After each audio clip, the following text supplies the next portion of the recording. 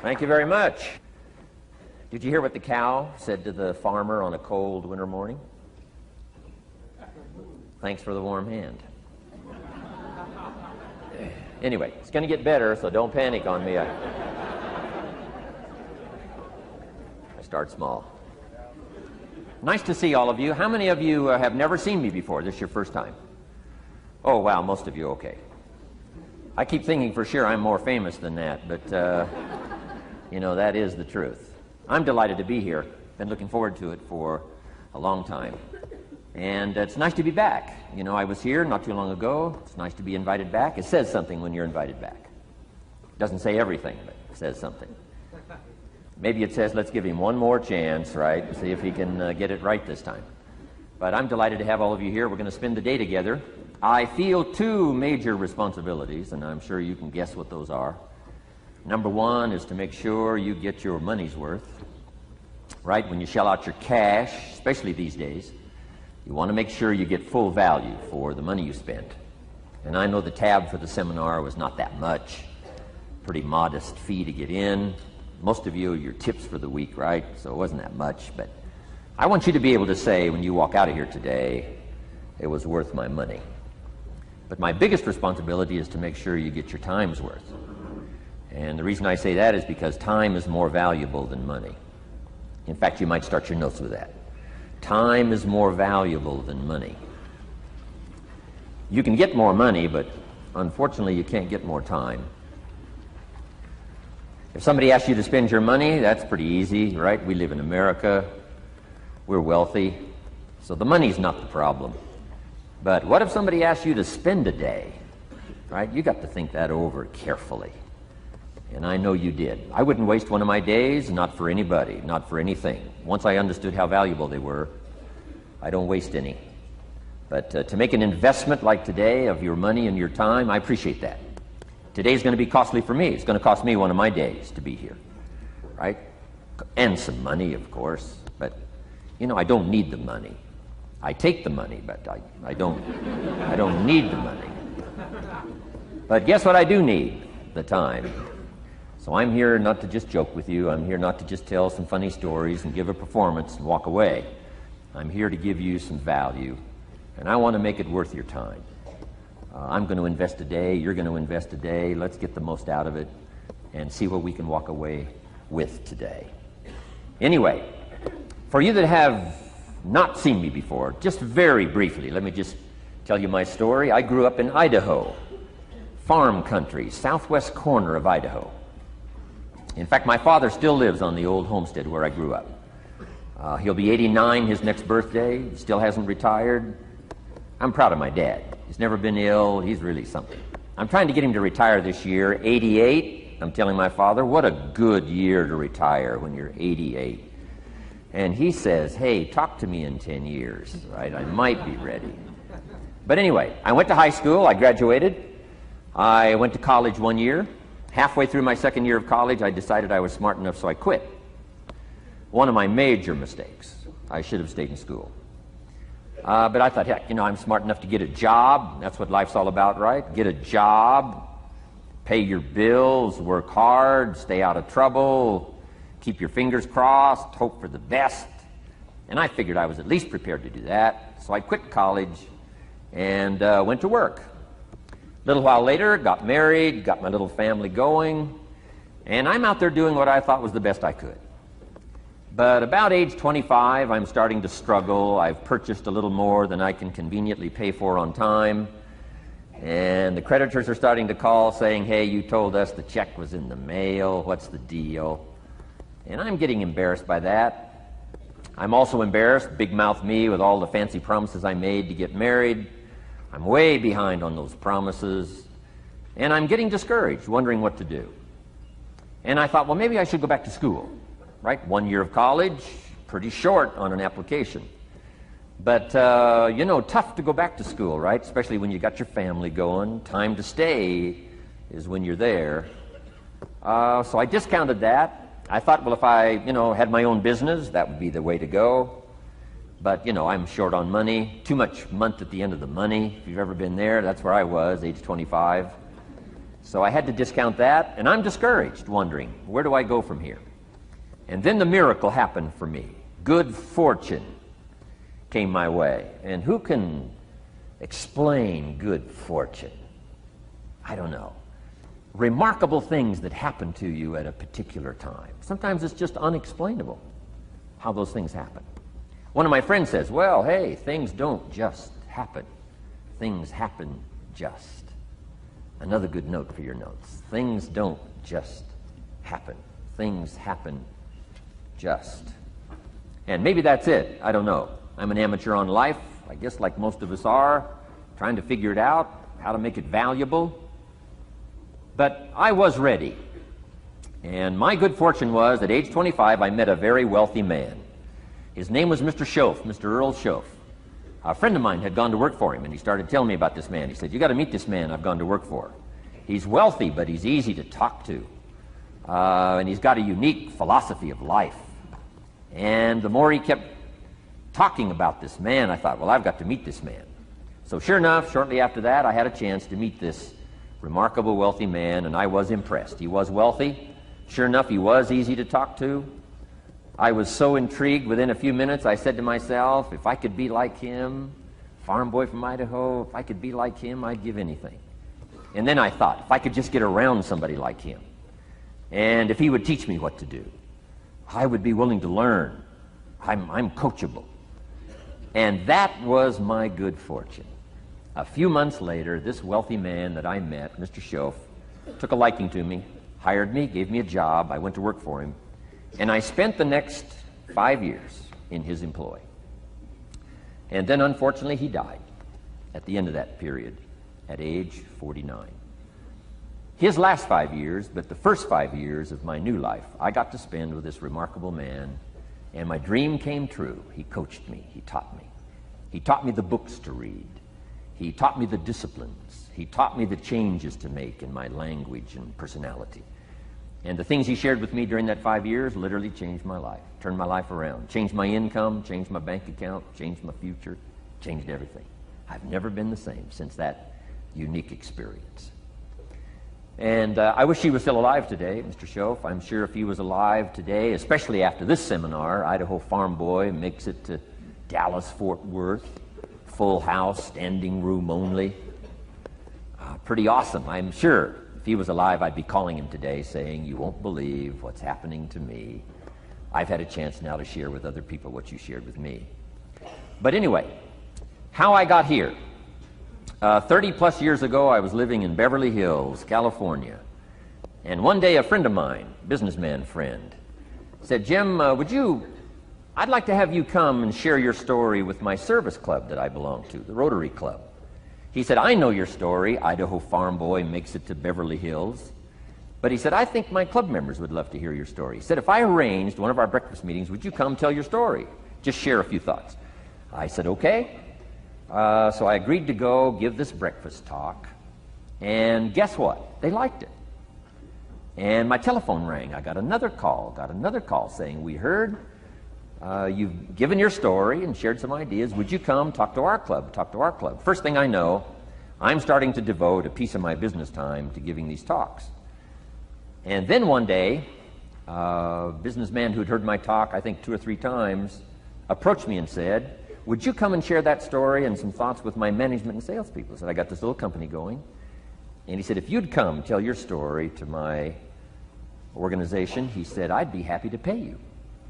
And I thought, wow, wouldn't that be something? So I agreed to go do it, and I got paid. Little did I know, another fortune was waiting for me to translate my ideas into talks and speeches and seminars. Now I've written some books. It's on cassette tape. Now I get to travel around the world. Last year I was in Japan and Israel, Spain, Mexico, Australia, New Zealand, France, Germany, Canada, and now Dallas-Fort Worth. So, Idaho farm boy gets to travel around the world and share his story, and here I am today. Anyway, it's almost too much for me to comprehend from where I started, raised in obscurity, in a little small farm community, and now to be here today is pretty awesome for me. So anyway, that's just a little bit about my story. My story is probably more intriguing for me than it is for you, but I wanted to hear it again, so I thought I would just, bore you with it. Anyway, I don't ask you to be impressed today. I'm the one that's impressed from where I came from to have a chance. But that's the American dream, right? Come true. Chance to start from scratch, start from obscurity, start with pennies, start with nothing, and have a chance to transform your life, change your life, set your goals, and see what you can accomplish. So anyway, that's how I got here. And I'm just delighted that this day has arrived, and I truly want to make it valuable for you. Let's go to work. Here's what I hope you'll find out of this seminar today. For your notes, here's what I hope you'll find. Number one, sincerity. Above all else today, I hope you'll find me sincere. Best place for people to start to communicate is sincerity on both sides. I'm sure you're sincere or you wouldn't be here today, right? To spend this kind of money, to spend this kind of time, roll up your sleeves today, go to work like I am, and get this message. You've got to be sincere. So I assume you're sincere. Now I want you to see me sincere. But I've got a good note for you to make. Sincerity is not a test of truth. Important note to make. Sincerity is not a test of truth. We must not make the mistake of saying, he must be right, he's so sincere. That would be a mistake. And here's why. It's possible to be sincerely wrong. So we don't mistake sincerity for truth, right? Sincerity is only a test of sincerity. Truth has to yet be tested by truth, okay? But hopefully you will find me sincere and truthful. Next, a combination of things I hope you'll find here today. Ideas plus inspiration. Ideas plus inspiration. Ideas, business ideas and social ideas and personal ideas, we all need ideas. Right? How to have a good day ideas, how to have a good year ideas, how to have your best year ever ideas, good health ideas, personal relationship ideas, how to deal with your family ideas, sales management ideas, financial freedom for the future ideas. We all need good ideas. So today I hope you gather up by notes and by what you can remember a lot of ideas. I want to share as many with you as I possibly can in the time constraints we have. Today is going to go very rapidly. I used to think a day like this was a long day. Found out it's a pretty short day. But I'm going to go as fast as I can, share with you as many ideas as I possibly can.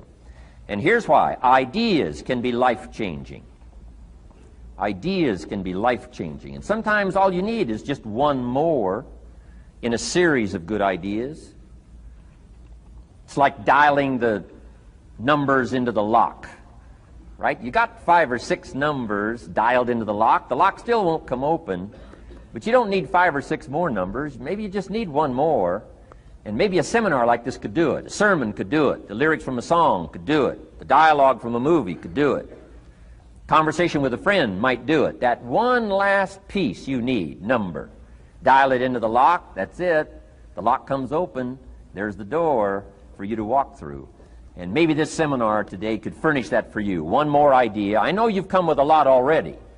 Sometimes we get the impression, I used to have that I only had this much going for me and I needed this much. Usually not true. And I'm sure not true of this audience, where I find you today, as well dressed as you look today.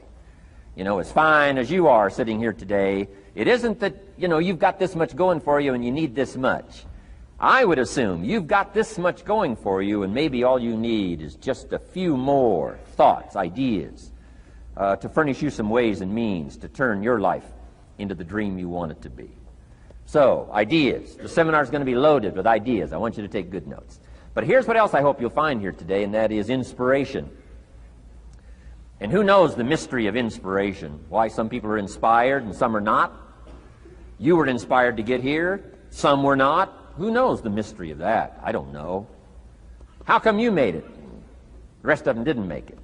We don't know what that mystery is. Some people turned it down. Some people said it costs too much. Some people said it's going to take too much time. Some people are too busy, right? A lot of different excuses why some are inspired to take advantage of something that comes to town. Others pass it up. We don't know the mystery to that. Here's what I call it, mysteries of the mind. And I just leave it at that. Some things I don't try to figure out. I take the simple approach now. right? Some people do and some people don't. I mean, that's about as profound as my philosophy is. Some buy and some don't buy. Some go for it and some don't. Some change and some don't. And if you've been around for a while, you can usually work out the numbers, right? Out of 10, 3 do, 7 don't. Whatever business you're involved in, pretty soon you got this ratio going. The ones that do, the ones that don't. You say, well, why don't the ones that don't, how come they don't? We don't know. I just leave it as a mystery. I used to try to understand all that. I just take the simple approach now. The guy says, this happens to me, this goes wrong for me, and all this stuff goes wrong for me. How come all this stuff happens to me? I say, I don't know, it beats me. The best I've been able to figure out is those kind of things always happen to people like you. I mean, right? That's the best I got. I don't know. I'm an amateur on this stuff. What do I know? So, just take the simple approach, right? That's how it is. Who knows? Interesting story says, the day the Christian church was started. Now, I'm an amateur on the Bible, but best account I can remember, the day the Christian church was started, a magnificent sermon was preached. Great presentation. And if you're a student at all of good communication, it was one of the classic presentations of all times. The sermon, the first day the Christian church was started. And it said this sermon, this presentation was given to a multitude, meaning a lot of people. But it was interesting, as the account gives us, the record, it says, when the sermon was finished, there was a variety of reaction to the same sermon. Isn't that fascinating? I find it fascinating.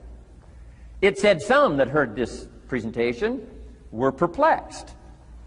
And I read the presentation, sounded pretty straightforward to me. Said, why would somebody be perplexed with a good, sincere, straightforward presentation? Best answer I've got. They are the perplexed. I mean, what other explanation is there? It doesn't matter who's preaching. Right? It said some that heard this presentation mocked and laughed, made fun of the presentation. I thought, hey, this looks pretty sincere to me. If you give a sincere, honest presentation, why would somebody mock and laugh? Easy explanation. They are the mockers and the laughers. What else would you expect them to do? Right? I used to try to straighten all that out, say, well, they shouldn't do that. I don't do that anymore. I've got peace of mind now. I can sleep like a baby, not try to straighten all this stuff out. I used to be so naive. I used to say, well, liars shouldn't lie. See, how naive can you be? Of course they're supposed to lie. That's why we call them liars. They lie. They lie. So I don't straighten this stuff out anymore. Anyway, it said some that heard this magnificent presentation didn't know what was going on.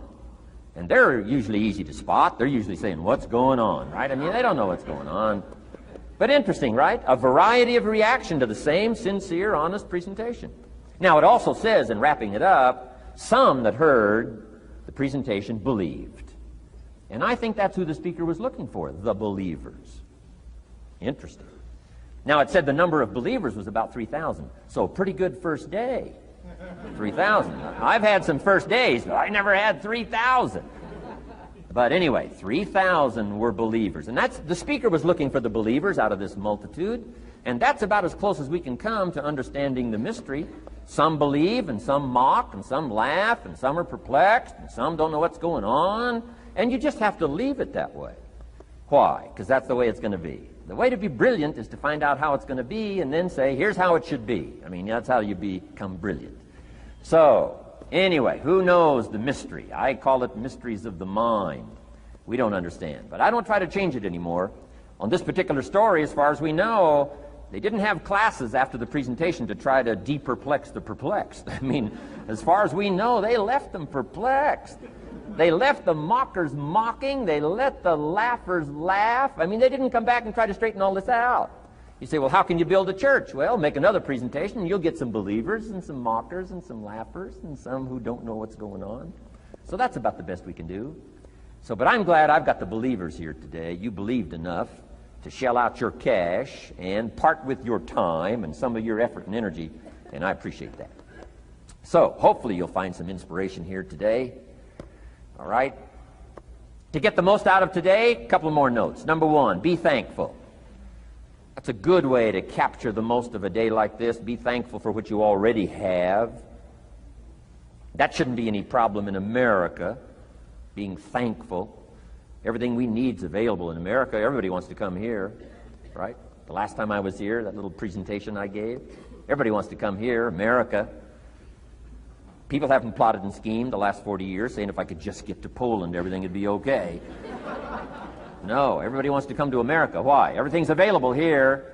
All the books you need, all the sermons you need, all the churches you need, all the schools you need, all the instruction you need, all the inspiration you need, all the capital you need, all the markets you need, all the challenge you need, all the information you need, all the seminars you need. Everything's available here. This is America. So number one, let's be thankful for what we already have. Thanksgiving does this. Opens up the doors, opens up the windows, opens up the channels. Thanksgiving for what you already have. I did a seminar one weekend up at the ranch, up at Clear Lake. Got a lodge up there. Nice setting, high valley, high serenity ranch. For the weekend, Friday evening, Saturday, Sunday. People drove in from around California. I got there late Friday afternoon. Everybody had pretty well already gotten there. I couldn't believe the parking lot. Continentals and Eldorados and Mercedes and Cadillacs and unbelievable. Ferrari, one Rolls Royce, unbelievable. I walked in, good-looking crowd about like this, sitting there ready for the weekend seminar. My opening remarks were, ladies and gentlemen, I think the rest of the world would find it strange that we have all come here this weekend to try to figure out how to do better. Right? I think the rest of the world would say, I don't understand. Guy in his Rolls Royce saying, I got to get to the seminar, find out how to get another one of these Rolls Royces. Unbelievable. Anyway, let's be thankful. Here's what locks up the doors and the channels to receive more: cynicism. That locks you away. That prevents you from learning more. Being a cynic about the past and the future, a cynic about the marketplace, cynical about the people, cynical about the institutions, cynical about the setup, cynical about yourself, cynical about your chances. See, that locks away all the chance for stuff to flow your way. So, good advice, I think, today. Start off, be thankful. Here's number two, listen well. That's going to be a challenge today. I understand that. Seems like most of, our life is still going on outside these four walls, right? Most of our life seems like it's all, continuing out there. Family and business and associates and market and economy and whatever else is happening in the midst of your life. And to sort of, pull your attention from what's going on out there and put it in here for just a few hours, I know is a challenge. But do the best you can, listen well. And here's the last one, take good notes. Be a good student today. Take some good notes. I've not come to entertain you. As you can tell by my opening joke, right? I would not make it in Las Vegas. So we don't have a dog and pony show today, no entertainment. But I do have some ideas. Take some good notes. Somebody showed me the other day notes that they took about 21 years ago, attending one of my seminars out in Los Angeles. He said, I still use these notes I took 21 years ago to help me in my business, relationship with my family. So I'd like to have these notes that you take today become that valuable for you. Then it would be worth me making the investment to come and spend a portion of my life, my time, my energy here. And I want this investment I'm making here today to pay off. And one of the ways it can pay off for me is for you to take good notes and then go away and use whatever makes sense. Because what I feast on coming back around is the stories out of this audience today. Sure enough, 6 weeks from now, 6 months from now, 6 years from now, somebody's going to, by phone, by letter, by personal contact, walk up to me and say, the things you shared that day got me thinking. And I started making some changes, and let me tell you what's happened to my business, let me tell you what's happened to my sales career, let me tell you what's happened to my relationship with my family. See, that'll make it worth it for me. Not the money, the return, something you can't buy with money. If somebody says, thank you for touching my life and taking the time to make the investment. And that's what I'm all about. So if you'll become a good student today. And here's the last note. Don't be a follower, be a student. You'll be happy to know today we haven't come seeking disciples. We've got no movement for you to join. I'm just here to share some of my experiences, good ideas, best I can. But I think that's good advice. Don't be a follower, be a student, right? Take advice but not orders. Take information, but don't let somebody, order your life. Make sure what you do is the product of your own conclusion. Excellent note to make. Make sure what you do is the product of your own conclusion. Not to do what someone else says. Take what someone else says, process it, think about it, ponder it. If it makes you wonder, if it makes you think, then it's valuable. Then when you go take action, make sure that the action is not what somebody told you to do. Make sure the action is the product of your own conclusion. If you'll follow just a little bit of those simple guidelines, I'm telling you, the learning process can be speedy, swift, powerful. Your learning curve can go up, and then applying it to your business, your life, your family, conversations, equities of all kinds. You'll find some progress like I did that first 5 years when I met a teacher willing to share with me, turned my life around. Progress I couldn't believe happened for me. Okay, let's get started. I want to review, I was here last time and we talked about the 5 major pieces to the life puzzle.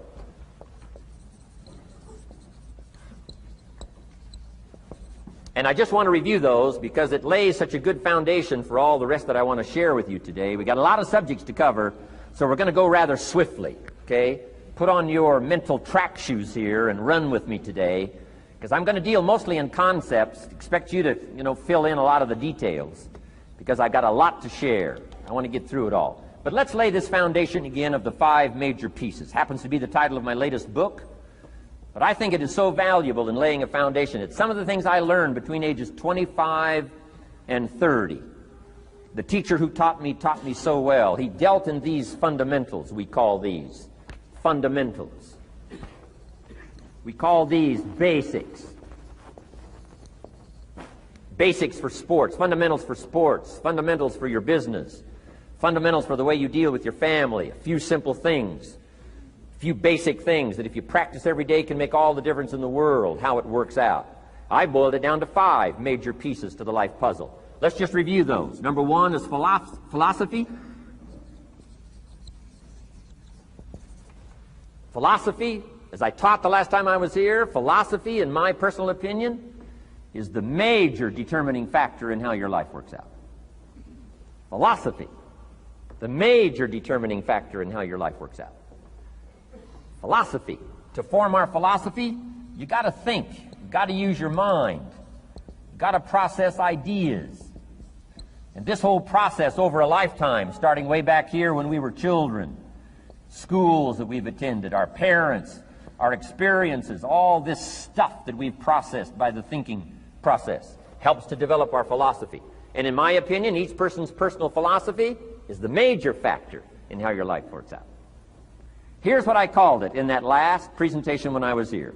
It's called the set of the sail. Each person's personal philosophy is like the set of the sail. Now, I used to think it was circumstances that ordered my life. If someone would have asked me at age 25, Mr. Rohn, how come you're not doing well? Pennies in your pocket, creditors calling, nothing in the bank, behind on your promises to your family, you live in America, 25 years old, got a beautiful family, every reason to do well, and things are not going that well for you. What is wrong here? It would not have occurred to me to blame my philosophy. I mean, it would not have occurred to me. Saying, well, I got this lousy philosophy, and that's how come I got pennies in my pocket and nothing in the bank, and things aren't working well. That would not have occurred to me. I found it much easier to blame the government. Much easier to blame the tax problem. I used to say taxes are too high. Top tax rate when I first started paying taxes, 91%. Back then, when your income reached a certain level, all your income over that, 91%. So I used to say that's too high. Now the top tax rate's about 33%. But people are still saying what? Taxes are too. See, but you can't use that anymore. If it's gone from 91 to 33, how could it be too high? Come on. I threw all that old excuse stuff away. Some people found it, though, and they're using it these days. My old list. I used to blame the traffic, the weather, used to blame circumstances, right? People say I'm too tall, I'm too short, I'm too old, I was raised in obscurity, raised on a farm, parents of modest means, all the stuff. If you were to ask me, how come you find yourself here, Mr. Rohn, age 25, living in America, land of abundance and opportunity, pennies, zero in the bank, not doing well, creditors calling, it would not have occurred to me to blame my philosophy. I found it easier to blame the company policy. I used to say, if this is all they pay, how do they expect you to do well? So I figured that, my future was going to be tied to what everybody else was arranging, the economy and, right, interest rates. I used to say things cost too much. That was my whole explanation, not my philosophy, until my teacher taught me better that this is where the problem was, my own personal philosophy. Here's what's exciting about each person's personal philosophy. That's what makes us different than dogs and animals and birds and cats and spiders and alligators. That's what makes us different than all other life forms. The ability to think, the ability to use your mind, the ability to process ideas, and not just operate by instinct. In the winter, I'm telling you, the goose can only fly south. What if south doesn't look too good? Tough luck. It can only fly south. But see, human beings are not like a goose, can only fly south. I mean, you can turn around, go north, you can go east, you can go west, you can order the entire process of your own life. And we do that by the way we think. We do that by exercising our mind. We do that by processing ideas and come up with a better philosophy, a better strategy for our life, goals for the future, okay? Plans to achieve those goals. All this comes from developing our philosophy. Philosophy helps us to process what's available. Well, when we get here, we got seed, and we got soil, and we got some rain, and we've got some what? Sunshine, and we've got some seasons, and what? The miracle of life. Now, the key is, what do you do with all this stuff? How do you turn all this stuff that's available here into equity and promise and lifestyle and dreams and future possibilities? All of this that's possible now with human beings, how do you take all this stuff and turn it into this equities and values? Well, it starts with philosophy. What is the seed? What is the soil? What is the sunshine? What is the rain? Is it possible to take some of each of all the stuff that's available and turn it into food and turn it into value and turn it into nourishment, and turn it into something spectacular and unique that no other life form can do? And the answer is yes. But you cannot deal with all this stuff and what to do with it unless you start refining your philosophy. Think, use your mind, come up with ideas, and strengthen your philosophy. So the seed and the soil and the rain and the sunshine, this is called, the economy and the banks and the money and the schools and everything that's available out there, processing information, what to do with all that, and turn it into equity and value. That is the major challenge of life, my personal opinion. So each person's personal philosophy now is going to determine what you're going to do with seed and soil and sunshine and rain and miracle, the change of seasons. That's it. My personal opinion. Each person's personal philosophy is like the set of the sail. That's what this seminar is for today. Help you to trim a better sail. You don't need a better economy. You don't need better seed and soil. In fact, when it comes to seed and soil and rain and sunshine and seasons and the miracle of life, that's all you got. Now, what if you blame this stuff? Then you're blaming all you got. If you blame the economy, and you blame the schools, and you blame the teachers, and you blame the sermons and the preachers, and you blame, the marketplace, and you blame the company and company policy, what else is there? When some people get through with their blame list, there isn't nothing else. That's all there is. And if you blame the only thing you've got to work with, I'm telling you, it's called mistake colossal. In not understanding that that's all you've got to work with. And if this is all you've got to work with, then you don't change the seed, and you don't change the soil, and you don't change the rain, and you don't change the sunshine, you don't change the seasons. Right? Guy says, I'll take 3 springs, 4 summers, 9 falls, no winters. No! You can't fool with this stuff. You got to take it like it comes. Then what do you change to make your life work well? You got to start with your philosophy. Guess what I had to do at age 25 in order to change my own future? I had to change my mind. I had to change my thinking. I had to change my philosophy. I was messed up on what was causing my problem. And once I got that straightened out, that all the stuff I blamed, the government and taxes and the marketplace and the economy and things cost too much, negative relatives, cynical neighbors, once I got rid of that and started going for where the real problem was, which was me, I'm telling you, my life exploded into change. My bank account changed immediately. My income changed immediately. My whole life took on a whole new look and color immediately. And the early results I got from making these philosophical changes tasted so good, I've never stopped the process from that day until this. And I'm telling you, with a little consideration of the refinement of your sail, by setting a better sail, refining your philosophy, your whole life can start to change from today on. You don't have to wait till tomorrow. You don't have to wait till next month. You don't have to wait till spring. You don't have to wait till 93. You can start this whole process immediately. I recommend it. Now, some people do so little thinking, they don't even have their sail up. I mean, you can imagine where they're going to wind up at the end of this week, at the end of this month, at the end of this year. Now's the chance to change, process all this information. So number one is philosophy. Okay. And we dealt with all that, where we get ideas from personal experience, from other people's experiences. I don't want to get into all those details because we covered that the last time I was here. But philosophy, that's number one, my personal opinion.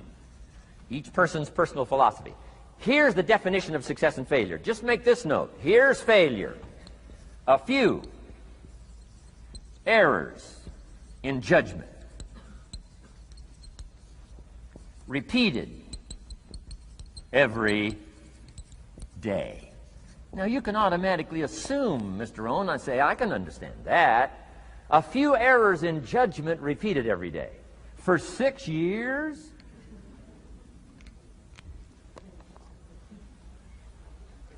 I'm with my father. I think I told this story the last time I was here. My father, 88 years old, he's never been ill, still hasn't retired.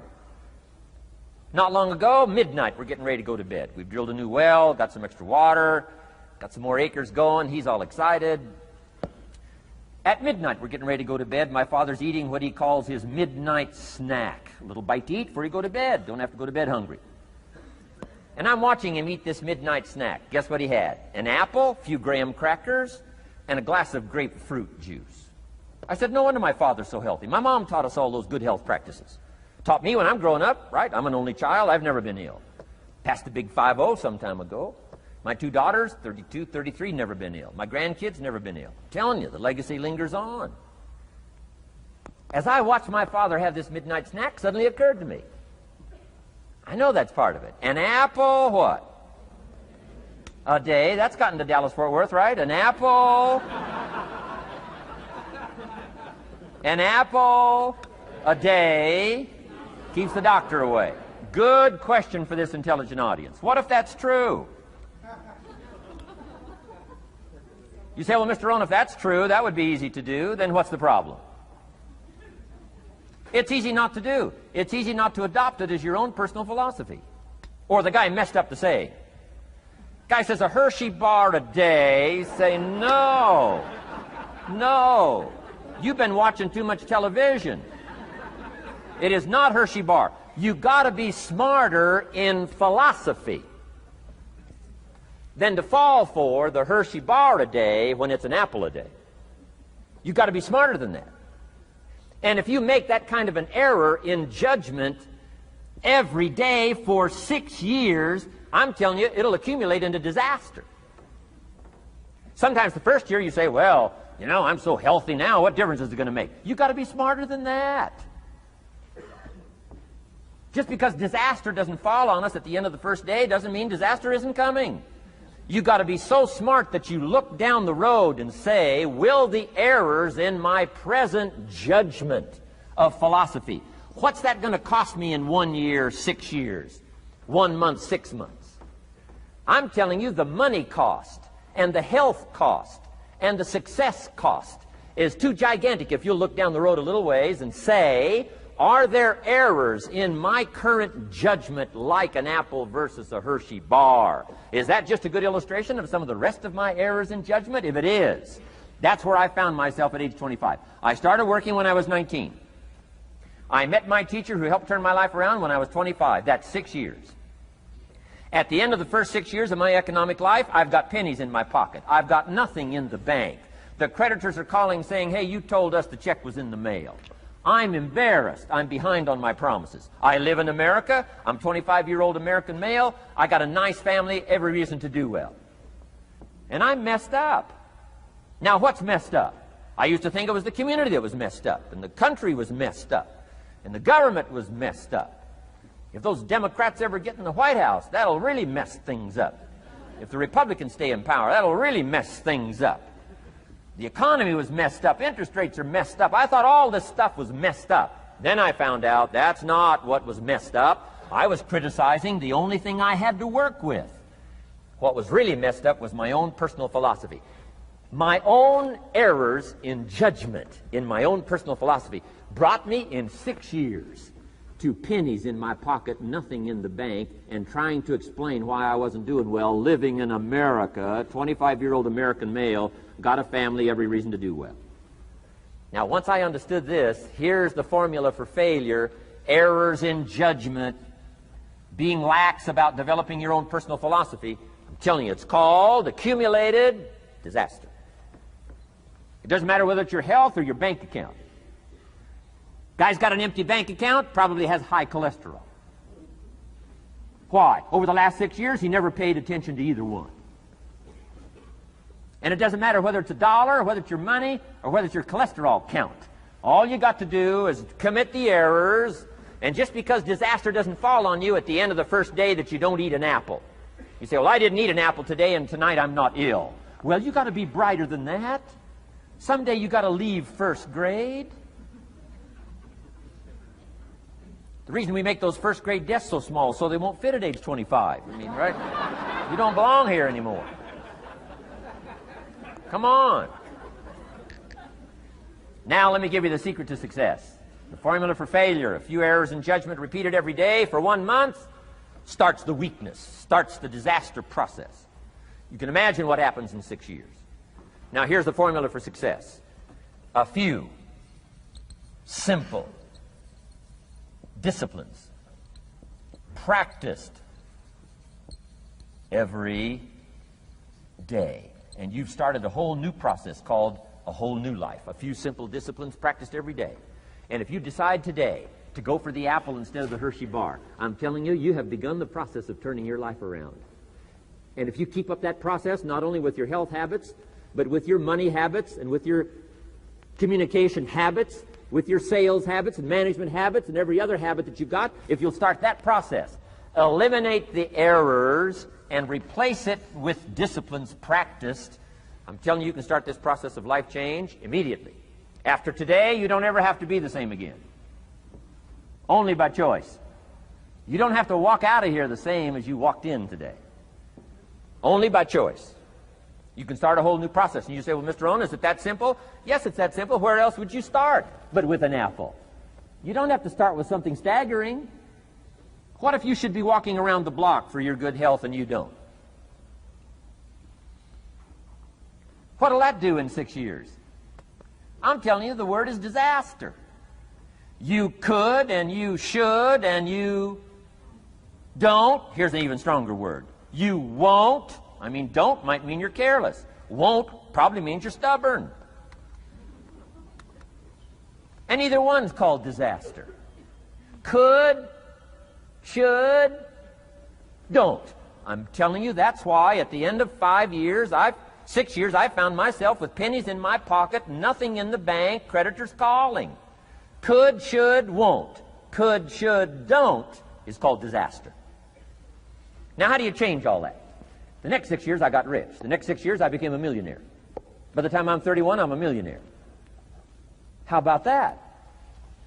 You say, well, Mr. Rohn, what happened? Well, strangely enough, during that second 6 years of my economic life, the government was about the same.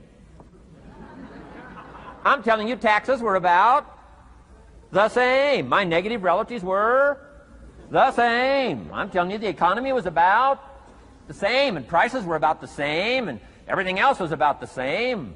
Circumstances were about the same. Then how come I got rich? How come I totally changed my life? I was not the same. Somebody says, well, what did you go to work on to do all that? I started with my philosophy.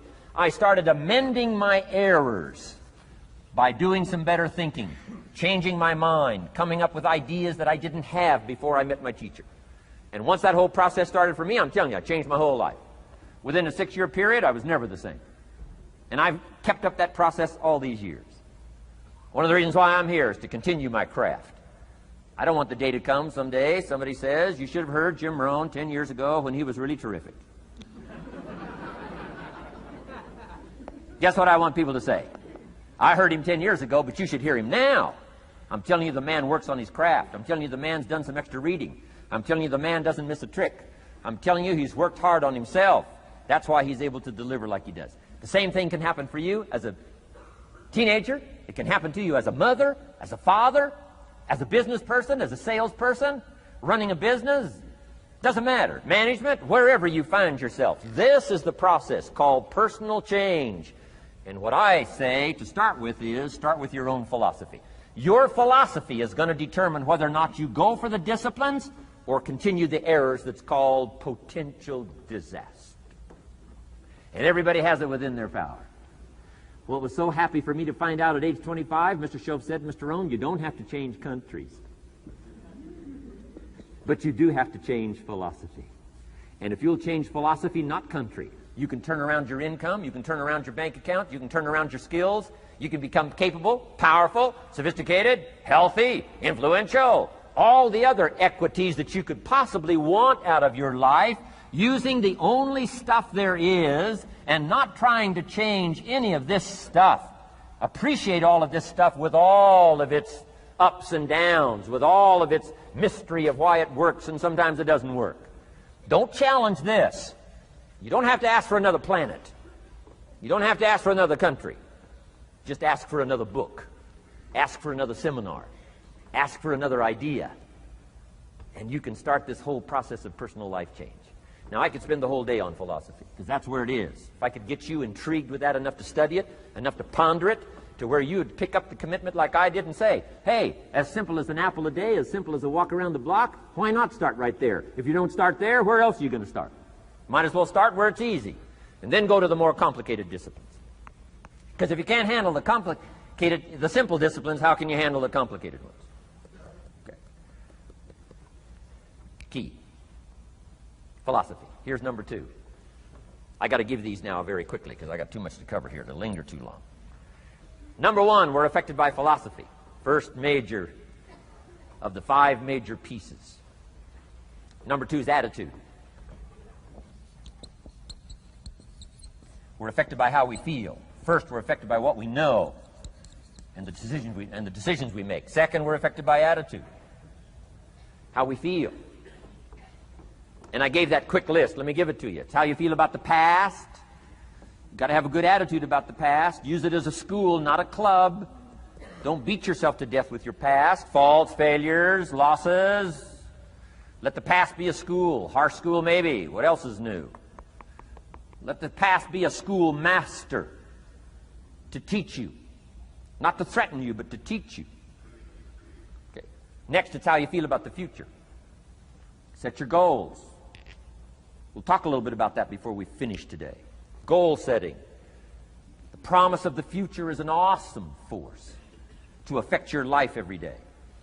Without a future well designed, we take hesitant steps.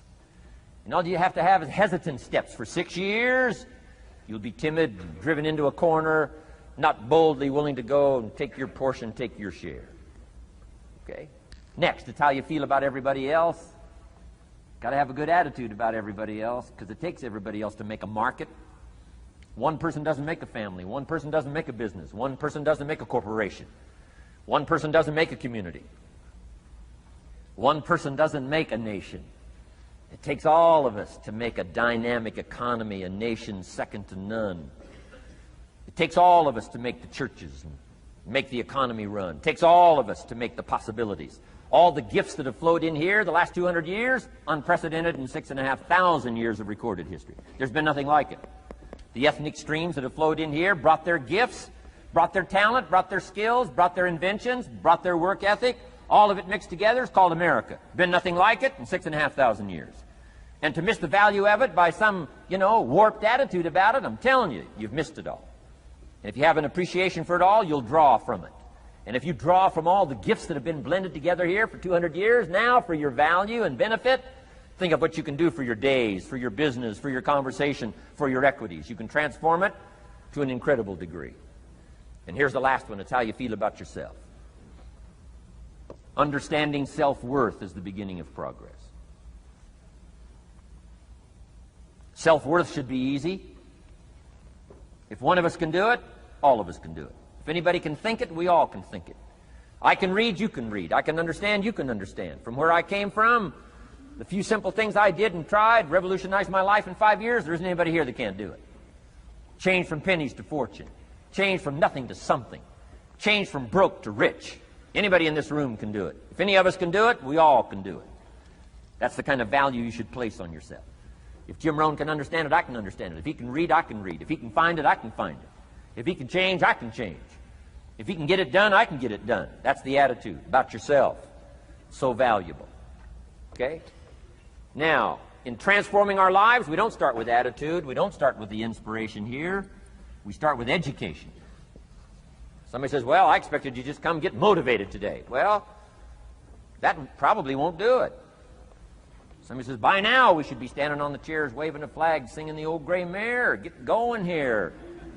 No, that's not where you start. Life change does not start with inspiration. Life change starts with education. You've got to be educated to the point of where you might have messed up. My teacher put it in blunt, simple language. He only went to the 9th grade in school, so he put it in simple language I could understand.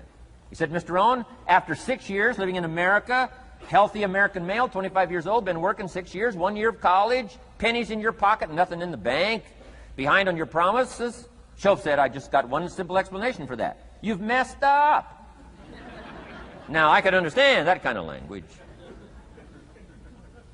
Substitute a Hershey bar for an apple means you've messed up. Should walk around the block, could walk around the block, won't walk around the block. You have messed up. And all you got to go is write down through the list. Don't need some teacher to come by and tell you. Be your own best teacher saying, hey, let me make a list of some places I've messed up. Because if I let this down, that probably affects the rest. And the answer is, that's true. So we don't start with inspiration. We start with education. Somebody says, well, just motivate this guy. He'll be all right. Just motivate him. Get him turned on. Probably not. If a guy's an idiot, you motivate him. Now you got a motivated idiot. No, he won't be all right. So we start with education. What's the first education? If it isn't going well and you live in America, you have messed up. You don't need to change countries. You say, well, the country's messed up. That's like cursing the soil and cursing the seed and the sunshine and the rain, which is all you got. Don't curse all you got. When you get your own planet, you can rearrange this whole deal. But this one, you got to take like it comes.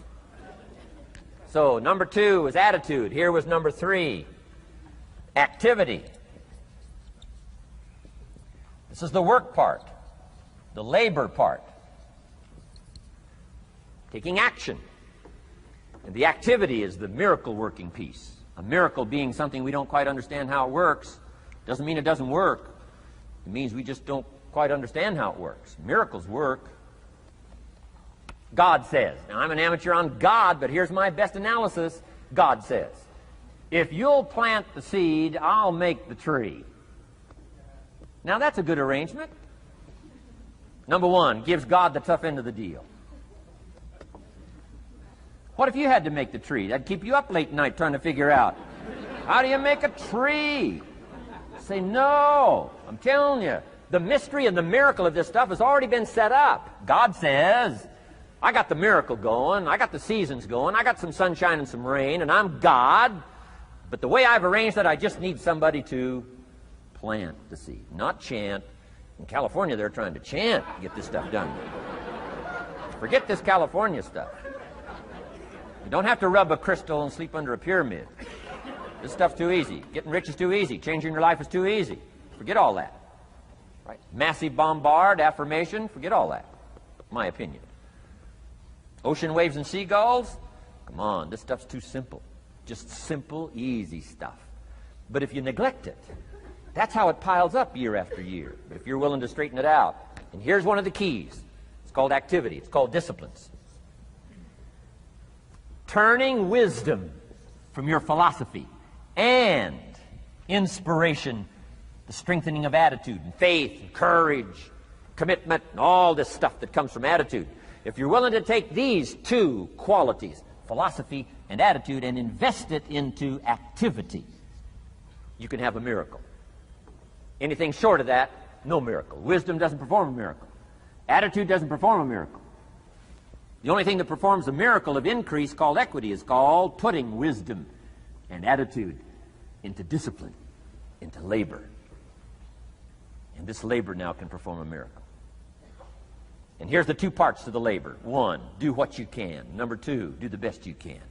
Can't give you better advice than that. Number one, do what you can. You just got to go home and make a list after today.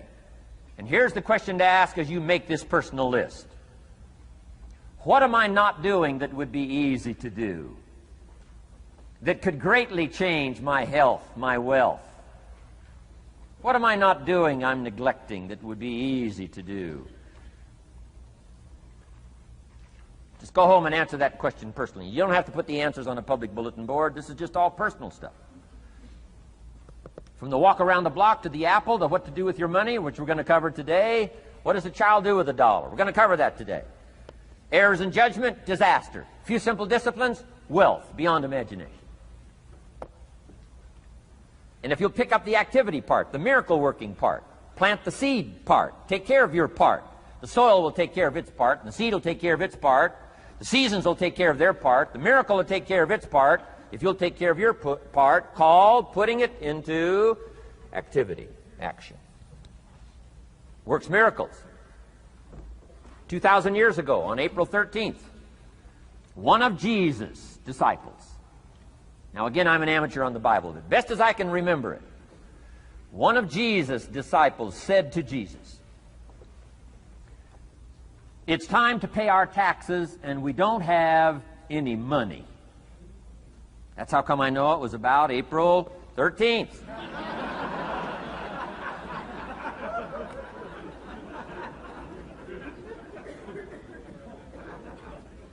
To this statement by his disciple, Jesus said, best as I can read the record, Jesus said, "No problem." Now, why could he say no problem? Well, word has it, he was a miracle worker. Word has it, if you're a good student of history, word has it, he was a miracle worker. If you handed a problem to a miracle worker, what would he be inclined to say? No problem. You got to hang out with folks like that. I belong to a small group like that. We do business around the world. You hand these guys a problem, they say no problem. What? How many books would they read to solve it? Many as it takes. How early would they get up? Early as it takes. How much information would they get? Much as they needed. So it's what? No problem. You got to hang out with folks like that. Jesus said this will be no problem, the tax thing. He said to his disciple, it's simple. Go fishing. Wow.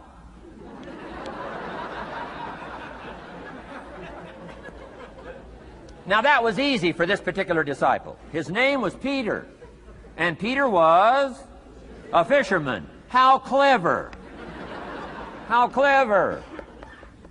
But here's the real problem. If you should fish, and you could fish, and you don't fish, you got no miracle.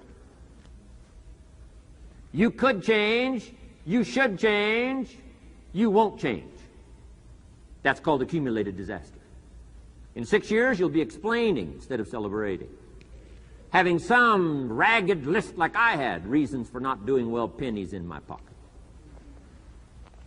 Could, should, don't, disaster. And if you'll just start the process of change, could, should, and will, you can start this whole process. And if you will, then put it into action. The miracle belongs to you. Jesus said to his disciple, it'll be simple. Go fishing, and the first fish you catch, look in his mouth. Peter said, okay. He was used to strange things happening. In this relationship, Peter goes fishing, catches the first fish, looks in his mouth. Guess what's in the fish's mouth? Coins. Peter says, wow, coins. Starts counting the value of these coins, and when he adds it up, guess how much it added up to? Exactly enough money to pay his taxes and Jesus' taxes. Which gives you Jesus' position on taxes.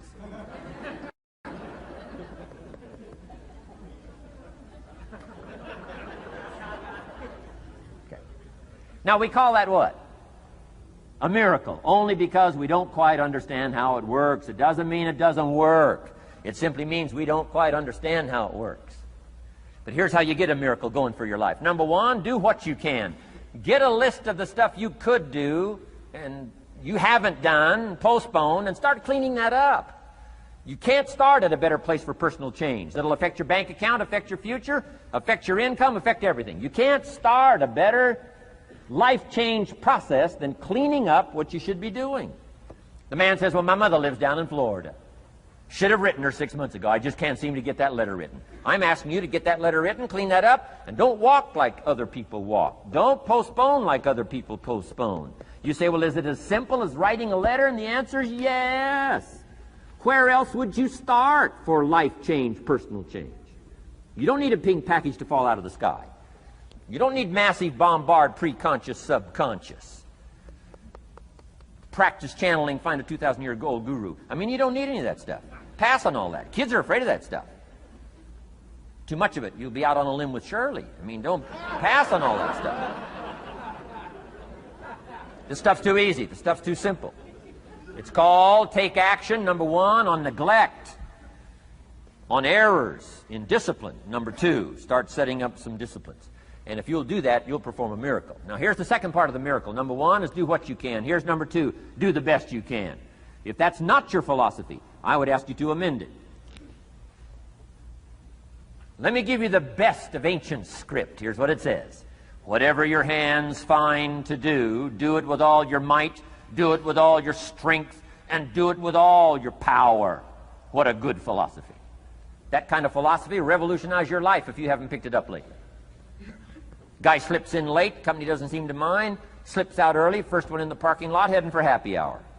Stretches his break, comes early for lunch, late back from lunch, company doesn't seem to notice. Guy says, best as I can calculate, I'm putting in about a half a day's work and I'm collecting a full day's pay. And the guy says, I got it made. Little does he know the seeds of his own disaster are already being sown by the weakness of his own personal philosophy. It's not the economy that's going to determine your next 6 years. It's your philosophy about labor and about activity and about miracle and soil and seed and sunshine and rain and the economy and the banks and the money and the companies and the schools and what's going on. It's your philosophy and your attitude. And then your ability to take action. All of that we call the process of life change, miracle working. Number one, do what you can. Number two, do the best you can. Here was number 4. Results. Results. Every once in a while, you got to take a measure, see how you're doing with these 3 pieces: philosophy, attitude, activity. Now we take a measure called results. What is the results at the end of the day, the results at the end of the week? You can't let too much time go by without checking. When time goes by, 6 years I'd been out there working when I met my teacher, Mr. Schoaf. Schoaf said, well, Mr. Rohn, let's just go through a little summary here. He said, in the last 6 years, how much money have you saved and invested? Let's go through a little tab list here. How much money have you saved and invested the last 6 years? I said, what? 0. He said, you have messed up. You remember these notes. I like that. You've messed up. He said, who sold you on that plan? I thought, my gosh, the man's right. I'm a nice guy. I bought the wrong plan. What if you were 50 and broke? Right? Didn't need to change countries. Bought the wrong plan. What a sad scenario that would be. But Schoaf said these questions. Let's go through some results. He said, how many books have you read in the last 90 days? I said, what? 0. Wisdom of the world available? Change your life, change your future? Wisdom of the world available? Develop any skill you want, earn the kind of income you want, have all the treasures you want, equities you want, relationship with your family that you want, everything that you want available, and the wisdom of the world to help you get it. Haven't read any books in the last 90 days. My teacher said, Mr. Rohn, you have messed up. I'm telling you, you've got the deal. Shoaff said, Mr. Rohn, in the last 6 months, how many classes have you taken to improve your skills or to develop new skills? Go for the American dream. Become rich and powerful and sophisticated and healthy and influential. How many classes have you taken in the last 6 months? I said, how many? 0. He said, you have messed up. He said, you don't need to unmess the country. You don't need to straighten out the perplexed. You don't need to straighten out any of this stuff. All you've got to do is look within and let results teach you a great deal about your own activity, your own attitude, and your own philosophy. I went through that process. Take this phrase home. Results is the name of the game. What other game is there? Results. Here's all life asks us to do. Make measurable progress in reasonable time. Just take home that little phrase. Good phrase. We're asked in life simply to make measurable progress in reasonable time. We demand it of our children. How many years do you want your child to spend in 4th grade? Approximately. About 1. If it looks like they're not going to make it, we pour on the pressure, called legitimate pressure, lack of results. Peer pressure, family pressure, school pressure, community pressure. Every other kind of pressure we can bring to bear. What? You can't stay more than 1 year in 4th grade. As parents, you'd have to leave the community. You say, well, what if they're nice kids? Wouldn't you give them 3 or 4 years? And the answer is no. You got to make better progress than that. So you got to check fairly often. Some things you got to check every day. Some things you got to check at least by the end of the week. Salesman joins this little sales company. He's supposed to make 10 calls first week. Wouldn't it be legitimate to call him in on Friday and say, John, what? How many calls? I mean, this stuff is simple. John says, well. Say, John, well won't fit in this little box here. Well. Now John starts with a story. You say, John, I made this little box so small so a story won't fit. I don't need a story. I need what? A number. A number. What will a number tell me? Everything. John's supposed to make 10 calls. What if he made 20? You say, wow. Wow. We got somebody. What if he only made 1 call? Whoa. Will that tell us something about John's philosophy? And the answer is yes. Will it tell us something about his attitude? Of course. Will it tell us something about his disciplines? Of course. And if he wants a lesson in life change, all he has to do is be willing to face the numbers and come up with the results that will teach you to either celebrate if you got good results or fix whatever needs to be fixed in your philosophy, attitude, activity called disciplines. You don't need to go anywhere else. I do believe in affirmations. They are valuable as long as you affirm the truth. Because it says in ancient scripts, the truth, what? Will set you free.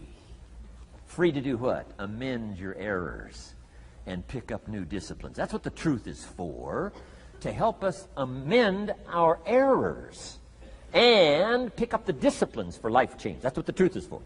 So I do believe in affirming the truth. If you're broke, best thing to affirm is, I am broke. You put that up on the refrigerator where you can see it every day. I mean, that's how you do that. Now, if you need a little additional affirmation, you just put up there, I'm 40 and broke. I mean, you know, that ought to do it. And if you need just a little more, put up there, I live in America and I'm 40 and broke. That's enough to turn your life around. It says, hey, something is wrong. Somewhere I have messed up. And I'm telling you, if you'll start with that, it's called the process of life change, and it doesn't matter how small the process is to start. One discipline starts it, and then one discipline feeds another, and the first thing you know, you've got this whole cycle in an upward positive motion. And it's called life change. It's called income change. It's called health change. Relationship with your family change. Equities unprecedented that you can have in numbers that will stagger the imagination if you do not curse what's available and start amending what's possible to get the results that you want. I don't think I can put it in any better language. That's it. Kids can do it. Teenagers can do it. Parents can do it. Managers can do it. Right? Government officials can do it. Anybody can do it. Anybody can do this stuff called personal change. Wow. Results is the name of the game. Success is a numbers game. Good note to make. Success is a numbers game. You got to go for the numbers. You got to understand what the numbers are. How many pounds overweight should you be at age 50? Approximately.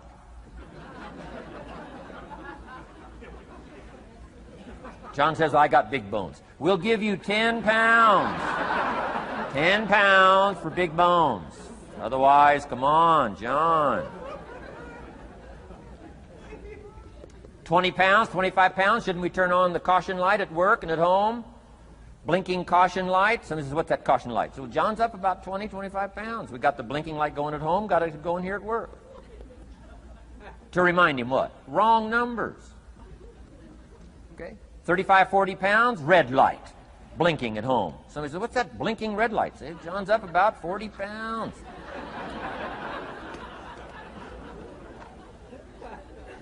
50 pounds, we got the siren. What's that siren at home and at work? John's up about 50 pounds. Cholesterol, almost out of control. Come on. Success is a numbers game. I'm asking you to be mature enough to start checking your own numbers. How many books have you read in the last 90 days? Transform your life. Become cultured, powerful, sophisticated, healthy, influential, all the rest of the stuff you want. How many books? How many classes?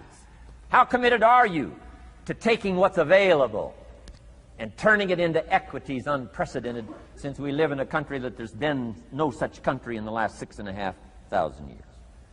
If you'll pick up that process, ladies and gentlemen, I'm telling you, it's called life change of the best order. Now, here's the last one. Number 5 is called lifestyle.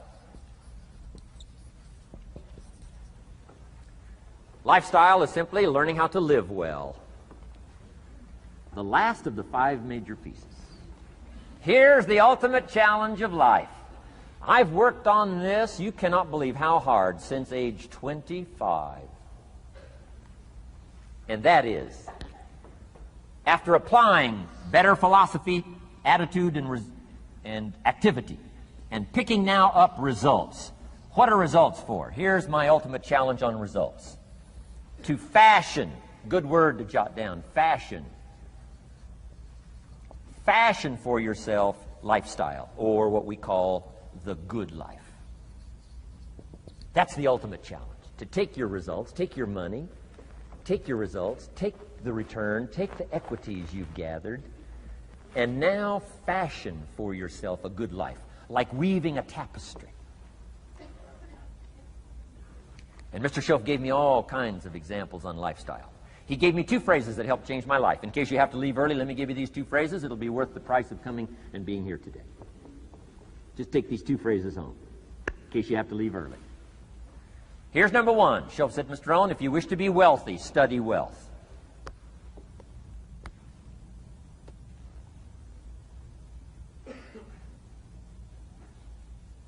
When he said that, I said, my gosh, I don't know anybody that studies wealth. Where am I going to learn it? He said, never mind, Mr. Rohn, now that you've met me, if you'll be with me for a while, he said, and if you'll commit yourself, he said, I will teach you.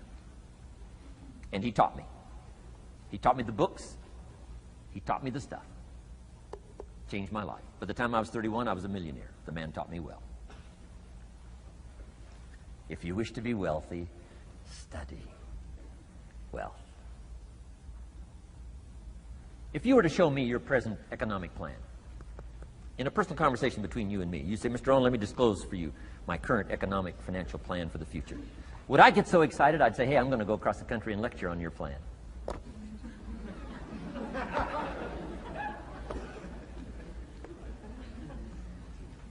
And if the answer is no, Mr. Rohn, you probably wouldn't want to go across the country and lecture on my plan. Here's my question to you. Why not? Why wouldn't you have a superior, powerful financial plan that's taking you to the places you want to go? I'm asking you, if you find yourself caught like I was at age 25, make the personal commitment today and say, I'm going to study and I'm going to change, and 5 years from now, nobody's going to be able to say, how come you don't have a superior plan living in a superior country with superior opportunity? Nobody's going to be able to say that 5 years from now of me. If you'll make that commitment, I'm telling you, this will be one of the most exciting days of your life. Not because of my seminar. It'll be one of the most exciting days of your life because of your commitment to this simple little process I've outlined for you. Here was the second phrase. Mr. Schoaf said, Mr. Rohn, if you wish to be happy, study happiness. I didn't know happiness was a study. My best hope for happiness at age 25 was to just go through the day with my fingers crossed, hoping somehow something would make me happy. Schoaf said, no, Mr. Rohn, happiness is not something you postpone. Happiness is not something off in the future. Happiness is something you design. You've got to get the word. Happiness is something you design. Happiness is a study. Happiness is a practice. Happiness is an art. It's not an accident. It's an art. And anybody that wants to can study, practice the art of happy living. Happiness is like culture. Money doesn't make you cultured, but culture is within the grasp of all of us. How much is a book on sophistication in the marketplace? $4,000? No, $40. I'm telling you, in America, everything's available. Everything's within reach. All you have to be is committed to it and make it a study. Culture is a study. Sophistication is a study. It's not an amount. It's not an account. It's a study. Money doesn't make you sophisticated and cultured. I know a guy that's rich. He's a clod. The guy's a clod. Eats with his elbow in his soup. I mean, he's just a clod. Nothing much more pitiful than a rich clod. I mean, you know, it's a sad thing to see.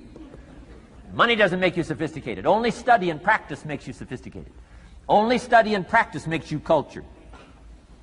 And only study and practice makes you happy. Study and practice makes you rich. Key phrase, don't be lazy in learning. 1, how to do well. Next, how to live well. Don't be lazy in learning and practicing the art of economics, practicing the art of productivity, and practicing the art of lifestyle.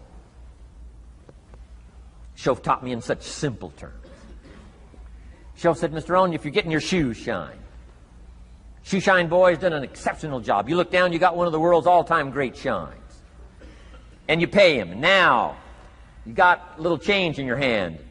Question pops in your mind. Should I give him 1 quarter or 2 quarters as a tip from a neat shine? Here's what Schoaf said. If 2 amounts pop in your mind, always go for the higher amount and become the higher thinking person. That helped change my life. Here's what he said. Become a 2-quarter person. Now, you can tell that was a long time ago when a quarter was a good tip. Now it takes dollars. But just substitute 1992, dollars for quarters. Schoaf said, hey, if you are thinking 1 quarter or 2 quarters, and you say, well, no, I'll just give him 1 quarter. He said, that'll affect you the rest of the day. The rest of the day, you'll look down, see this great shine, you'll say, I got to be really cheap. 1 lousy quarter, tip from a shine. But he said, if you'll go for the 2 quarters, Schoaf said, you can't believe the extra happiness you can buy for just an extra quarter. That's called studying and practicing the art of lifestyle, which means living well. Money doesn't make you happy. Father wads up a $20 bill, throws it at his son, and says, if you need the darn stuff that bad, take it, just get out of my face. How sad, a father with money and no joy. He studied economics, but he never studied joy. I'm asking you to turn that around. Turn that all around. I did a seminar one time, St. Louis, Missouri. When I finished a seminar like this, a man walked up and said, Mr. Rohn, you've really gotten to me. He said, I'm going to change my philosophy, I'm going to change my attitude, I'm going to change my life, I'm going to change everything. He said, you've touched me today. And he said, you'll hear about me. You'll hear my story someday. I said, okay. Right? A lot of people, right, say things. Sure enough, a few months later, I come back to St. Louis, did another seminar. When I finished my seminar, I saw this man come walking up. I didn't remember his name, but he said, I'm sure you'll remember me as the man who said, I'm going to go make some changes. You've touched me today. I said, I do remember you. He said, I'm telling you, things are already happening for me. I cannot believe in just a matter of months. He said, one of the things I decided to change was my relationship with my family. He said, my wife and I have 2 lovely teenage daughters. Parents couldn't ask for any more beautiful, lovely daughters. And he said, I'm the only one that's given them trouble. He said, these daughters of ours have never given us any trouble. He said, I've usually been the one all these years given all the trouble and all the static. He said, my daughters love to go to the rock concerts, and I'm always giving them trouble. They have to beg me for the money.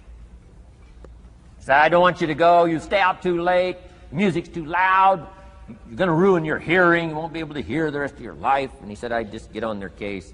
And he said, they keep begging, keep begging. Finally, when they beg long enough, I say, all right, here's the money. If you have to go that bad, just go. So that's how I've been up until now. But he said, after I left your seminar, I decided to change all that, called lifestyle, living well. He said, you won't believe it. Not long ago, I picked up the newspaper, and I saw an advertisement, and I knew my 2 daughters, it was one of their favorite performers, was coming to town. He said, guess what I did? He said, I went down and bought the tickets myself and brought them home, put them in an envelope. And when I saw my daughters later that day, he said, I handed them this envelope, and I said to my 2 lovely daughters, you may not believe it, but inside this envelope are 2 tickets for the upcoming concert. They could not believe. And he also added, you'll be happy to know begging days are over. Now they cannot. He said, now don't open the envelope till you get to the concert. They said, okay. So they go to the concert, come concert time, open up the envelope, hand the tickets to the usher. He says, follow me. And he starts down front. The girls say, hey, hold it, hold it. Something must be wrong. He takes another look, says, no, nothing's wrong, follow me. 10th row, center. Now they cannot leave. 10th row, center. The only tickets they were able ever to beg for was, right, 3rd balcony, can't see. He said, I stayed up a little late that night. Sure enough, a little after midnight, my 2 daughters come bursting through the front door. One of them lands in my lap. The other one's got her arms around my neck. They're both saying, you got to be one of the all-time world's great fathers. He said, Mr. Rohn, you're right. I can't believe. Same money, different father. He said, I've started making the changes, and I decided to start with my teenagers, my girls. He said, what a difference it's making in my life. And I'm telling you, you can do that with your lifestyle. You can do it with your sales career. You can do it with your management career. You can do it with any part of your life. If you're looking for equities, unmatched. Do not curse the only thing you have. Don't complain about the only thing you have, which is seed and soil, sunshine, rain, miracle, and seasons. But start changing and processing and evaluating things like we're covering today, and this process of change will take off for you. You will not believe what can happen in such a short period.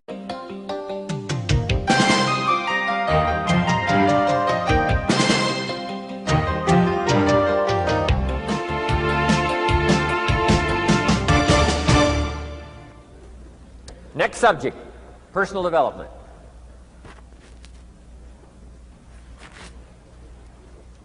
Some of the things Mr. Schoaf taught me starting at age 25, some things came quickly, some things came easily. Setting goals, that was easy. We're going to talk about that later on. But this one I had to struggle with, personal development. It was hard for me to give up my old blame list.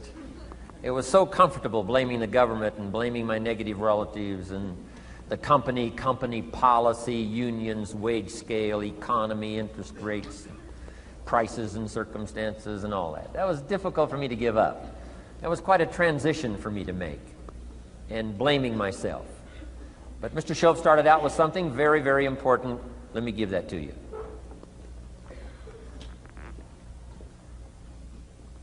He said, it's not what happens that determines the major part of your future. It's not what happens. What happens to us all. He said the key is what you do about it. It's not what happens, it's what you do about it. And he said if you will start that process of change, do something different the next 90 days than you did the last 90 days, like picking up the books to read. Do something different like the new health disciplines, relationship with your family, whatever it is, doesn't matter how small it is. If you'll start doing different things with the same circumstances, since we cannot change the circumstances, but we can change ourselves. We can change what we do. And then he gave me another secret to success when he said, what you have at the moment, Mr. Rohn, you've attracted by the person you've become. What you have at the moment, you've attracted by the person you've become. Few little simple principles here. Once you understand these, it starts to explain so much. Now, sometimes it's a little tough to take, blaming yourself instead of the marketplace, taking responsibility instead of putting it off on someone else. That transition sometimes is a challenging mission. And this one was a little tough for me.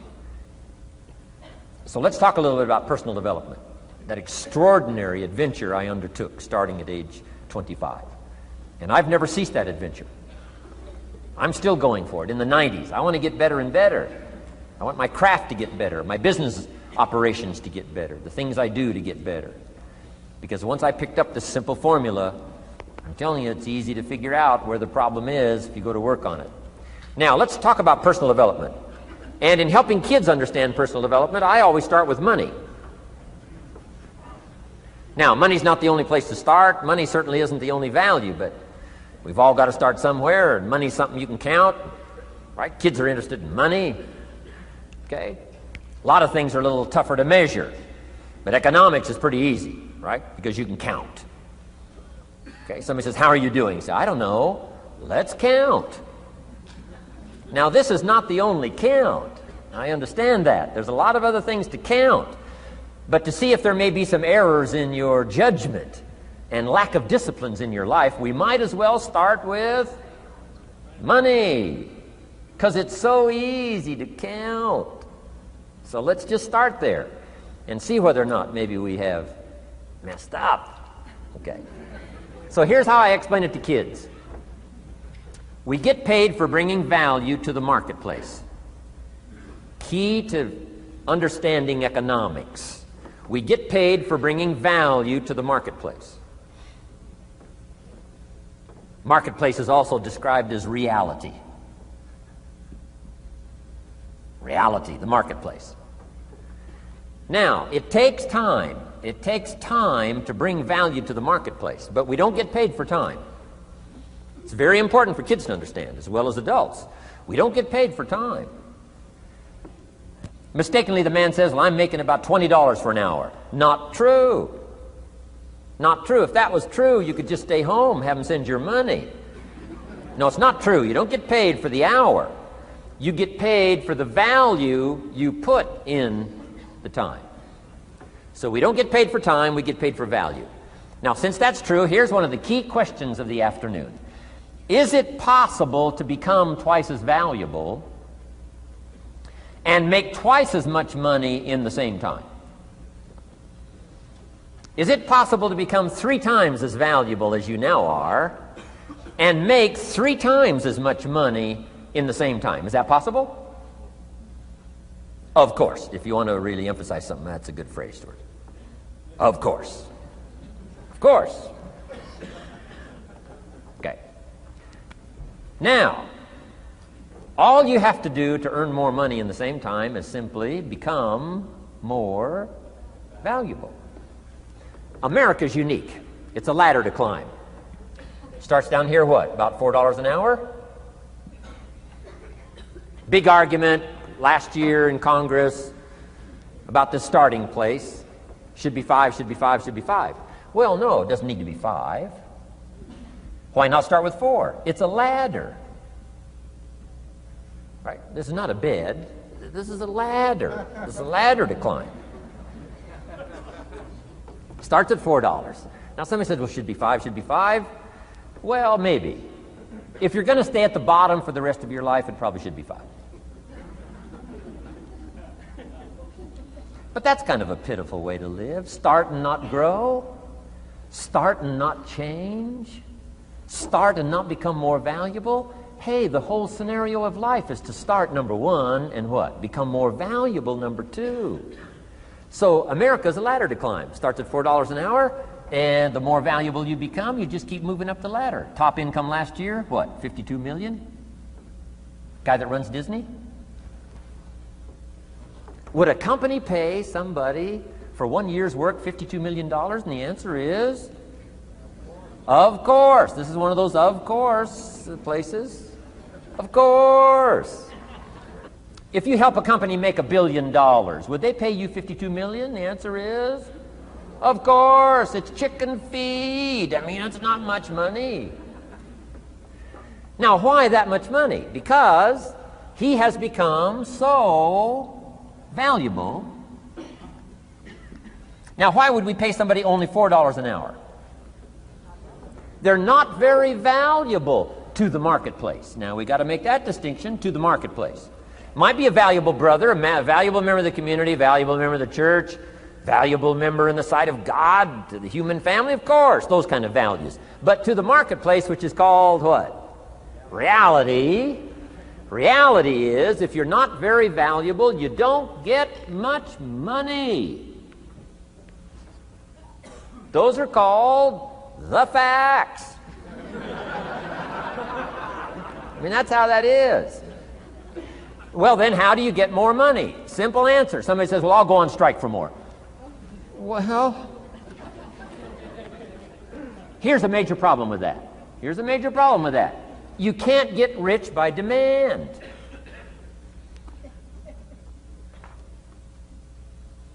Somebody says, well, I'm waiting for a raise.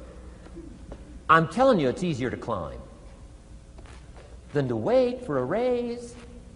Why not just become more valuable rather than wait? I'm telling you, that's the key to all good things. Becoming more valuable. Why would we pay somebody $400 an hour? They've become more valuable to the marketplace. See how this works? I'm telling you, this stuff is so easy. This is America. This is a ladder. How far is it from 4 to 5? I'm telling you, it's not far. $4 to $5 an hour? If you work for McDonald's, haul out the trash, they'll pay you $5 an hour. If you whistle while you haul out the trash, they'll pay you $5 an hour. I'm telling you. You'll get an extra $1 just for a good attitude. Yay, McDonald's. Wear the hat. It's incredible. $5. And then you just keep becoming more valuable, more valuable, more valuable. I got a telephone call 5 years ago. The company said, we're ready to expand internationally. We need some help. I was sort of semi-retired. Right? Looking for the next exotic beach. They said, no, Mr. Rohn, we got a project for you. Right? Going to expand internationally. We could use your help. Next little while, we'll add some millions to your fortune, make it worth your while. I said, okay. I thought later, isn't that interesting that they called me? My second thought was, of course they'd call me. Who else would they call? I mean, you know, I can get the job done. Now, how come I got a telephone call worth millions? I had become valuable. Now, I'm a farm boy from Idaho. I was raised in obscurity. 1 year of college, and I thought I was thoroughly educated. Made all kinds of mistakes galore. At age 25, the creditors are calling me saying, hey, you told us the check was in the mail. I got pennies in my pocket. I got nothing in the bank. I'm behind on my promises. How come I get a telephone call 5 years ago and it's worth millions? I changed. I turned my life around. Is it possible to become worth millions? Speaking economically, now there's a lot of values to become, but let's just talk economics. Is it possible to become that valuable? And the answer is, of course, of course. Now let me give you the secret. Shoaff said, here's the secret, Mr. Rohn. Learn to work harder on yourself than you do on your job. Once I got that, it turned my life around. Learn to work harder on yourself than you do on your job.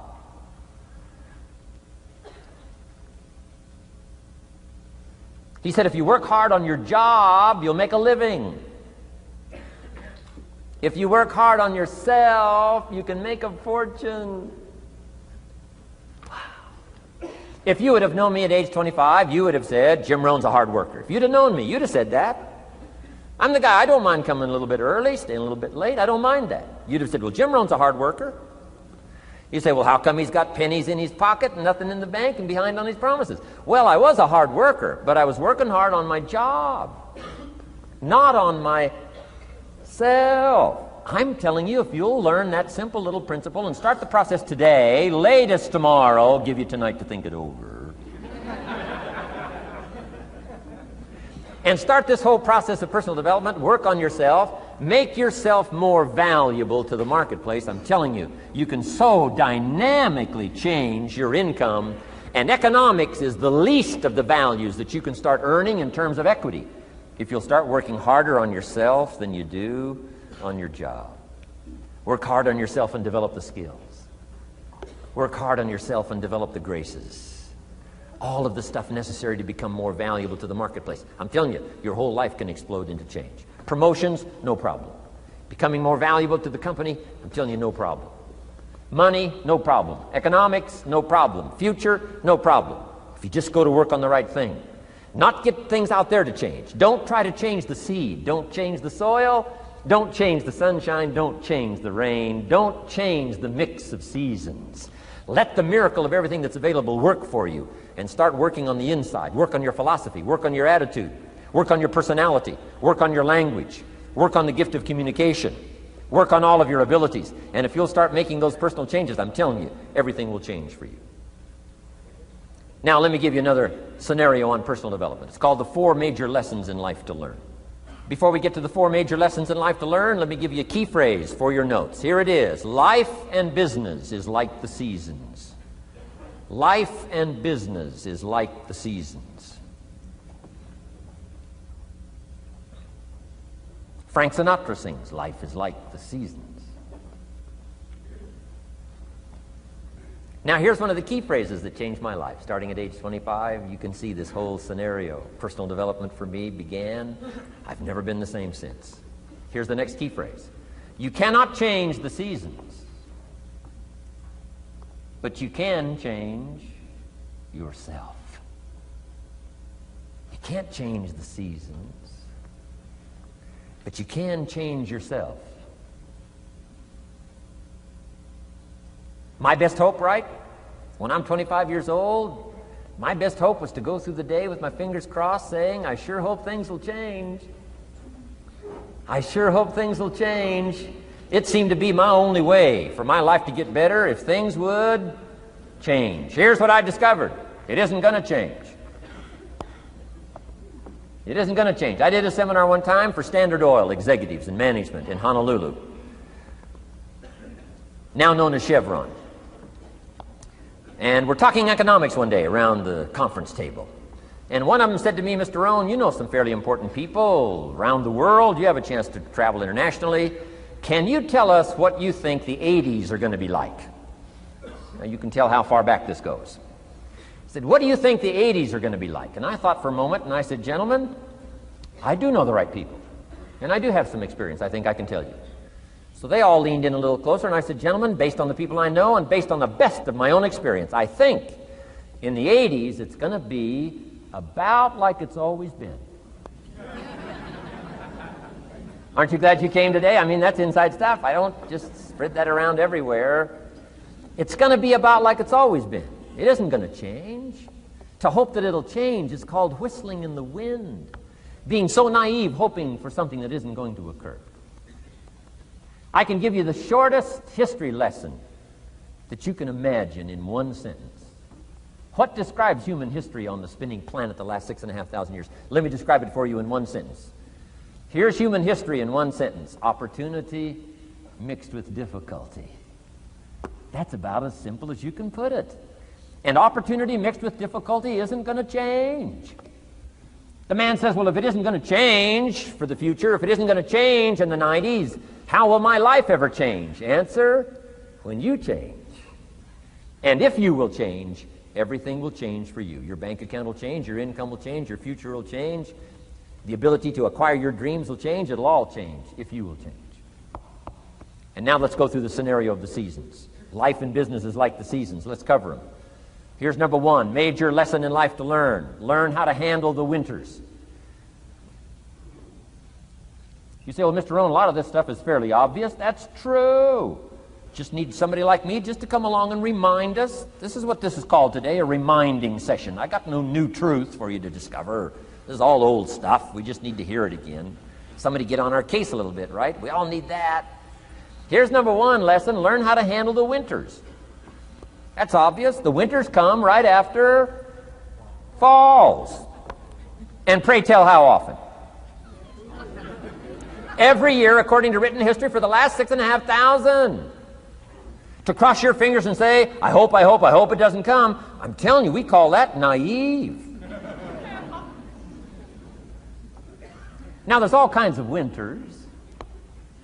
Not just the winter of the season, but there's all kinds of winters. Winter time, the down time, the discouraging time.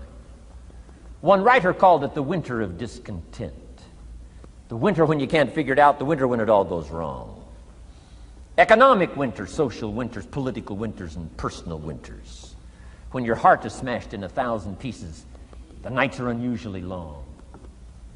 It's called winter time. Barbra Streisand sings, it used to be so natural to talk about forever, but used to be's don't count anymore. They just lay on the floor till we sweep them away. You don't sing me love songs. You don't say you need me, and you don't bring me flowers anymore. A song of winter. But hey, we're acquainted with all those winter scenarios. We've been through them all. Now the question is, what do you do about the winters? Well, you can't get rid of January by tearing it off the calendar. But here's what you can do with the upcoming winters of your life. The long ones, the short ones, the easy ones, the more difficult ones. Here's what you can do. Get wiser and stronger and better.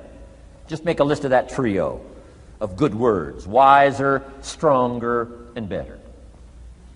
To challenge for yourself the upcoming winters of your life, don't you think you could read more?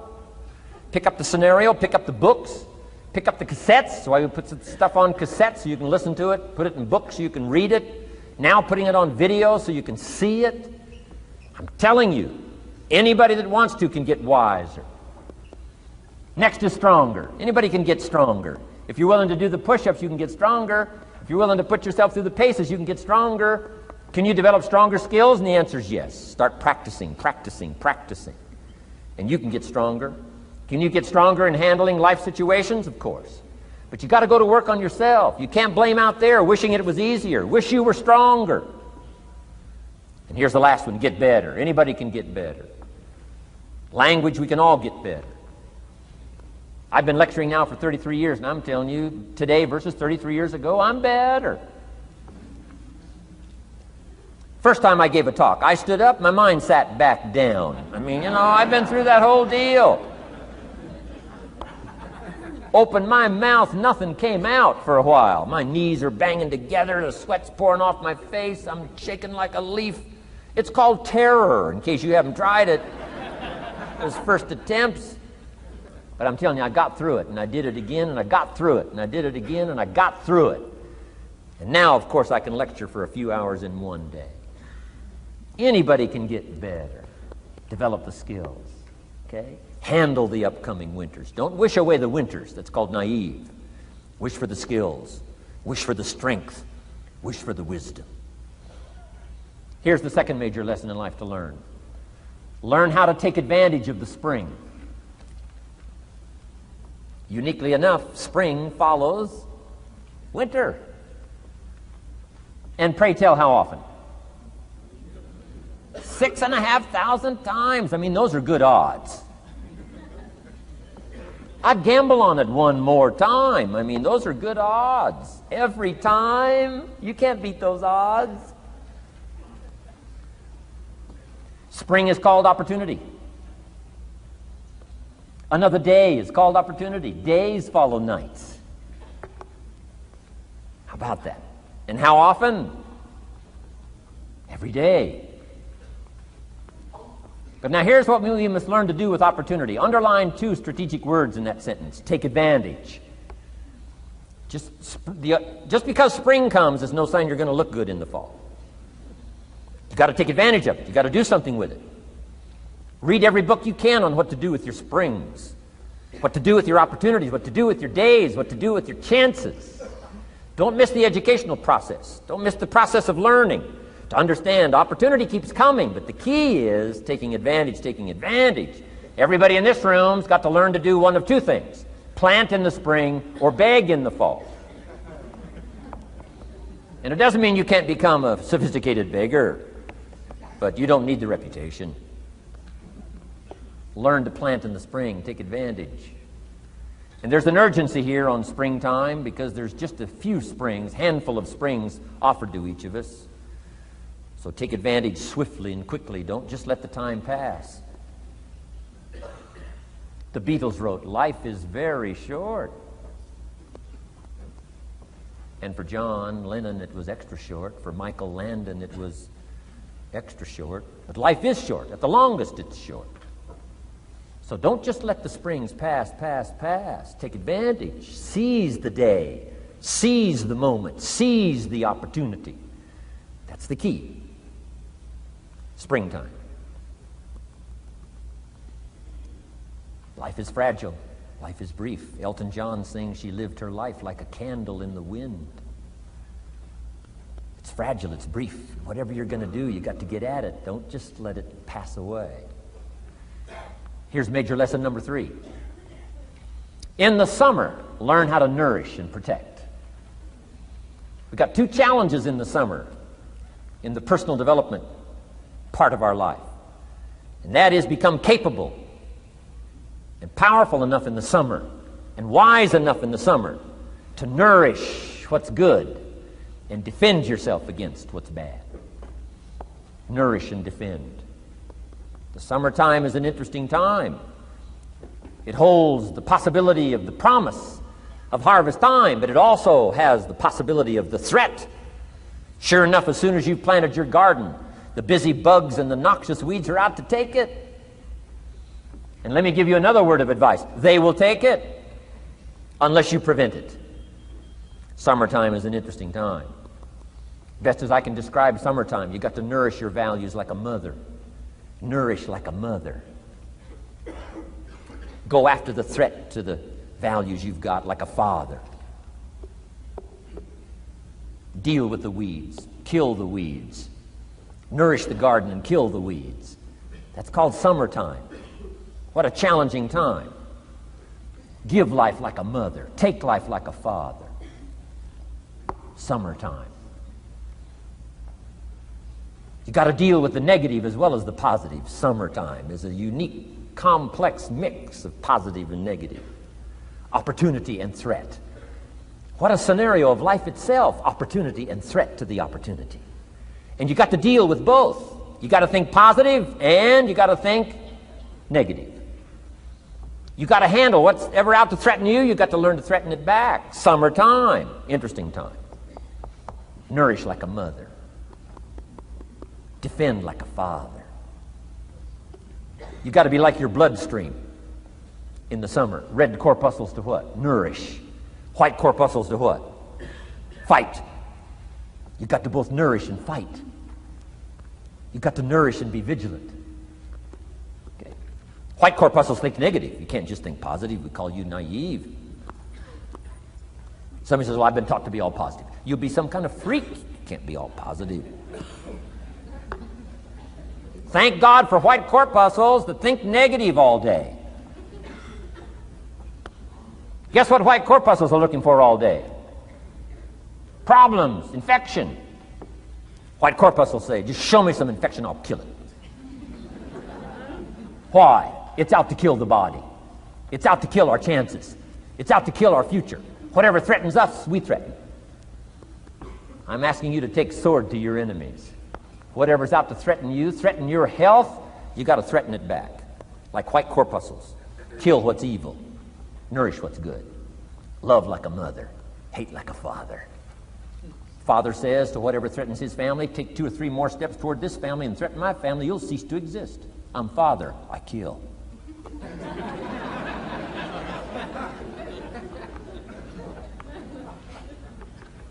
Don't let the weeds take your garden, wreck your chances for a good harvest. Deal with your enemies in the summer. Called good and evil. The great struggle in life is called good and evil. Tyranny and liberty. Sickness and health. It's the way life is. Tyranny threatens liberty, takes over Kuwait. Can't have that. If tyranny takes Kuwait, it'll take Saudi Arabia. If it takes Saudi Arabia, it'll take something else. Where are we going to stop tyranny? As soon as possible, lest it take the whole world value. So George Bush draws a line in the sand, consults with his allies, sends 500,000 troops to Saudi Arabia. Finally, Desert Sword, Desert Storm, takes on Saddam Hussein, drives him out of Kuwait. Why? Because it has to be done. The great struggle between liberty and tyranny, the great struggle between evil and good. And you've got to treat your own life the same. Says Saddam Hussein, you can't have Kuwait, can't have Saudi Arabia. Furthermore, we're going to kick you out. Hires Chief White Corpuscle, General Schwarzkopf.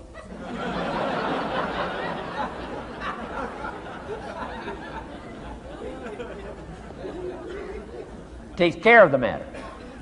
I'm asking you in the summer, nourish like a mother.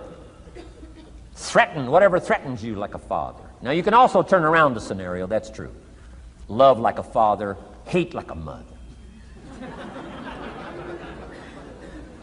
Give life like a father, take life like a mother. You can turn the scenario around. The key is both love and hate. Single parents have got the greatest challenge. Love like a mother, hate like a father. Love like a father, hate like a mother. Nothing more dangerous than an angry mother.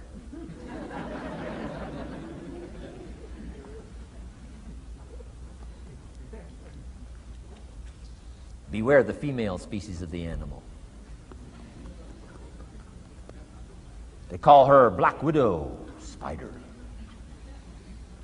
Why? Because when she finishes, there is no male spider.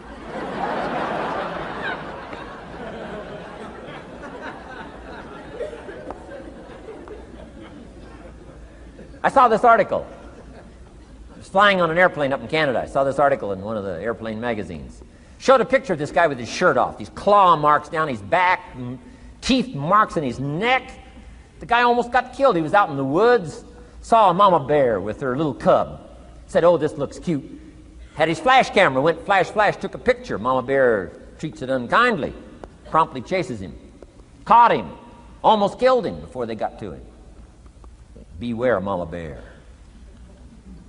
So, love like a father, hate like a mother. However you want to treat this scenario. It's very important. It's called summertime. Part of the personal development challenge is to be challenged to learn to nourish all of your values, from a garden to a family relationship, to a love affair, to a marriage, to a business, anything that's valuable to you called equity. You've got to nourish it, you've got to feed it, you've got to take care of it, but you've also got to defend it. It's called the way things are. Key. In the summer. Now here's number 4. Fourth major lesson in life to learn. In the fall, in the harvest, learn to reap in the harvest without complaint. Important part of personal development. Reap in the harvest without complaint. Take full responsibility. Once you've learned this scenario, it's not the seed, it's not the soil, it's not the sunshine, it's not the rain, it's not the miracle of the giving of life, it's not the seasons that's to be criticized. We must take personal responsibility. So in the harvest, take personal responsibility. It's your crop. Whatever you've reaped, it's your crop. Take responsibility. No complaint. And here's the next one. No apology. The best of human maturity is no apology if you've done well, and no complaint if you haven't. Knowing that that's where the answers lie, within, and then without in the miracle of the possibilities that we have to work with. Those are the 4 major lessons in life to learn. Let's talk about some more parts of personal development. Here's the first one. Physical. The physical side. Got to take care of yourself. Do not neglect to take care of yourself. Good phraseology used in the Bible, in my amateur way, but let me put it to you best I can. Here's what it says. Treat your body like a temple. That's a good phrase, good suggestion. A temple meaning something you take extremely good care of. A temple. That's a good phrase. Treat your body like a temple, not a woodshed. A temple, a temple. Take good care. It's the only place you've got to live currently. The temple. Nutrition. My mother studied nutrition, passed it along to me, passed it along to my father, my children, my grandchildren. What a legacy that was. Learning to just take care of yourself. Key phrase. Some people don't do well because they don't feel well. They've got the gifts, they've got the skills. Maybe they just haven't taken care of themselves. They don't have the vitality. Key phrase. Vitality is a major part of success. Vitality. So take care of yourself.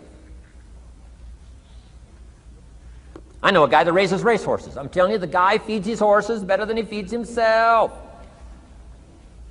He's so careful how he feeds his horses. He's so careful what they eat. He's so careful that they get everything. And because of that extreme care, I mean, these are magnificent animals. They can run like the wind. But you ought to see this guy. 10 steps up a flight of stairs, and I mean, he's all out of breath. His horses can run like the wind, and he can hardly make it up the steps. The guy takes care of his animals better than he takes care of himself. Some people feed their dogs better than they feed their kids. Physical. Now, there's all kinds of parts to physical. Here's one. Appearance is part of the physical. Never have a second chance to make a first impression. The physical side.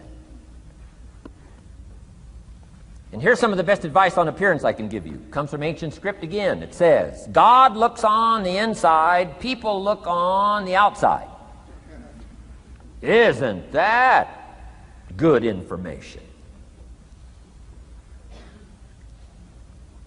Now you say, well, people shouldn't judge you by how you look. Well, let me give you a clue. They do. They do.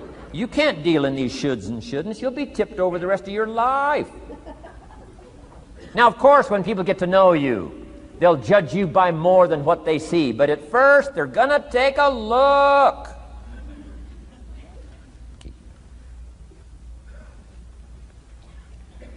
So, here's the best advice I can give you. Make sure the outside is a major reflection of what's going on inside.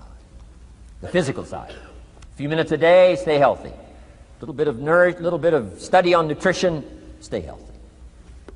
Key. Now here's the next part of personal development, the spiritual part. Now, I'm an amateur on the spiritual side. I do happen to believe that human beings are more than just an advanced life form. An advanced species of the animal kingdom. I do believe humans are a special creation. That's just my personal belief, and I don't ask you to buy it. But here's what I do ask you to buy. If you do believe in spirituality in any manner, here's my best advice. Study it and practice it. Do not neglect your values. Do not neglect your virtues. If you do believe in spirituality, my advice is study it and practice it. Don't let it go unstudied. Don't let it go unnourished, if you do believe. That's my best advice on the spiritual side. Now here's the third part. The mental side. Part of this personal development challenge is to develop mentally. Learn, study, grow, change. It's what schooling is all about. And the human development takes time, incredible amounts of time. That's why we've taken the time for this seminar. It just takes time. Some things you can't cover in a 20-minute speech. You can't cover in a little 5-minute talk. It takes time. For humans, it seems like more time than any other life form, human beings. The little wildebeest in Africa. Guess how much time it's got as soon as it's born to be able to run with the pack so it doesn't get eaten by the lions? Guess how much time it's got? A few minutes.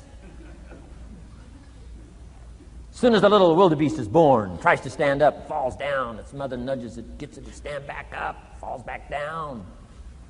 Finally, on little shaky legs, it tries to nurse. Mother pushes it away. She moves away, so it can't nurse. Why? You can't nurse now. You've got to develop some strength now. The lions.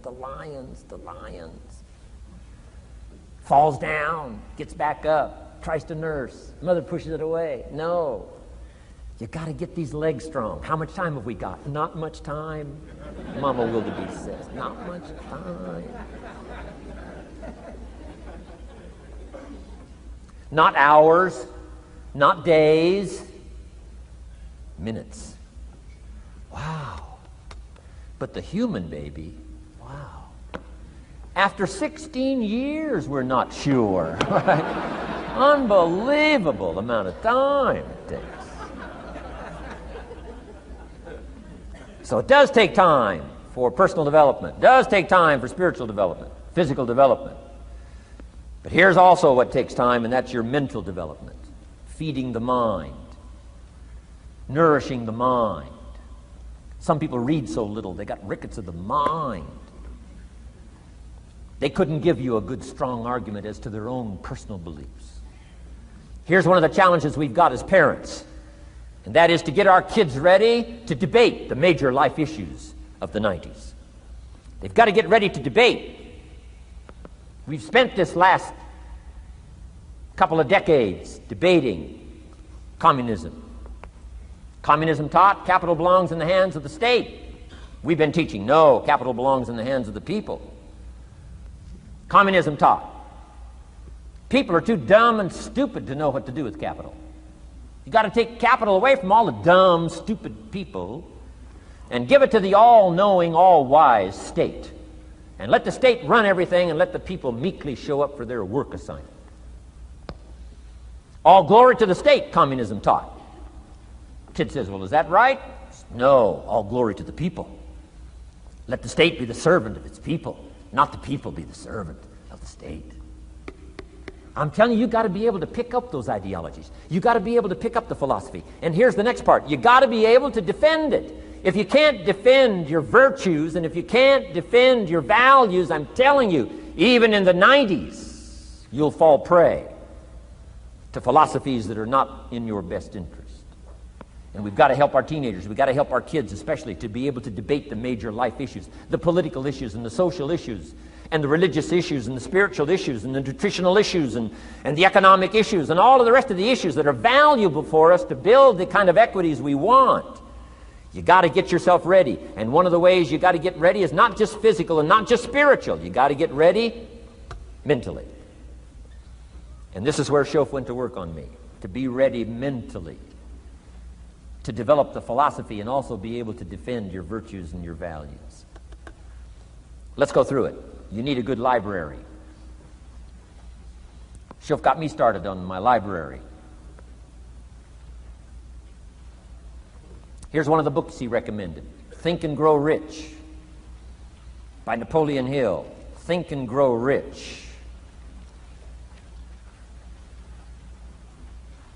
Shof said to me, doesn't that book and title intrigue you? Think and Grow Rich.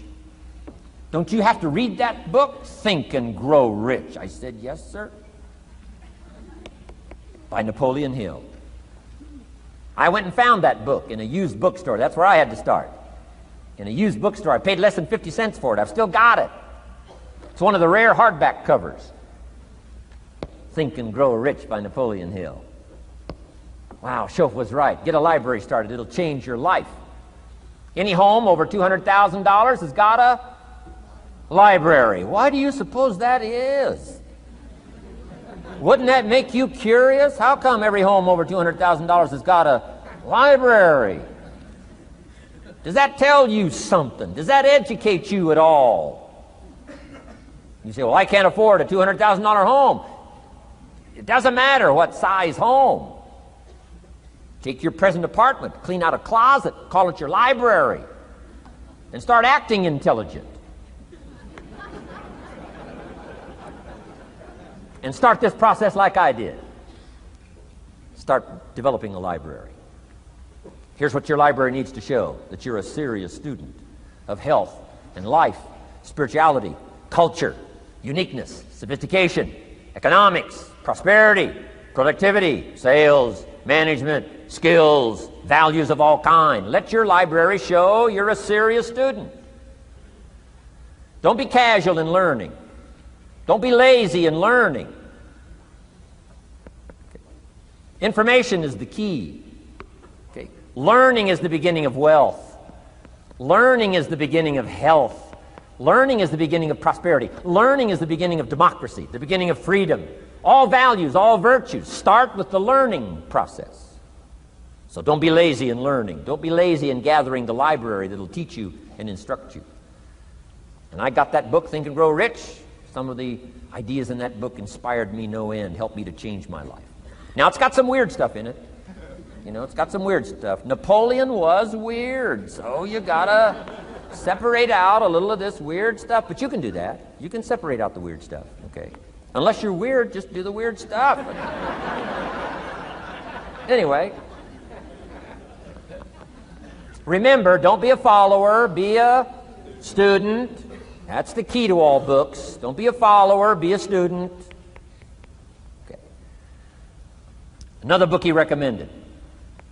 Help Me Become Financially Independent. We're going to cover that before we finish this afternoon. The book was entitled The Richest Man in Babylon. The Richest Man in Babylon by George Clason, C-L-A-S-O-N.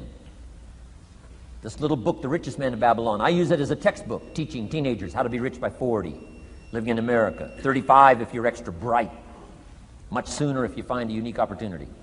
I got rich by the time I was 31, didn't wait till 35.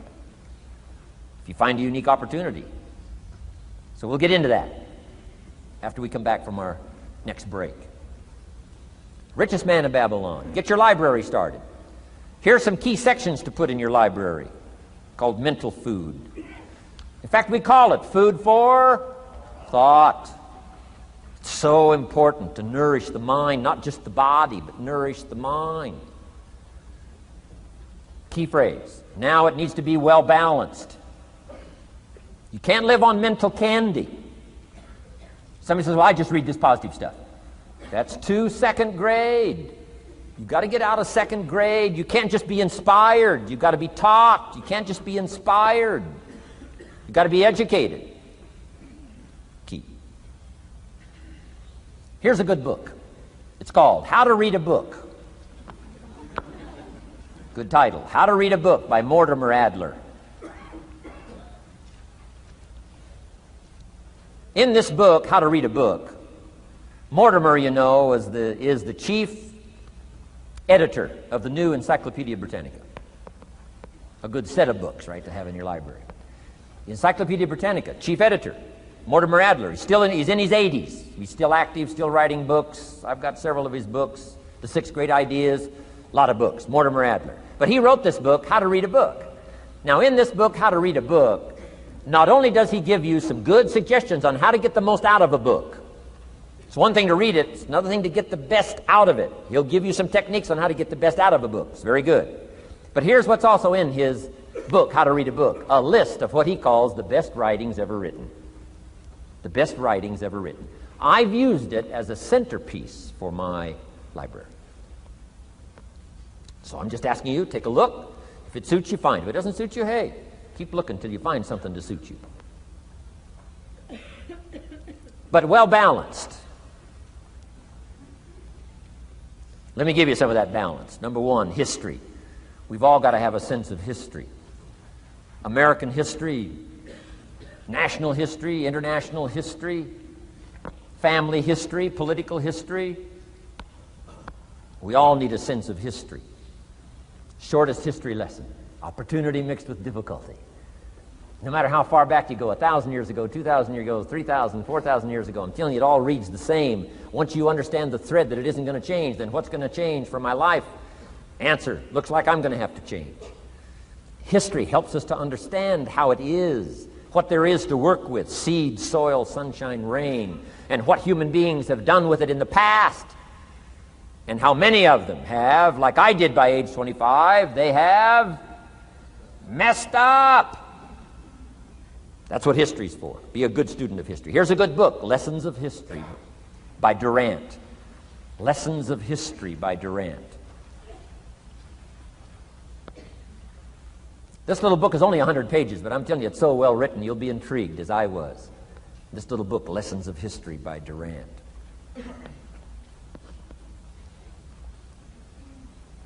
Next is philosophy. Durant also wrote a good book on philosophy. The Story of Philosophy. It's got a good rundown of the key philosophers of the last several hundred years, what they taught and some of the lives they lived. You might find it a little difficult, but hey, you can't just read the easy stuff. Key phrase to add here in parentheses, don't just read the easy stuff. You won't grow. You won't change. You won't develop. Tackle the more difficult stuff.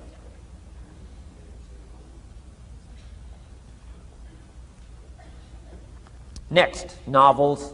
Novels are good. Sometimes an intriguing story keeps our attention so that the author can weave in the philosophy he or she is trying to get across.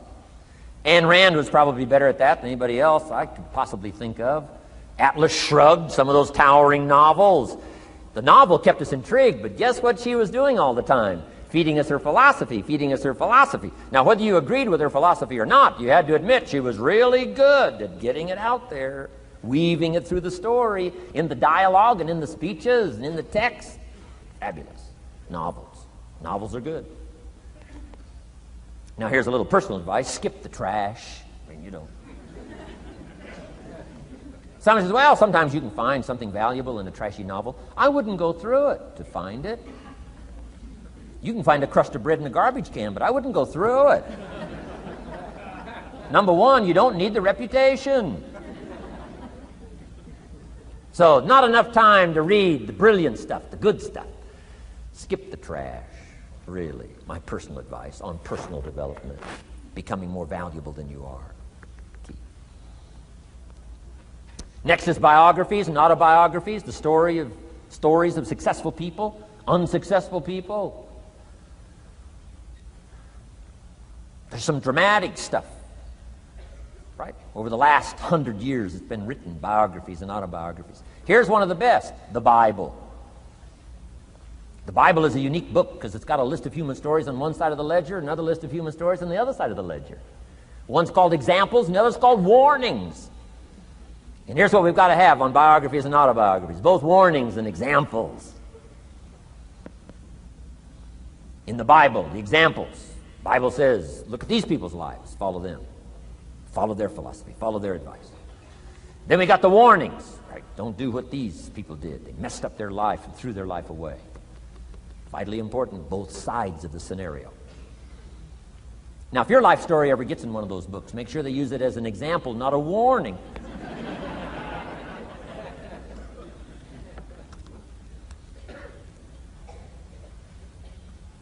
Also, we need balance, both sides, balance, good and evil, biographies, autobiographies.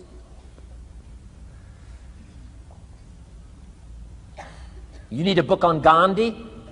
You need a book on Hitler. One to illustrate how high a human being can go, and the other one to illustrate what? How low and despicable a human being can become. We need both sides of the scenario. Next, accounting. Got to have a little, at least primary view of accounting. Kids have got to start learning the difference between a debit and a credit.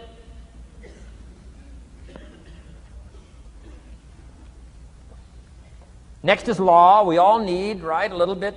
You don't have to be a lawyer, but you got to know contracts, what to sign, what not to sign, backups, good advice, how to be safe rather than sorry. All of us need a little law, not a lawyer, but a little law, especially these complicated days. Everything's in court these days. I learned this the hard way. Company wanted to borrow money a long time ago, up in Canada. Company wanted to borrow some money. The bank said, well, yes, we will loan the company the money if Mr. Rohn will sign personally. And I wanted to play hero, and I knew the company could pay it back. $250,000. So I signed. No problem. Sure enough, within less than a year, they paid it all back. $250,000. I am now a hero. Well, about a year later, this company gets in financial trouble. They go back to the bank and borrow this $250,000 again. I said, I hope my phone doesn't ring because I won't sign the note this time. Because I knew they were in trouble. I knew they were probably going to go bankrupt. My phone never rang. I'm off the hook. Sure enough, within less than a year, the company goes bankrupt. Can't pay.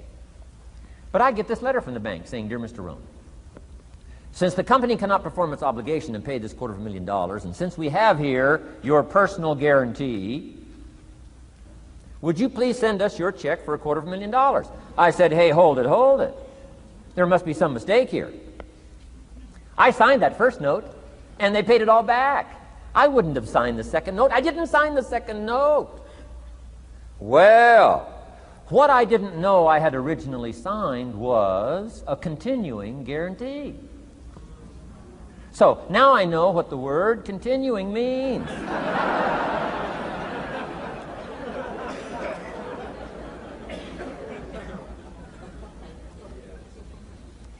I'm asking you to study a little law, know what to sign, know how to defend yourself, right? Say, hey, we'll get back. Don't sign too quickly. I mean, there's all kinds of things here. Be a student. Don't be lazy in learning. How to defend as well as nourish. How to grow as well as take care of your enemies. You got to learn. Let your library indicate that you're a serious student about personal relationships with your family, gifts and skills, economics, and all the rest. Here's the next one. Economics. We're going to study that when we come back from our break. Economics. We're going to cover, especially for the kids today, how to become financially independent. We're going to let the adults listen. I've been teaching kids for the last 18, 19 years how to be rich by 40, 35 if you're extra bright. Most kids think they're extra bright. They go for 35. Or much sooner if you find a unique opportunity. We're going to get into that. Be a student of economics. Next, culture, sophistication. Don't leave that out of your life. Culture, sophistication. Culture is part of the fabric of the nation. Culture is what makes us different than dogs and animals. Culture is what makes us different from the barbarians. Culture, sophistication. Be a student of the dance and the art and the music and all the rest of those extraordinary human values that are possible for us all to participate in as well as to enjoy. Be a student of culture. And the last one is spirituality. Study it from the Bible and all the related books about spirituality. If you're a believer, study and practice. Let your library show you're a serious student. Next, keep a journal. Shoaff said, Mr. Rohn, not only be a student, but the good ideas that you develop from the books, Keep a separate journal. Write all this stuff down. Here's what he said. Don't trust your memory. If you're serious about becoming wealthy and powerful and sophisticated and healthy, influential, cultured, unique, keep a journal. Don't trust your memory.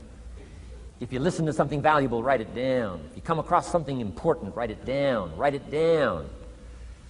Now, I used to take notes on pieces of paper and torn off corners and backs of old envelopes and restaurant placemats and long sheets and narrow sheets and little sheets and pieces thrown in a drawer. Found out, best way, keep a journal. I've been keeping these journals now since age 25. It makes up a valuable part of my own learning, and it's a valuable part of my library. My own journals now form a good portion of my own library. The stuff. I'm trying to get kids to do like I do, be a buyer of empty books. Kids find it interesting I'd buy an empty book. Especially at my status in life. What did I pay for this one? $26. Kids say, $26 for an empty book? Why would you do that? Well, the reason I paid $26 is to press me, to see if I can't find something worth $26 to put in here. And I'm telling you, all my journals are private. But if you got a hold of one of my journals, you wouldn't have to look very far until you would say, this is worth more than $26. I must admit, if you got a glimpse of Mr. Rohn's journals, you'd have to say he is a serious student. Not just committed to his craft, but committed to life, committed to skills, committed to learning, to see what I can do with seed and soil and sunshine and rain and miracle and possibilities and turn it into equities of life and treasure, family relationships, enterprise, sales, management, gifts galore, everything you want, all available, especially in America. I'm asking you, keep a journal. I call it one of the 3 treasures to leave behind. Let me give you that. One of the 3 treasures to leave behind. Number 1 is your pictures. Take a lot of pictures. Did you ever look back, right? 2 or 3 generations, just a handful of photographs way back there. Wouldn't it be something if there was album after album, thousands of pictures to help tell the story? A picture's worth 1,000 words. Don't be lazy in capturing the event. How long does it take to capture the event? A fraction of a second. How long does it take to miss the event? A fraction of a second. Errors in judgment or disciplines. Take lots of pictures. Help tell the story. Click, click, got it. Click, click, got it. Key. I go to Taiwan to lecture. Taipei, Taiwan. Grand Hotel. Neat place to do a weekend seminar. I got 1,000 students. Guess how many cameras?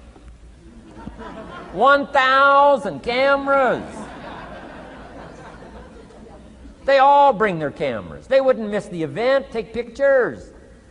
Takes me more time to take pictures than it does to do the lectures.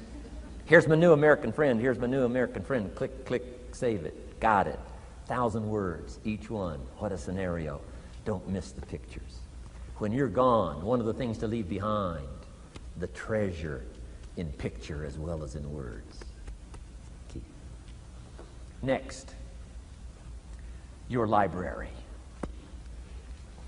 The library that you gathered, that taught you, that instructed you, that helped you to defend your ideals, that helped you to develop a philosophy, that helped you to become wealthy and powerful and healthy and sophisticated and unique.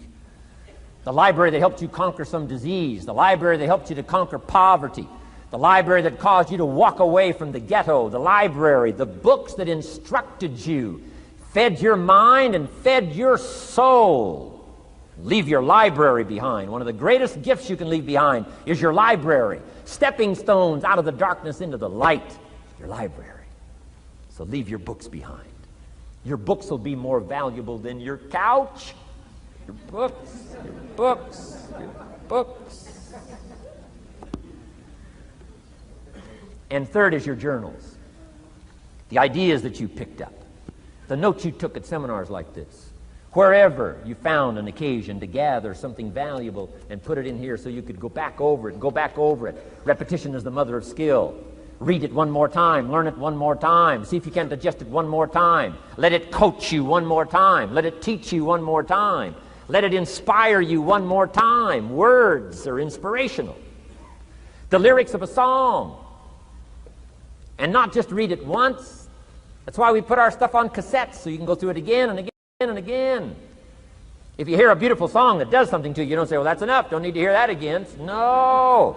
Wouldn't you want to hear it again, hear it again, hear it again? Let it instruct you. Let it feed you. Let it teach you. Take you on wings of emotional journeys. Wouldn't you want to do that again? The answer is yes. That's what's so important.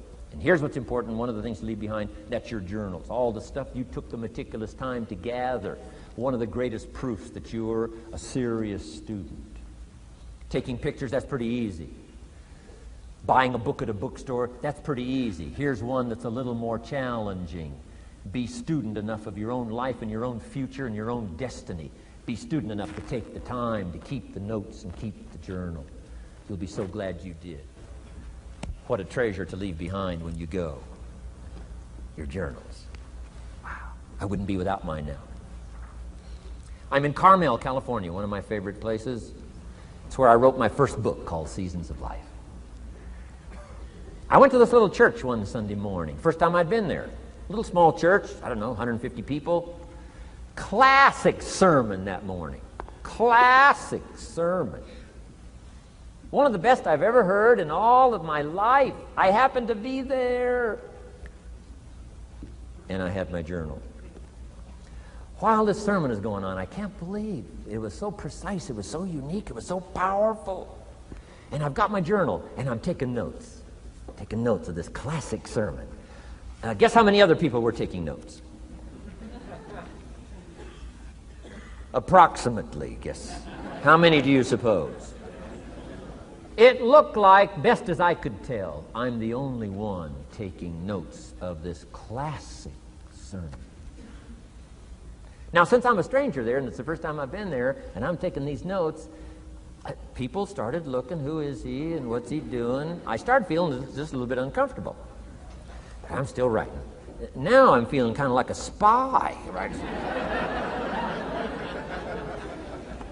I could hear some of them say, he's going to get out of here with some of this stuff. And I did. I'm the guy that walked away with the stuff. I'm asking you to be no less sincere and be no less committed to the advancement of your philosophy, the set of the sail. Talk about have your best year ever this year, and then get ready for next year, your very best year ever, and they'll start being the best year after year. If you'll commit yourself to some of this simple stuff called personal development, start with a walk around the block. Start with the refinement of your philosophy. Start with the teaching of your own fabulous mind, where all the answers are. I can only give you a few answers from my own experience. The rest of all the magical answers are within the confines of your own mind. But it takes the books, it takes the cassettes, it takes the videos, personal conversation, sermons, lyrics from songs, dialogue from the movie. Let your heart be stirred by words. Find ways to capture. Part of your personal development quest. Now here's the last subject on personal development just before we take our break. Isn't this good stuff? I'm telling you, this stuff changed my life. Turned me every way but loose. I've never been the same since my teacher gave me some of this simple instruction. How to go from where you are to where you want to go. How to go from what you are to what you want to become. How to go from pennies to treasure. How to go from nothing to fortune. It's all within the confines of this stuff that I've been trying to share with you. Laboring best I can. Words are clumsy when you try to in your experience. But I'm doing my best today, and I'm excited about it. Appreciate you taking all these good notes. Good students today. I appreciate that.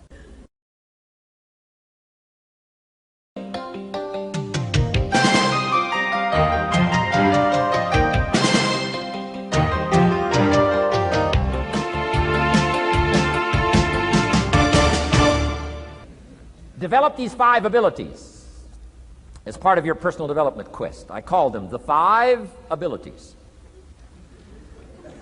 Here's the first one. Develop the ability to absorb. The ability to soak it up like you're doing today. Be like a sponge. Don't miss anything. And not just the words. It's true, don't miss the words, but don't miss the atmosphere. Don't miss the color. Don't miss the scenario. Don't miss what's going on. Most people are just trying to get through the day. Here's what I want you to be committed to do. Learn to get from the day. Don't just get through it, get from it. Learn from it. Let the day teach you. Join the University of Life.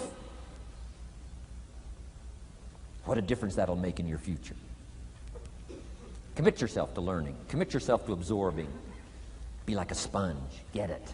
Don't miss it. I've got a personal friend of mine who's so gifted in this area. I think he has soaked up and remembers everything that's ever happened to him.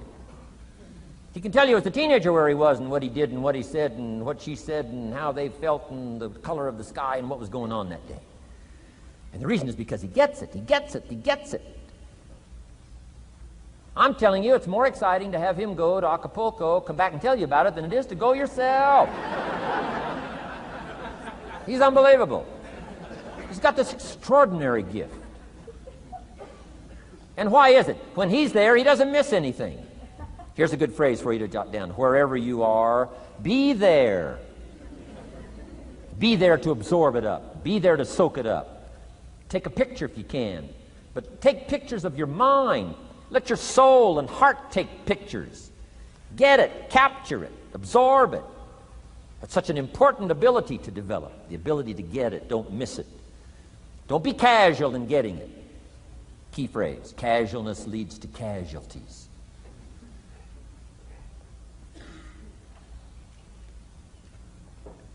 Second, learn to respond. The ability to respond means let life touch you. Don't let it kill you, but let it touch you. Let sad things make you sad. Let happy things make you happy. I'm telling you, give in to the emotion. Let the emotion strike you, not just the words, not just the image. Let the feeling strike you. Let the emotion strike you. Here's what's important. Our emotions need to be as educated as our intellect. Our emotions need to be educated as well as our intellect. It's important to know how to feel. It's important to know how to respond. It's important to let life in. Let it touch you.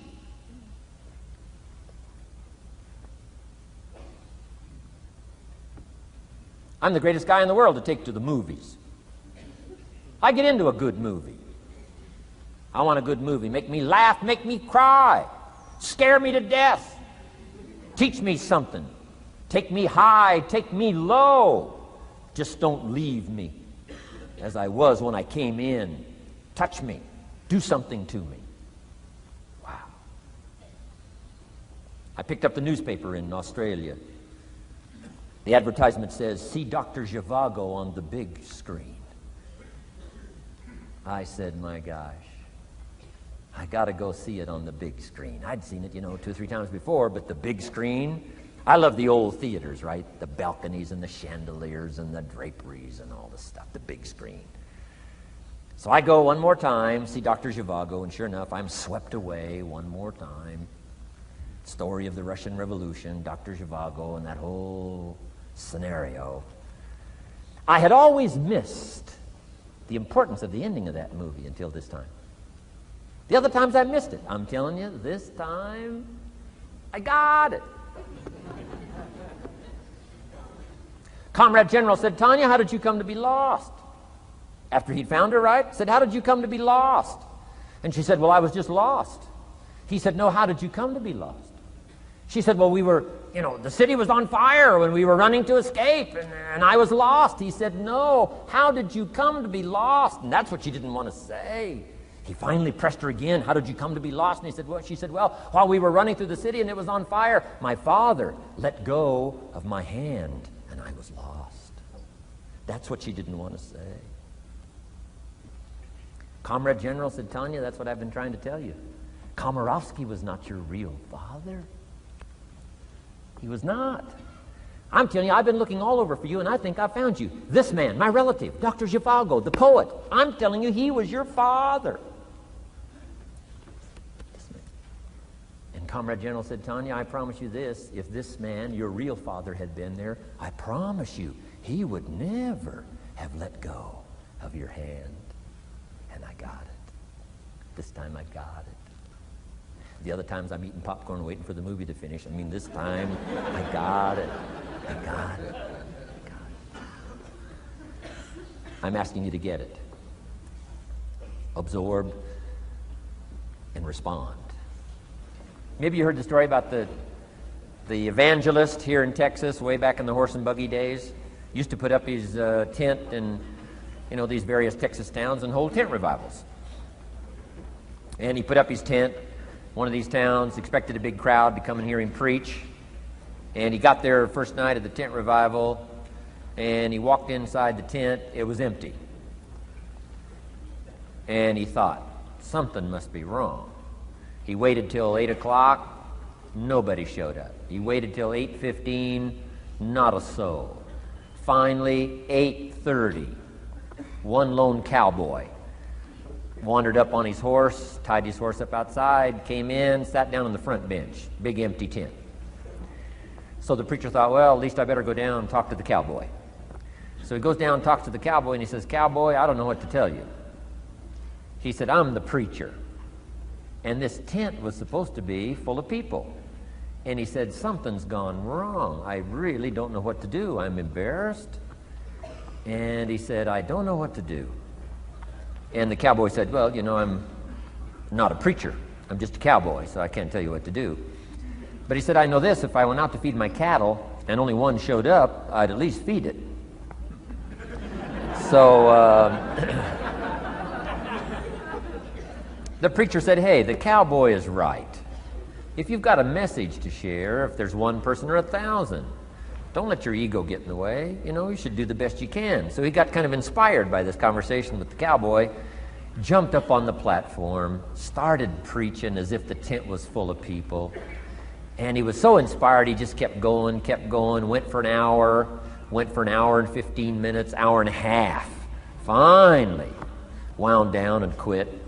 Come down off the platform, talked to the cowboy again, said, well, cowboy, what did you think of my sermon? The cowboy said, well, I'm not a preacher, so I can't really tell. I'm just a cowboy. But he said, I know this. If I went out to feed my cattle and only one showed up, I'd feed it, but I wouldn't dump the whole load on it.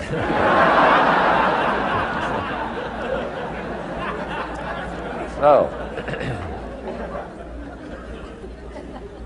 if it seems like we're dumping the whole load here today, I guess we really are. But you guys are working hard. Does anybody have 4 pages of notes? Oh, wonderful, wonderful. My job, I'm getting it done. Wonderful. We should give a prize one of these days for the most notes. Fantastic. I congratulate you. You're working as hard as I am. I appreciate that. Okay, we got some more work to do, so let's go to work. Everybody's okay? Say, I'm okay. I'm okay. All right. I'd love to take you with me as my traveling audience. Wow.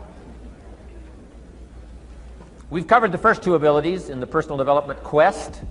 One is the ability to absorb, don't miss anything, pay attention. Good watchword for the 90s, pay attention.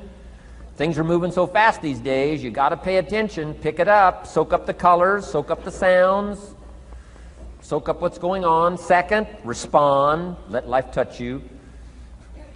Let the emotions affect you as well as the sights. Now here's the third ability. Develop the ability to reflect. Reflect means go back over. Study it again. Go back over these notes that you're taking today. Go back through the cassettes one more time. Read the text one more time. But there's more to it than that. Go back over your day. I call it run the tapes again, so that the day locks in firmly. Here's some good times to reflect. 1, at the end of the day. Take a few minutes at the end of the day. Go back over the day. Who'd you see and what'd they say and what happened? How'd you feel? What went on? So that you capture that day. A day is a piece of the mosaic of your life. Number 1, don't treat it casual. Number 2, get from the day. And then number 3, go back over the day so that it locks in that experience, the knowledge, the sights, the sounds, the panorama, the color, motion picture of the day. Just lock it in. so that it will serve you for the future, having that day, not missing it. Next, take a few hours at the end of the week, called time to reflect. Go back over your day timer, go back over your calendar, go back over your appointment book. Where did you go and who did you see and how did it feel and what went on? Capture that week. A week is a pretty good chunk of time. Next, take half a day at the end of the month, called time to reflect. And do the same thing again. Go back over what you read, go back over what you heard, go back over what you saw. Go back over the feelings to capture it so that it serves you. Next, take a weekend at the end of the year to establish this year now firmly in your consciousness, firmly in your experience bank, so that you've got it, so that it never disappears. Good ability to acquire, the ability to reflect. Go back over. Remember. Remember. Remember. It's so valuable to be able to remember the thought, remember the idea, remember the experience, remember the occasion, remember the day, remember the weather, remember the emotion, remember the complexity, remember the highs, remember the lows. So valuable at the end of the day. Lock that day in. Lock the month in. Lock the week in. Lock the year in. Old Testament says a unique scenario unfolded according to the law, and that was they worked 9 years, and the 10th year was a sabbatical. The 10th year, work 9, take the 10th year, and not just to relax, not just to replenish, not maybe just to get physically in shape. Change of pace, we call it in the modern society, but not just for that. I'm sure that in ancient days, that sabbatical was to go over the last 9 years, what went right and what went wrong, and what worked well and what didn't work well.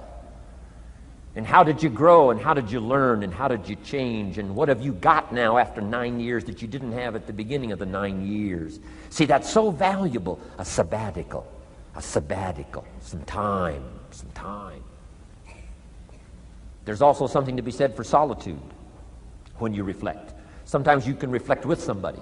Husband and wife reflect on the past year, right? Parents reflect with their children on the past year. How did we do it, and how didn't we do it, and how could we improve? Colleagues can reflect with each other. But now here's one of the most important. You've got to learn to reflect with yourself. There's something to be said for solitude. There's something to be said for taking those occasions to shut out the world and shut out everything else for a while. I've got a motorhome. That's how I do it.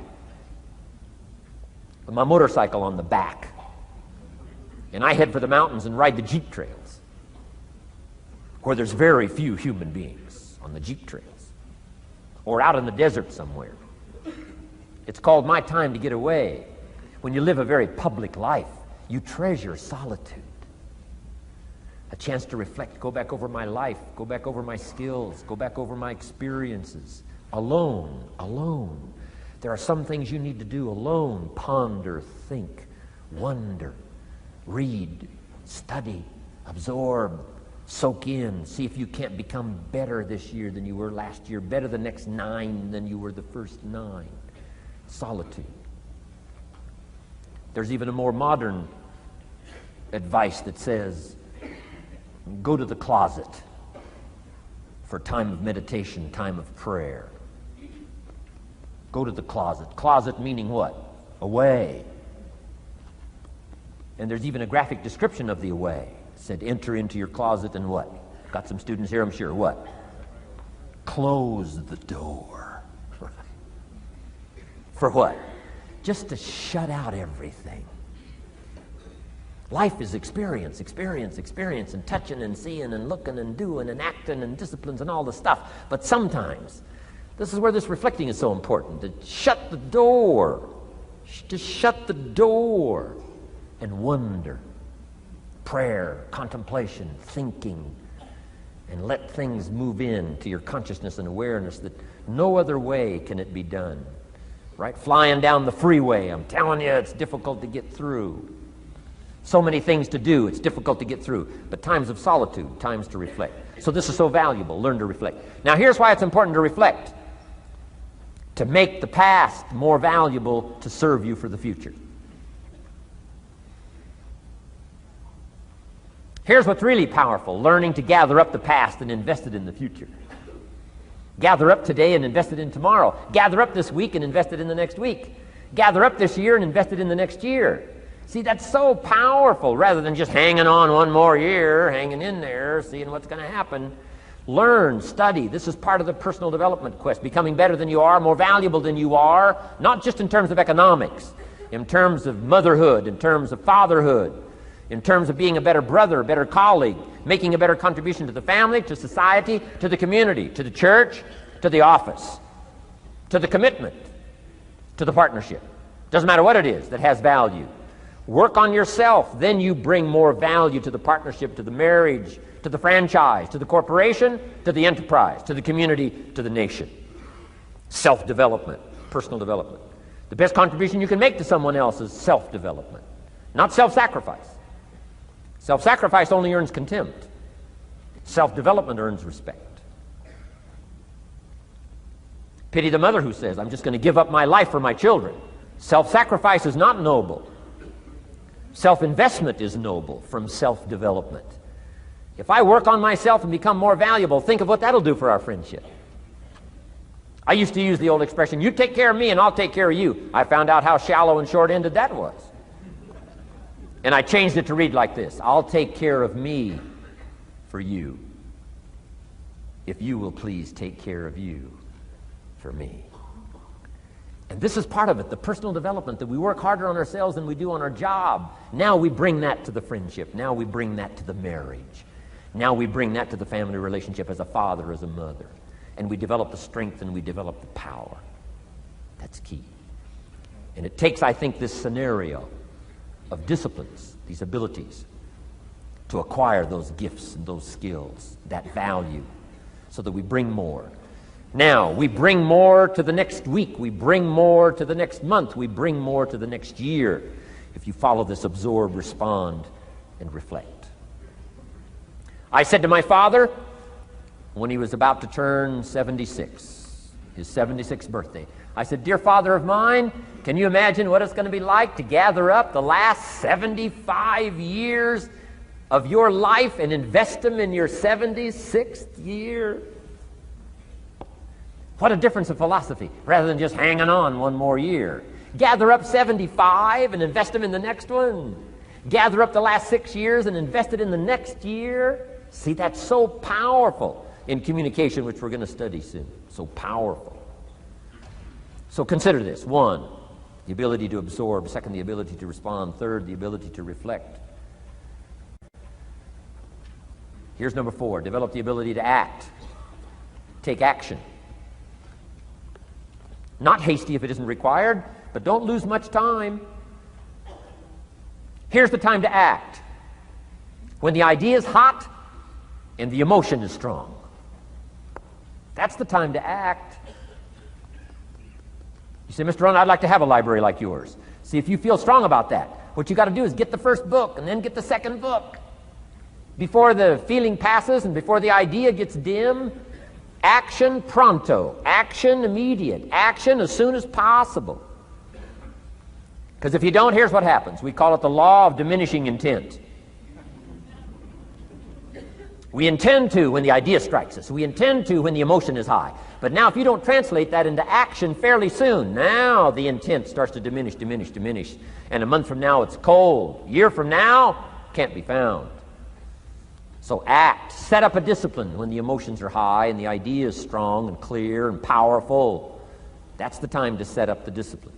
Somebody talks about good health and you're stirred. Says, right, I need to get a book on nutrition. Get the book before the idea passes and before the emotion gets cold. Go for the book. Start the library. Start the process. Fall on the floor. Do some push-ups. Action. Got to take action. Otherwise, the wisdom is wasted. Otherwise, the emotion soon passes. unless you put it into a disciplined activity. Capture it.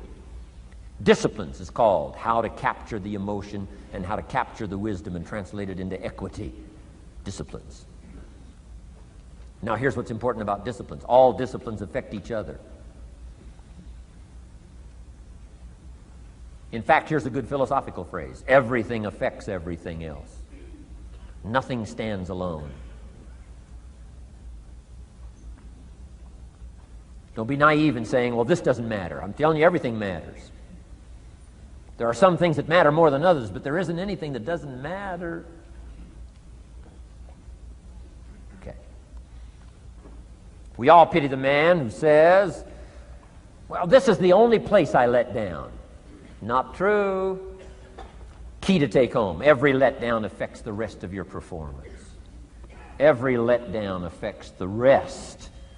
This is part of the educational process on personal development. If you don't take the walk around the block, you probably won't do the apple a day. If you don't do the apple a day, you probably won't start building your library. If you don't build your library, you probably won't keep a journal, and you won't take pictures, and then you won't do this, you won't do wise things with your money, won't do wise things with your time, won't do wise things with your possibilities and relationships, and the first thing you know, 6 years of that accumulated, and we say you have messed up. So the whole key to reversing that process now is to start picking up these disciplines. Now here's the positive side. Every new discipline affects the rest of your disciplines. Every new one affects the rest. That's why action is so important. The least action, the smallest action. Take it. Because when you start accomplishing and the value starts to return from that one action, it'll inspire you to do the next one and the next one and the next one. You start walking around the block, it'll inspire you to get an apple. Get an apple, it'll inspire you to get a book. Get a book, it'll inspire you to get a journal. Get a journal, it'll inspire you to grow, develop some skills. All disciplines affect each other. Every lack affects the rest. Every new affects the rest. The key is to diminish the lack and set up the new. And you've started a whole new life process. Key. Also, one more thought on discipline. Here's the greatest value of discipline. Self-worth. Self-esteem. People are teaching self-esteem these days, but they don't connect it to disciplines. The least lack of discipline, and it starts to erode our psyche. One of the greatest temptations is to just ease up a little bit. Right? The slightest lack of doing your best starts to erode the psyche. Instead of doing your best, doing just a little less than your best. Sure enough. You say, well, it's just going to affect my sales. No, it's going to affect your consciousness. It's going to affect your philosophy. Now you've begun in the slightest way to affect your own philosophy. Here's the problem with the least neglect. Neglect starts as an infection. And if you don't take care of it, it becomes a disease. And one neglect leads to another. And the worst of all, when neglect starts, it diminishes our self-worth, our self-confidence, our self-value. You say, well, how can I get back my self-respect? I'm telling you, you don't have to go to 29 classes. All you have to do is start the smallest discipline that now corresponds to your own philosophy, like I should, and I could, and I will. No longer will I let neglect stack up on me so that I will have the sorry scenario 6 years from now, giving some excuse instead of celebrating my progress. That's the key to discipline. Okay? Let's get kids involved in the least of disciplines. One more, and then one more, and then another one, and then another one, and then some more. And the first thing you know, you're starting to weave the tapestry of a disciplined life into which you can pour more wisdom and more attitude and more strong feeling, more faith and more courage. Now you've got something, a vessel in which to put it, and now the equities start to flow. And the early return, I'm telling you, if you'll start this process, the early return will have you so excited, you'll commit yourself to this strategy for the rest of your life. You'll never go back to the old ways. Join a new crowd, join a new group. The disciplines to do it, take action. I recommended the last time I was here the little book, Richest Man in Babylon, and I said I've lectured now to over 3 million people in the last 33 years, and I've recommended this little book to almost all of them, I think. Guess how many have actually gone and got this little book? Answer, very few. My best guess is 10%. Such an easy thing to do. In that last seminar, right, I suggested this little book, number one, is easy to find. Number two, it's easy to buy. The most you can pay for it, $6, $7, $8. You can borrow that from your kids. And number three, it's easy to read. It's in story form. That's why I use it for teenagers, teaching them how to be rich by 40, 35 if you're extra bright, much sooner if you find a unique opportunity.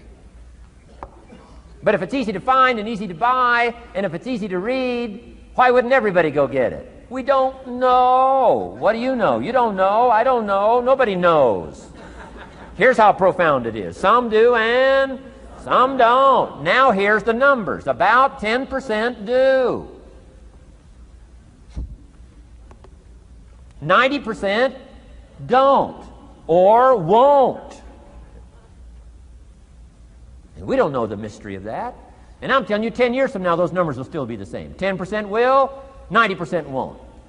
The numbers don't change. Only the faces change. You're looking at one of the faces. I used to belong to the 90% who couldn't be bothered even if it was easy. Guess how many people have a library card? Wisdom of the world available. Transform your life in any value amount you want. By the way, how much is a library card in Texas? Free. Here's what free is. Easy. I mean, it can't be any easier than free. Somebody says, well, would you bring it by? Well, no. At least you got to go get it. No.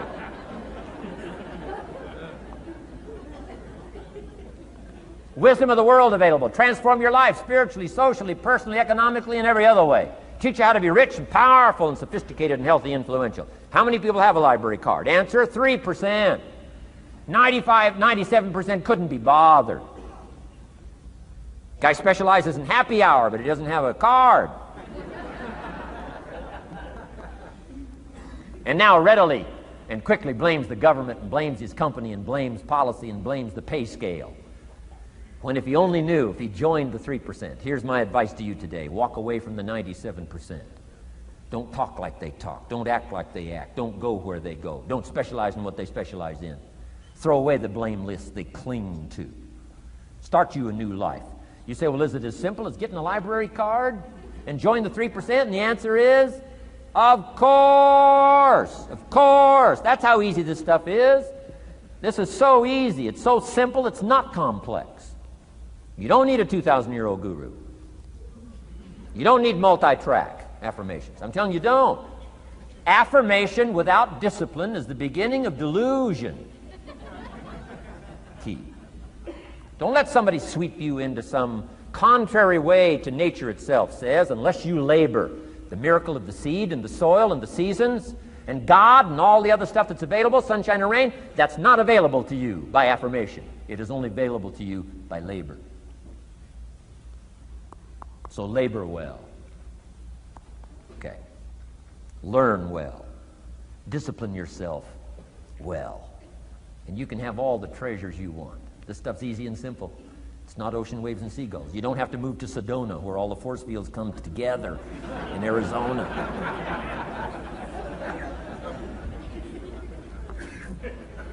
Let's teach our kids the simple ways to transform their health, number one. Their economics, number two. Their ability to communicate, number three.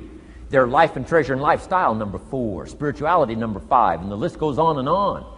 Let's not leave out any of the least of disciplines that encourage us to do the next one, to do the next one, to do the next one. First thing you know, this whole scenario for you is spinning up instead of out of control on the negative side. This is all you got to do.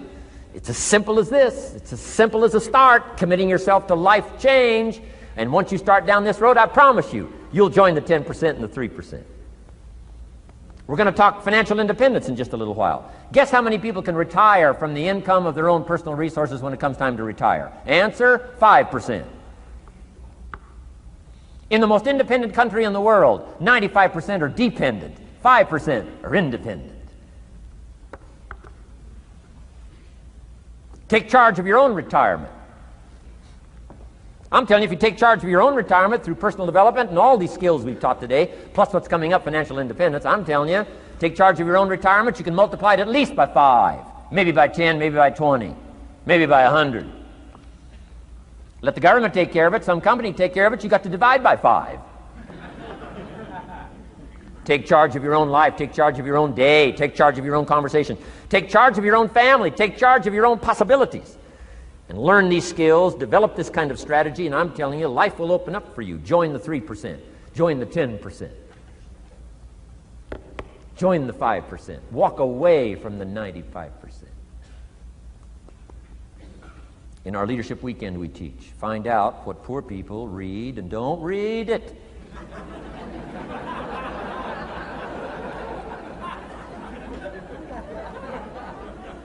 I'm telling you, don't talk like they talk. Lend a helping hand, but don't fall into their poor philosophical scenario. Don't blame what they blame. Don't use the excuses they use. It's called the language of the poor. Switch gears, switch language, switch ideas, switch strategy. Start with the simplest of disciplines. And don't bemean any of these disciplines. The smallest of disciplines starts the process of life change. And if you'll invest in this thing called discipline, you can have whatever you wish. It's called the beginning of a miracle. Now here's the last clue on discipline. Do the best you can. We covered earlier, but here's a good scenario for the do the best you can. I've got a good question for you. Is the best you can do all you can do? And the answer is no. Strangely enough. If we all fell on the floor right now and did as many push-ups as we possibly could,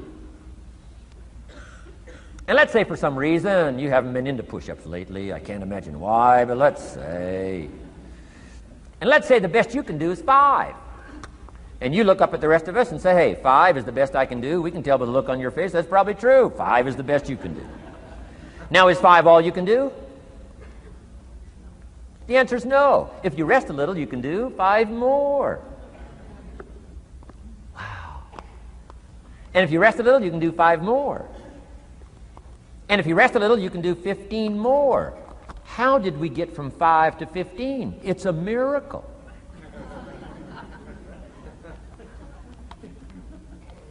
And if you rest a little, you can do 15. Rest a little, you can do 15. Rest a little, you can do 20. How did you get from 5 to 20? It's a miracle. Did you know you can keep doing that?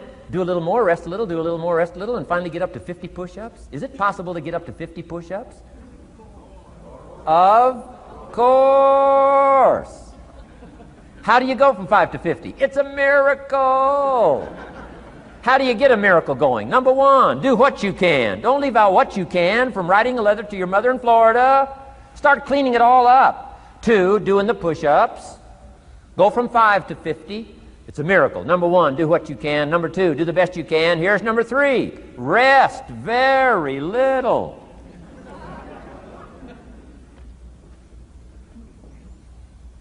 Don't rest too long. Why? The weeds take the garden. Kids have got that figured out. You can't rest too long. Here's the clue. Make rest a necessity, not an objective. The objective of life is not to rest. The objective of life is to act. Think of more disciplines. Think of more ways and means in which to use your own wisdom and your own philosophy, and use your own attitude, your own faith, your own courage, your own commitment, your own desires, your own excitement.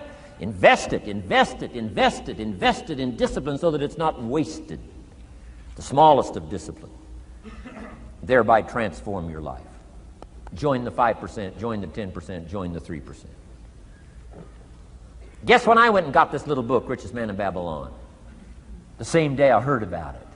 I went and got it. Somebody says, well, Mr. Rohn, does that make you different than most other people? And the answer is yes. Somebody says, well, why is that? We don't know. We don't know. What do you know? You don't know. I don't know. None of us knows. Some do and some don't. The numbers don't change. Only the faces change.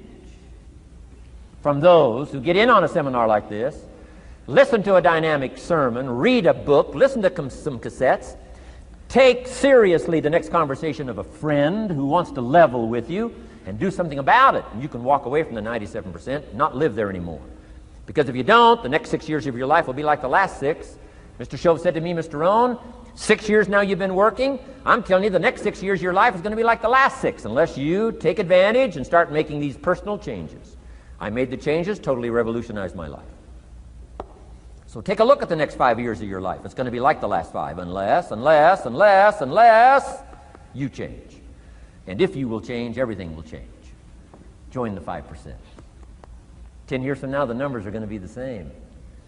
But I'm telling you, some faces in this audience can change and start showing up in the 3% crowd, in the 5% crowd, in the 10% crowd, and thereby dynamically affect your life and your future.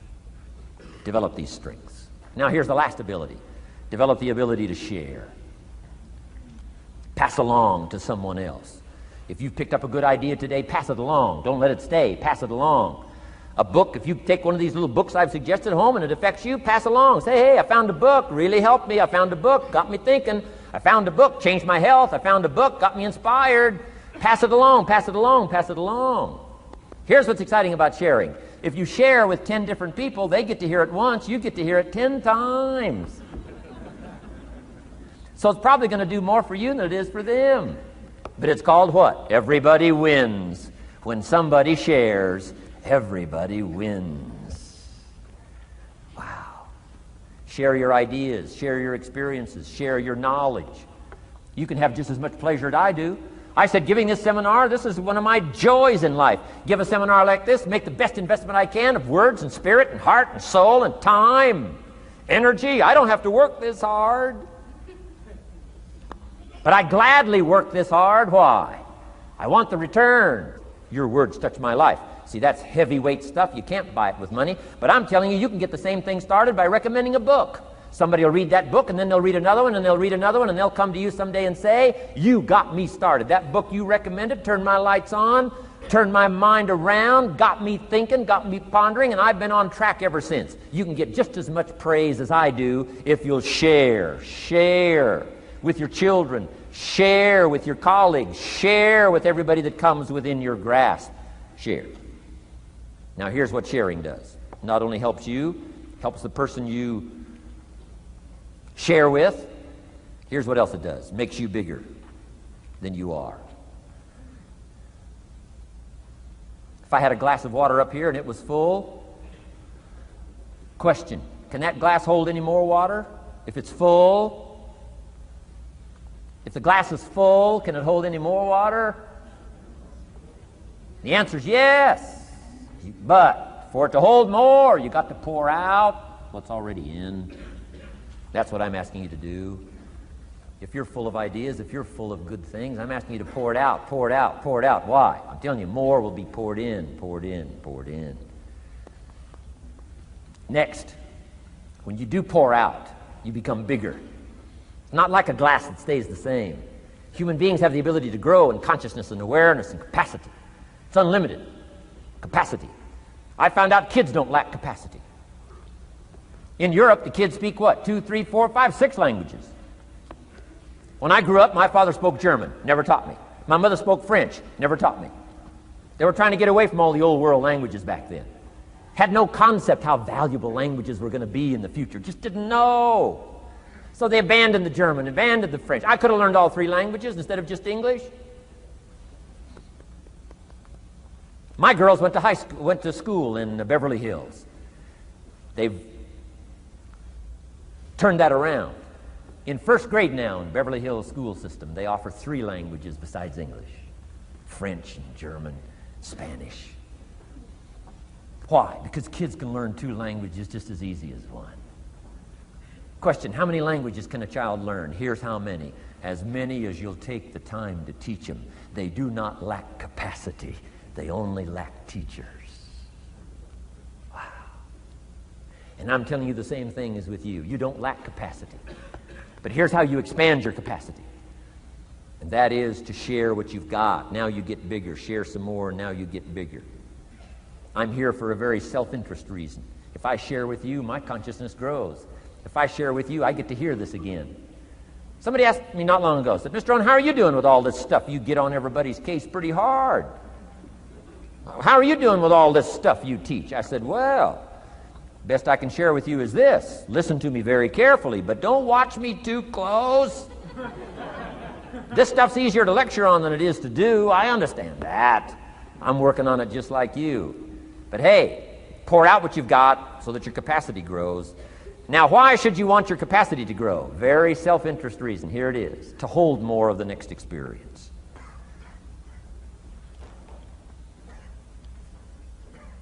You mean to tell me that sitting in this audience, some people will get more out of it than others? And the answer is yes. If you haven't been into expanding your own capacity lately, you might not get much from this seminar. But if you've been into expanding your capacity, and you've been sharing, and you've been doing all this stuff, I'm telling you, no telling what all this could mean to you today, this chance to grow, change, develop, absorb, take in. I'm asking you to expand and grow so you can hold more of the next experience. Some people can't be very happy. You could pour happiness out on the whole world. Some people can't be very happy. Why? They're not big enough. If you're small, you don't get much. Small in comprehension, small in the ability to think and wonder, small in appreciation, no matter how much is poured out. Prosperity can be poured out on the whole country. Some people don't get much. Why? They're too small in their thinking, too small in their ability to share, have not expanded to their full capacity. Don't be like that. Now, some people aren't going to get much because they've got their cup turned upside down. You couldn't put anything in. Learn to share. It's a glorious, glorious experience. Okay, enough on personal development. Let's cover now setting goals. Let me show you something that turned me every way but loose. I've never been the same since I found out about it. Learning how to set goals.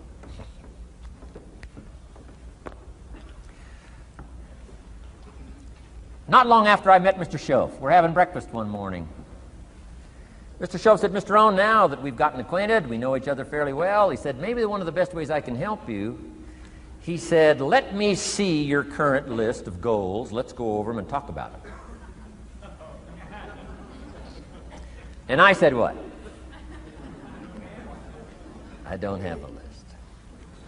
He said, well, Mr. Rohn, if you don't have a list of your goals, he said, I can guess your bank balance within a few $100s.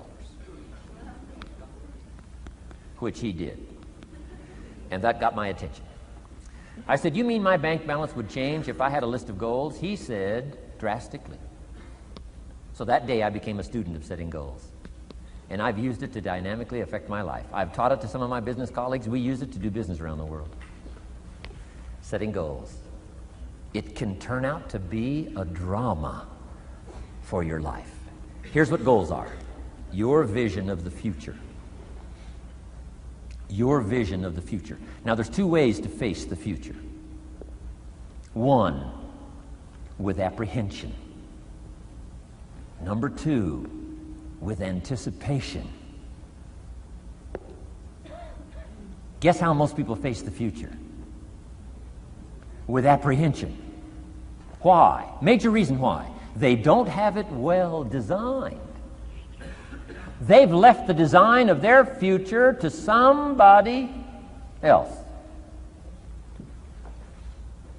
And if you don't make plans of your own, guess what? You'll probably fall into someone else's plans. Guess what someone else may have planned for you? Not much. You got to make a list of this not much stuff. I'm telling you, people all their lives count on this not much list. If all of your negative relatives all turn positive, what will that do for your future? Not much. If prices come down a little, what will that do for your future? Not much. If the economy gets a little better, what will that do for your future? Not much. If circumstances get a little better, what will that do? Not much. If the weather gets a little better over the next few years, that'll do. Not much. I mean, you could go right down this whole scenario list. Most people all their lives, with their fingers crossed, count on this not much list. That's why 10 years from now, they'll be driving what they don't want to drive, living where they don't want to live, wearing what they don't want to wear, doing what they don't want to do, having what they don't want to have, maybe become what they didn't want to become. And it all starts by counting on something that's not going to count much. You say, well, then how can my life dramatically change? You got to count on yourself. And here's one of the things you got to count on. Your ability to design the future. It's called the promise. And the promise of the future, if you'll design it well, can have an awesome effect on your life. But if you face the future with apprehension, you'll take hesitant steps all day, uncertain steps all day. And if you take uncertain steps all day for 6 years, you can imagine how empty your life can be. We've got to help our kids with the promise of the future. Now here's what's connected to the promise, the price.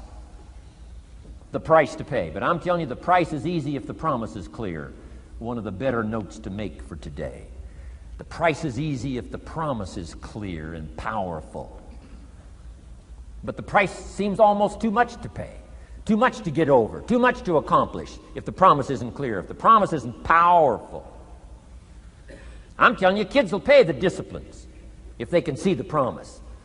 One of our biggest challenges as parents in the 90s is to help our kids see the promise of the future. That's why I'm teaching financial independence, how to become wealthy and powerful and sophisticated and healthy and unique. All of the stuff kids would hope to go for. It's all possible. This is America. That's the promise of the future. The price, a few simple disciplines practiced every day. And I'm telling you, the kids will pay the price of the simple disciplines if they can see the promise of the future. But if they can't see, they don't want to pay. And the same is true of all of us. We will pay the most extraordinary disciplines if we can see the promise of the future, called setting goals. So I'm asking you to get a handle on the future.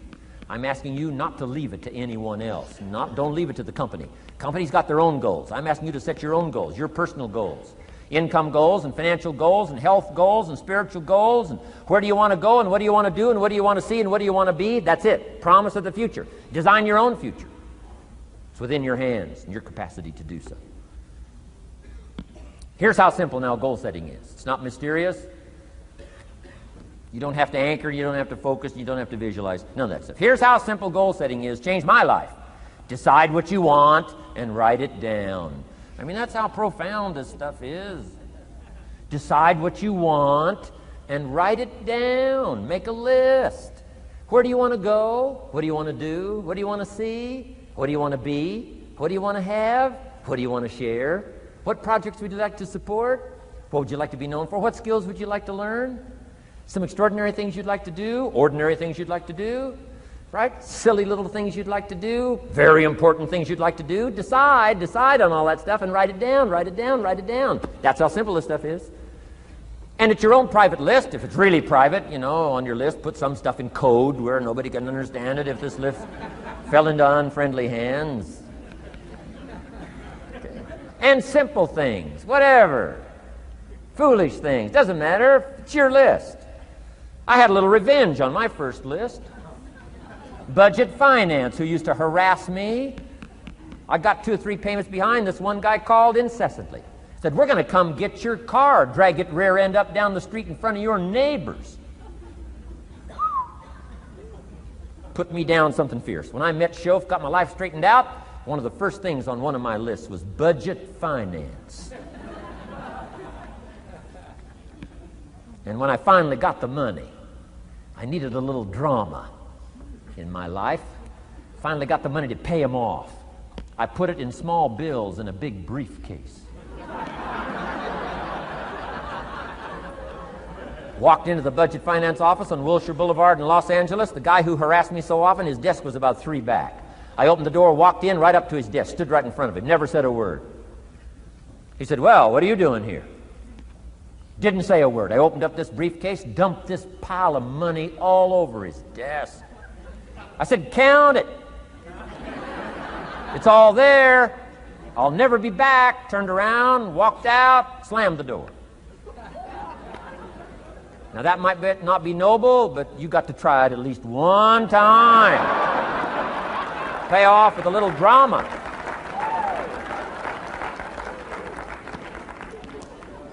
Got to check them off my list. Keep your list with you. I keep my list in my journal so that I can go back. 5 years ago, here was my list. And I'm a little embarrassed. Here's what I thought was so important now. How my philosophy has changed. From 10 years ago, 5 years ago, 3 years ago. Here's my old list. Here's my new list. Here's what's valuable to me now. Here's what I want my life to be now. Here's where I want to go, what I want to do, what I want to see. Keep your lists of goals so that it shows your growth, shows your ability to change and grow. Your philosophy grows and expands what's valuable. Setting goals. It doesn't matter how small, foolish it is. Put it on your list. My Japanese friend, Toro Ikeda, put on his first list, a Caucasian gardener. He wanted. Thought that was good.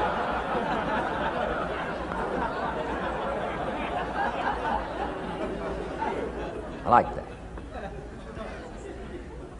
Have you got this profound thing now on setting goals? Here's how profound it is. Decide what you want and write it down. Get together with your wife, decide. Get together with your kids, decide. Get together with your business colleagues, decide. Write it down. Make a list. Okay, that's how easy it is. Now let me give you one more scenario on setting goals. When I started making my first list, Mr. Shope said, Mr. Rohn, looks like we're going to be together for a while. He said, I've got a suggestion for you. He said, I think one of the first goals you ought to set, you're a 25-year-old American male, sure you've made some mistakes, but now you're on the road to better things. You got a family, worth it. Reasons makes the difference. And he said, you've got every reason to do this. He said, why don't you, among all the goals you're going to set, said, why don't you set a goal to become a millionaire? A millionaire. This is America. All the possibilities are available. Why don't you set a goal to become a millionaire? He said, it's got a nice ring to it. Millionaire. Enough zeros to impress your accountant? Millionaire. And he said, here's why. Now I thought, the man doesn't need to teach me why. I'm thinking, wouldn't it be great to have $1 million? He said, no, that's not it. Here's why. And I had one of the greatest lessons I ever learned, and I'm about to share it with you. This will be worth the price of being here today if you can capture what I'm about to share with you. Babysitter fees, whatever else you paid. Some of you missed some sales today to be here, so this is a costly day for you. But what I'm about to share with you changed my whole life. Here's what Mr. Shope said. Set a goal to become a millionaire. And he said, here's why. For what it will make of you to achieve it. And I got one of the greatest classes in one sentence I've ever received in my life. Set a goal that'll make you stretch that far. For what it will make of you to achieve it. What a brand new reason for setting goals. What an all-encompassing challenge to have a better vision of the future. What for? To see what it will make of you to achieve it. And here's why. The greatest value in life is not what you get. The greatest value in life is what you become. Major question to ask on the job is not, what am I getting here? That's not the major question. The major question to ask is, what am I becoming here? It's not what you get that makes you valuable. It's what you become that makes you valuable. So Shope said, set a goal to become a millionaire. For what it will make of you to achieve it. Then he said, when you finally have become a millionaire, now, he said, what's important is not the money. I thought, wow, I've got some more to learn. He said, no, Mr. Rohn, I'm telling you honestly, you could just give the money away. Now, I did better than that, right? I told you. I lost it all. I'm rich by the time I'm 31. I'm a millionaire. I'm broke by the time I'm 33. So I didn't have to give it all away. I lost it all. Foolish mistakes I made. I'm a farm boy from Idaho. That early money drove me bonkers. I used to say, how many colors does it come in? I'll buy them all. I went crazy over that first money. I just went crazy. And then I made that one foolish mistake, right? Continuing guarantee. I mean, I'm so naive off the farm. I don't know what continuing means. And a few other mistakes. And by the time I'm 33, I'm broke. Now I've made and lost millions since then. But what an experience that was. And I'm telling you, the man was right. When I finally was broke at age 33, guess what I discovered? My money did not mean that much. It represented only a fraction of all my assets. Shope said, once you become a millionaire, Mr. Rohn, you could give all the money away. Because he says, what's important is not the money. What's important is the person you've become. Now, let me give you the key phrase on setting goals. Set the kind of goals that will make something of you to achieve them. Set the kind of goals that will make something of you to achieve them.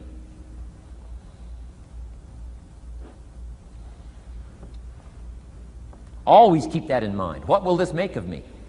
If I set this goal and go for it, not only will I achieve it, but what will it make of me in the process?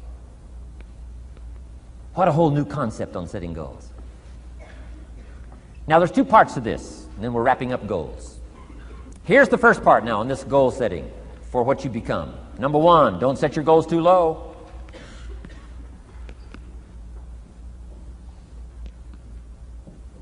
Interesting, we teach in leadership. You'll find it on the cassettes. Don't join an easy crowd. You won't grow. Go where the expectations are high. Go where the demands are high. Go where the pressure's on to perform, to grow, to change, to develop, to read, to study, to develop skills. I belong to a small group. We do business around the world. You cannot believe the expectations at that level. What we expect of each other in terms of excellence. Far beyond average. Why? So that we can each grow, so that we can receive from the group, we can contribute to the group. Something unprecedented. It's called living at the summit. Go where the demands are high. Go where the expectations are strong, so that it'll provoke you, push you, urgently insist that you not remain the same for the next couple of years, the next 5 years, that you'll grow and change. So don't set your goals too low. The guy says, well, I don't need much. Well, then you don't need to become much.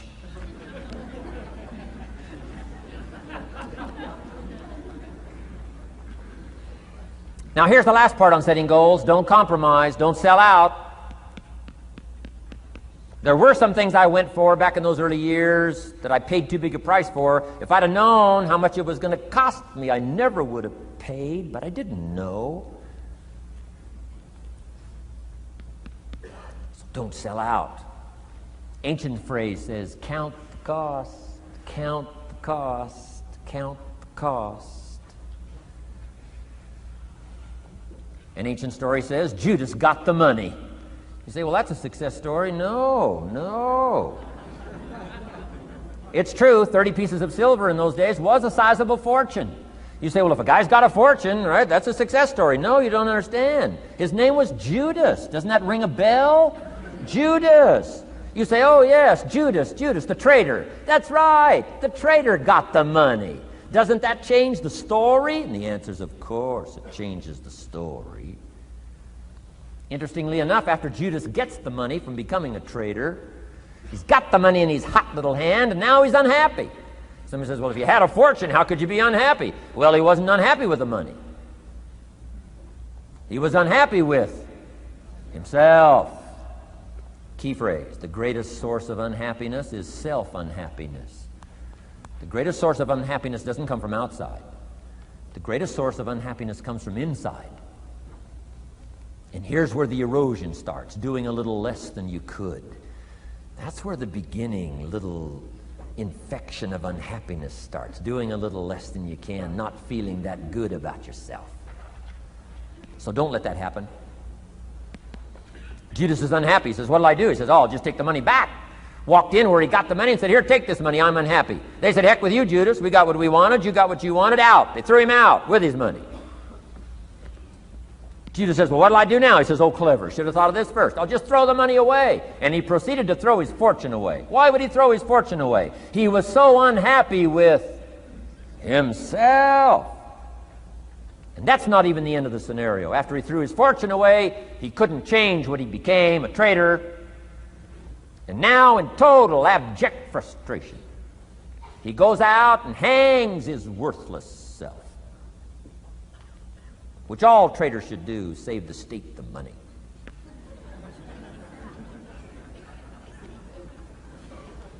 Why such a tragic end? Because he was so unhappy with himself. He sold out. He paid too big a price. Ancient script sums it all up and said, what if you gained the whole world and it cost you your soul? Too big a price to pay if you got the whole world. Don't sell out. Don't compromise your values. Don't compromise your virtues. Don't compromise your philosophy. Key. Here's the key word, beware. If Judas could speak back, he'd probably say beware. Two good words from ancient script. One, behold, the positive word. Behold the possibilities, behold the opportunity. Behold the drama, behold the awesomeness, behold the uniqueness. Behold the majesty, behold, behold. What a good word. But here's the other word, beware, beware, beware. Don't sell out. Mark well what you become in pursuit of what you want. But I'm inspiring you, hopefully, to set the kind of goals that'll transform your life, make you far better than you are, far stronger than you are. Okay. Isn't this good advice? This is such good stuff. I should have paid to get in, right? Fabulous.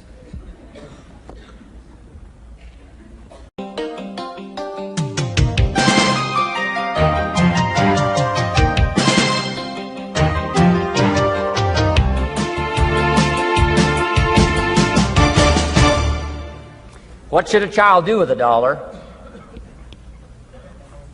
Let me give you the best advice I've got. And this is called sort of middle of the road scenario, and I'll show you how these numbers may change, but here's what I teach. Kids, never spend more than 70 cents. Now you got to pick some number. When I met Mr. Schoaf, I was at about 110%. But remember this, if your outgo exceeds your income, your upkeep becomes your downfall. Good little scenario. So here's the number that I found works best in developing a good financial plan. Never spend more than 70 cents out of every dollar from now on. Now kids ask me what? What do you do with the other 30 cents? Here's my best advice. 10 cents, charity. 10% charity. Supporting worthy projects, helping people who cannot help themselves. Some churches teach tithe, peace, portion. Turning back part of what you take out. Excellent, excellent philosophy. That's what that 10% is. And nothing teaches children responsibility and character better than generosity. No school, no class, no teacher can teach character better than the simple act of generosity. 10 cents out of every dollar. Now you can pick your own number. I'm just giving you my best scenario. Now the time to start this is when the amounts are small.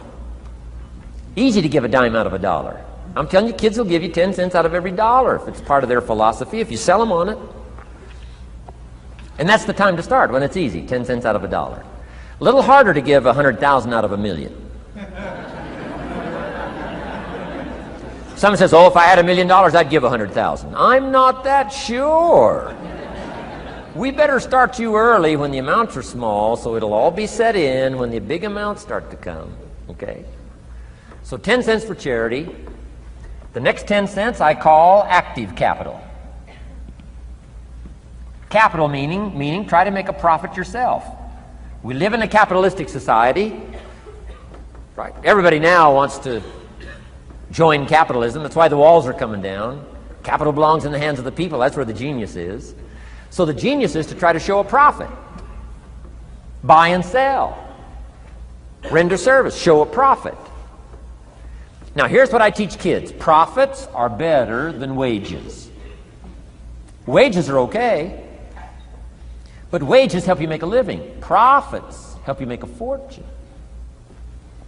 The key is to just understand philosophically a little simple economic scenario. And there's all kinds of ways to make a profit. I'm working on a new book. Here's what it's called. I think it's going to be called, Of Course Kids Should Pay Taxes.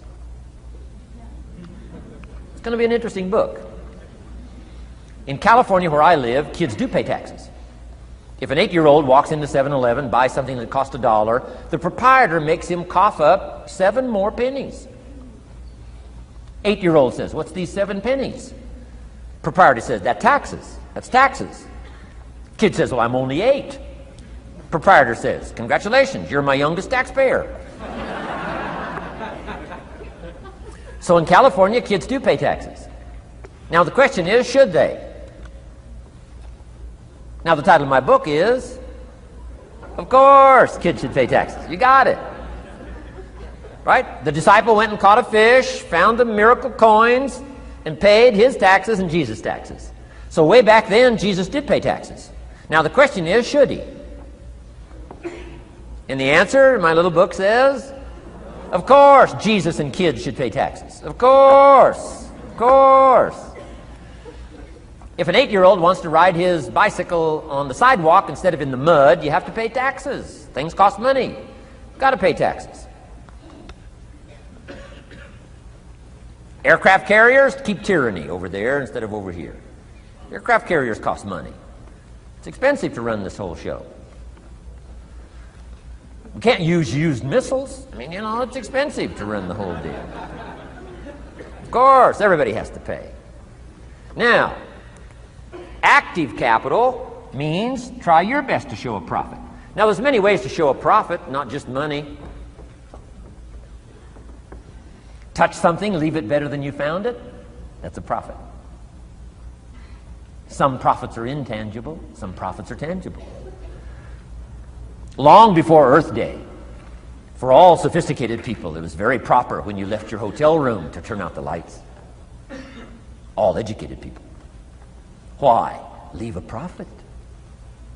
It's so easy to flip the switch and leave a profit. Some say, well, the hotel gets the profit. What do you care? All you need to become is a person who leaves a profit. Wow. I talked to a man who runs a whole string of apartments. He said, guess what? Most people, when they rent an apartment, leave it, what? Trashed, worse than they found it. What kind of a reputation would that be? Whatever you touch turns to trash. Whatever you touch gets dirty. Nothing you touch gets better. See, that's a poor philosophy. No wonder it leads to poverty, small lives. As one writer said, living lives of quiet desperation. This is where it all begins. Failure to leave a profit when you can, turn out the lights, doesn't matter what it is. Become profit-minded. Profits are better than wages because profit has the potential to make a fortune. Wages has the potential to make a living. So I teach kids, take part of your wages. If you earn the money, take part of it for charity and part of it to see if you can't make a profit. And there's all kinds of ways. My book's going to be full of all kinds of ways kids can make money. I teach kids how to have 2 bicycles, one to ride and one to rent. I mean, it doesn't take long to get into business. You don't have to be a genius. Halfway bright, you can start showing a profit. Now, here's the next 10 cents called passive capital. Meaning, let somebody else use the capital, you provide it, you're passive, they're active. And let them pay you interest. Profits and interest. Unique way to make a fortune. In fact, there's a Bible philosophy. I teach teenagers this Bible philosophy. Here's what it teaches. The borrower is servant to the lender. Wow. So where is the power position? Not a spender, a lender. And if I've taught teenagers well, if you ask them, among some of the things you want to be, when you grow up, as years pile on, what would you like to be? I'm telling you, among some of the things that they would like to be, if they've sat in on my classes or gotten some of my material, they would say, I want to be one of them lenders. Powerful position. Let somebody else use your capital. Some projects require more capital than any one person has. So we've got capital pools, whether you put it in a financial institution or whatever, right? Earn an interest, earn a profit, right? Buy a car and sell it for more than you paid for it. Why? Because you leave it better than you found it. Touch something and leave a profit. Okay? It's not just wrapped up in money and economics. This helps to teach all other scenarios of life on profit and capital and expenditures, what to do with your time and what to do with your life, and as well as what to do with your money. Okay? Now this little scenario I call the ideal. Now here's what's important. To set up the ideal and work toward it. Because at first you may not be able to do these numbers. Some people are in such desperate situation currently, they got to go 97, 1, 1, and 1. I mean, I had to start there. Start with pennies. And remember, it's not the amount that counts. Mr. Schoaf gave me the clear situation. Here it is. It's not the amount that counts, it's the plan that counts. When I met Mr. Schoaf, I'm 25 years old. I said to him, if I had more money, I'd have a better plan. He said, no, Mr. Rohn, if you had a better plan, you'd have more money. 6 years? 6 years? In America, 6 years? Come on, it's not the money, it's not the amount, it's the plan that counts. So set up an ideal plan like this. Now you can rearrange this and modify it to suit yourself. I'm just giving you here as an example. So set up the ideal and then start making progress toward it. Okay. Because finally these numbers are going to change if you move on up into the higher area, right? The people I work with around the world couldn't spend 70 cents out of every dollar. Would be obscene. That'd be too much. So these numbers are bound to change. I don't know what mine are. Probably 20% up here. A lot larger numbers down here. Okay? So these numbers can change. I'm just offering you a good sample philosophy. Remember, philosophy is the set of the sail. The economy is not the set of the sail for you. For you, the set of the sail is your own philosophy, your own thinking, your own plan, your own concept. Don't borrow somebody else's plan. Don't borrow somebody else's concept. Don't borrow the concept, spend all you can, cross your fingers and hope for the best. Don't borrow that. Develop your own philosophy, and I'm telling you, it'll lead you to unique places. Now, the rest of a lot of this is on the cassette tapes, but let me just give you 2 or 3 more pieces of the scenario here. Then I want to talk about communications, and then we're going to wrap it up. Okay. Here's 2 or 3 more parts to financial independence. Number 1, keep strict accounts. This is the best of disciplines. Keep strict accounts.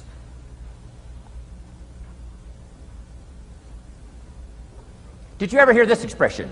I don't know where it all goes. Did you ever hear that? I don't know where it all goes. Oh, we'd love to have you run our company. You don't know where it all goes. Whoa. Did you ever hear this? It just gets away from me. It just gets away from me. Oh, we'd love to turn the world over you. It just gets away from you. Come on. You got to have better disciplines than that. Let that be the 90%. Let that be the scenario of the 97%. But don't let it be your scenario. Don't let it become your philosophy. Keep strict accounts. Next, a new attitude. I had to develop a new attitude as well as new concepts. Here's what I used to say. I hate to pay my taxes.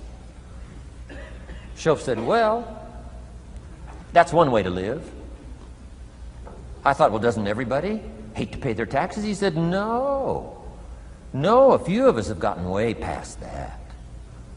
He says, once you understand what taxes are, here's what taxes are in our governmental system in our society. Taxes is how you care and feed the goose that lays the golden eggs. Democracy and liberty and freedom. Free enterprise. Wouldn't you want to feed the goose that lays the golden eggs? Somebody says, well, the goose eats too much. That's probably true. I understand that. Of course that's true. But see, better a fat goose than no goose. And here's the truth be known. We all eat too much. Let not one appetite accuse another. Of course the government needs to go on a diet. So do most of us. But hey, you still have to care and feed the goose that lays the golden eggs. Once you understand that that's what it's for. See, it is so important, the right attitude. Here's what I used to say. I hate to pay my bills. You open up the mails, nothing but these window envelopes, bills. I hate to pay my bills. Schoaf said, well, that's one way to live. I said, well, doesn't everybody hate to pay their bills? He said, no, some of us are way beyond that. I said, is it possible to love to pay your bills? He said, yes. Reduce your liabilities? Increase your assets? Wouldn't you love to do that? So start a whole new attitude here. Next time you pay $100 on an account, put a little note in there and say, with great delight, I send you this $100. I mean, they don't get many letters like that. reduce my liabilities, increase my assets. My picture's changing. My picture's improving. I love to pay my bills. Keep the money in circulation. Pay my taxes. Feed the goose that lays the golden eggs. It's a matter of attitude. And here's the last on attitude. Everybody must pay.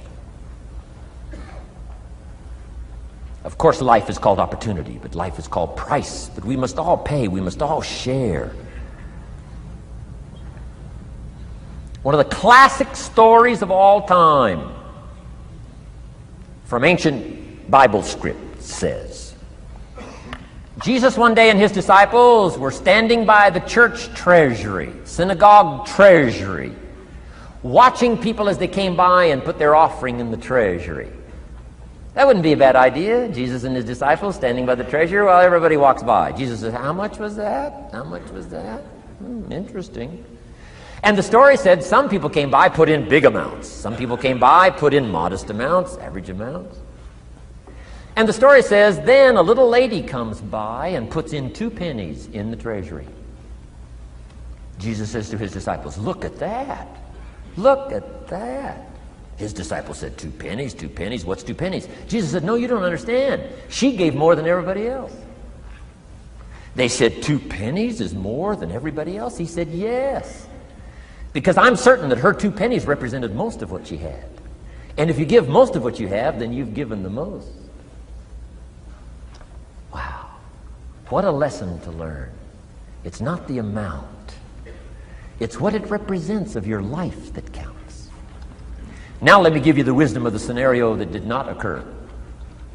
And this is the greatest of wisdom. And in my own particular, peculiar brilliance, I have the ability to record for you what was not recorded in the scenario of the story. Here's what did not occur, which may teach us one of the greatest of the wise things that was taught in this scenario. Here's what did not occur in the scenario. Jesus did not reach into the treasury and get this little lady's 2 pennies and run after her and say, here, little lady, my disciples and I have decided that you're so pitiful and you're so poor that we've decided to give you back your 2 pennies. I'm telling you, that did not occur.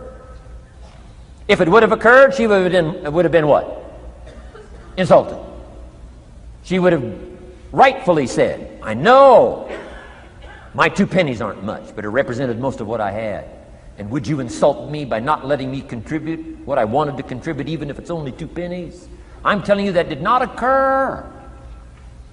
Here's part of the wisdom of the story that was not recorded.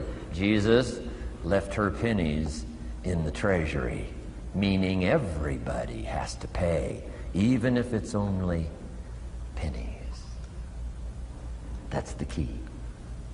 And whether you start with pennies or whether you start with dollars or whether you start with nothing, remember, part of the scenario is to spend, of course. Part of the scenario is to invest, and part of the scenario is to show a profit, and part of the scenario is to help take care of people who can't take care of themselves. If you'll set up your own philosophy, I'm not asking you to buy my philosophy. I'm not asking you to adopt my numbers. I'm only wanting to provoke you to think, for you to come up with a splendid economic philosophy that's got you up early and got you up late, has got you thinking and pondering ways to use your resources and turn it into the dreams you want for the future.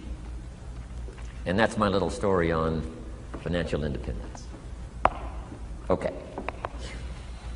Here's the next to the last subject, communication. How to affect other people with words. I've got just a little 4-point program here for you to consider. The whole expanded version now, 3 days, right? 3 days of all this is in that package that you're taking home. So this is called an abbreviated version of all the rest, this 1 day, video day. 4 steps to good communication. Here's number 1, first of all, words can work miracles. That's why communication is so important. Words can work miracles. Words are powerful. Words are almost godlike. In fact, ancient script says the Word was God. God was the Word. Wow, words and God. I said to my Israeli audience last year, in the beginning, the story of creation is unique. It says, in the beginning, Jehovah God spoke and said what? Got some students here, I'm sure. In the beginning, Jehovah God spoke and said what? Let there be light. And what? There was light. Wow! Wow! It looks like words create light. Is that possible? I'm telling you it's possible. Humans can get pretty close. What if somebody can't possibly see how they could do well, how they could become successful, how they could transform their lives and their health, their future, and their finances, spiritually, and every other way? They can't see, and you come along and share your story, and maybe borrow some other stories. And by the time you get through with a good presentation to this person, they say, now I can see.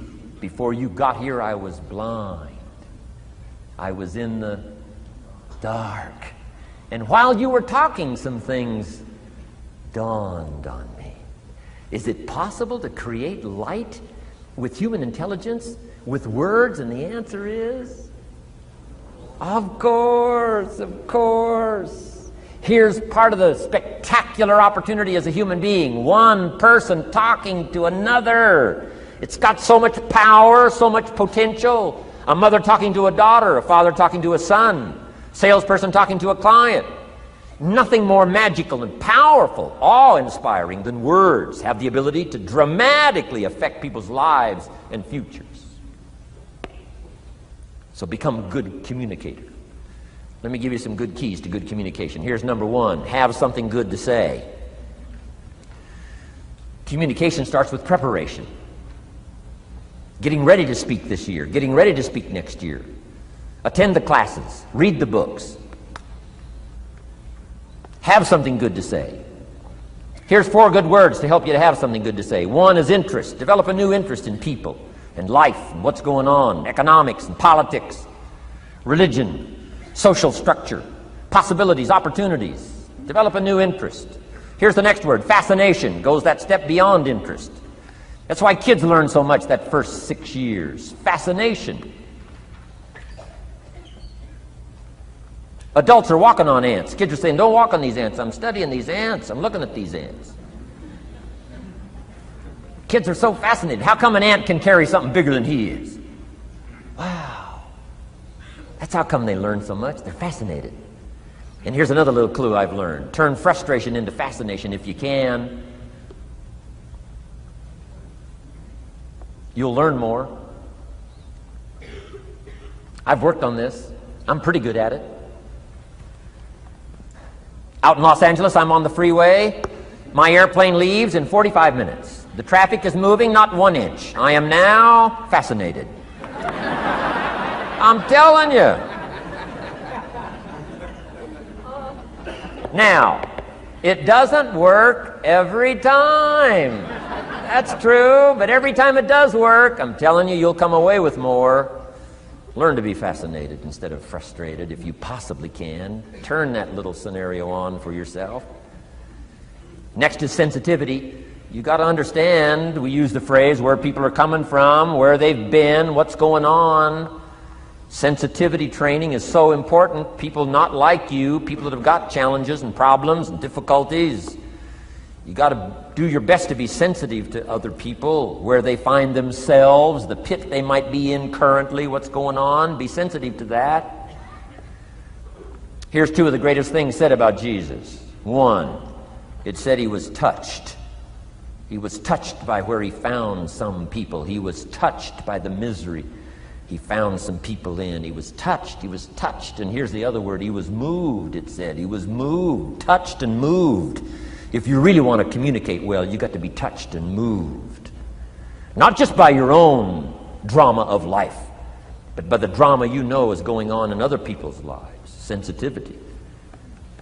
How does an adult 40 talk to a child who's 12? You got to be sensitive. Not just to your current situation. One of the best ways to identify with a child who's 12 and you're 40 is remember when you were 12. Go back, remember the scenario and let it hit you again, let it touch you again. I don't have any problems with 12-year-olds. I remember almost every day of being 12. 12's a unique year. 1, you're not 13. I mean, you know. If I heard it once, I heard it 100 times. Of course you can't go, you're not a teenager. Wow, I can't wait for this year to be finished.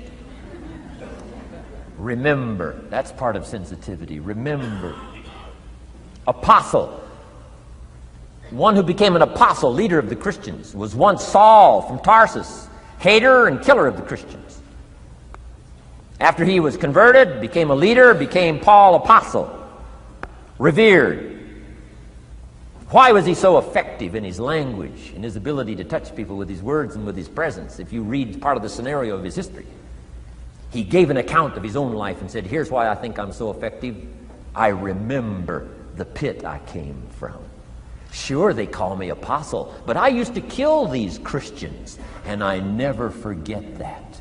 If I want to get in touch with other people's difficulty, I got to remember my own difficulty. Let it hurt again. That's what makes a good performance. A good actor, a good actress. The emotion close to the surface from the remembrance of things past. And then well-chosen words delivered with emotion. Powerful. The last word is knowledge. You just got to go through exercises like this. Take the notes. Work hard. Roll up your sleeves. Go to work. Gather the knowledge in journals. Gather the knowledge in notebooks. Gather the knowledge in a library and cassettes and videos and every other means. Gather knowledge. Don't be lazy in learning. A major part of communication is preparation. Now here's the next part of good communication. Say it well.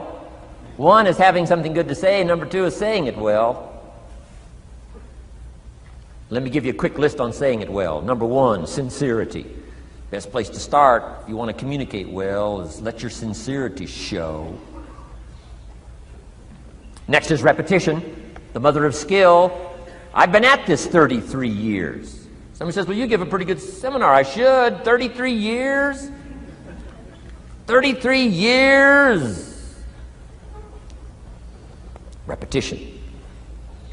Next, brevity. Sometimes you don't need many words if you're totally sincere, I'm telling you. Jesus' presentation in gathering up his team called disciples was fairly short. He just walked around the countryside, took a look at somebody and said, you follow me. That's brief. I mean, that's short. Now, why could he get by with such few words? And this takes care of a lot that I've tried to share with you today called personal development. Here's why I think Jesus could get by with such few words. For all that he was, that he didn't have to say. Take that scenario home. For all that I am, that I don't have to say. Just a few words could be dynamic in affecting someone else's life. A child, a business colleague, a sales client. Next, vocabulary. Got to work on your vocabulary. Some of my friends took a survey among prisoners working on some rehabilitation program. They weren't particularly looking for this, but here's what they found. There's definitely a relationship between vocabulary and behavior. And here's what they found out. The more limited the vocabulary, the more tendency to poor behavior.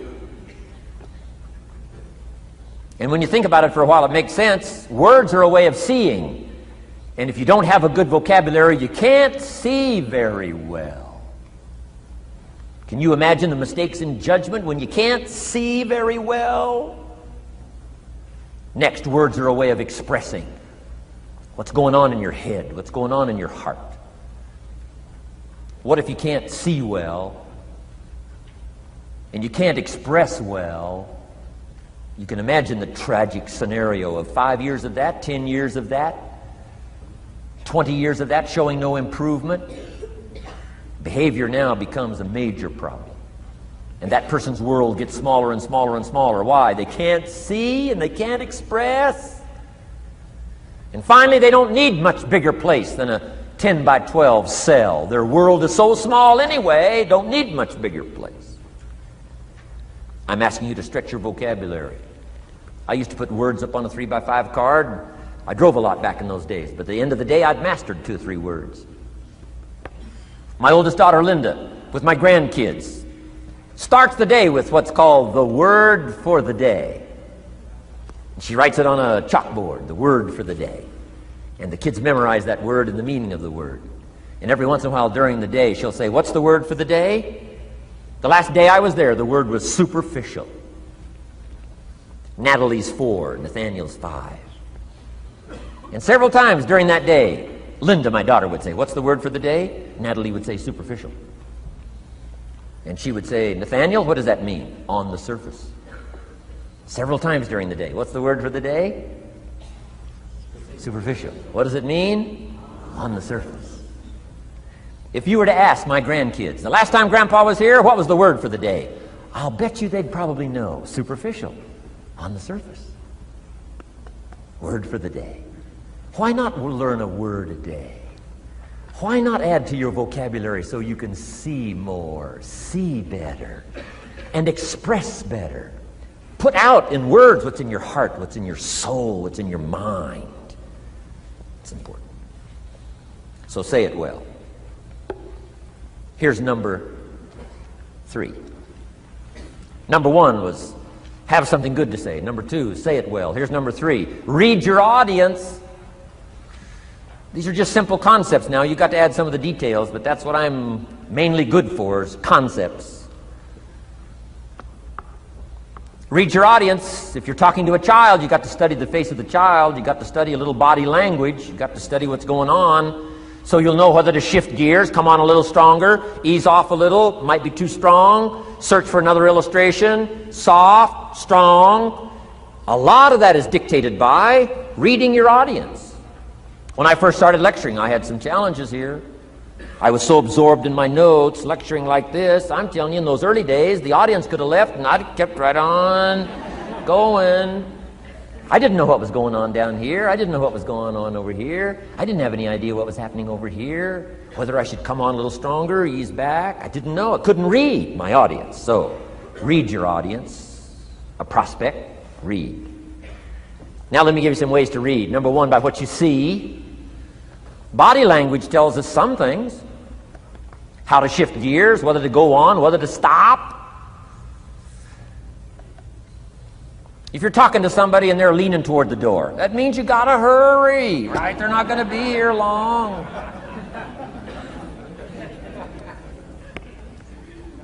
Body language. Guy's got his arms folded, chin tucked down. You got your work cut out for you. You're gonna have to reach deep in your bag. Find some extraordinary stories. This one's not gonna be easy. What tells you that? Reading what you see. Here's the next one. Read what you hear. You've got to read a child's impatience. Kids don't mind telling you whether they're bored or impatient. Kids' attention span is short. Doesn't last long. You've got to get it said. You start talking to a child, 30 seconds they say, "How long is this going to take?" Whoa. Read. Listen. Listen for the response. Now you'll know whether to shift gears, change your language, find a new illustration, soften, stronger. Read your audience. Read what you see, read what you hear. And here's one of the most important. Read what you feel.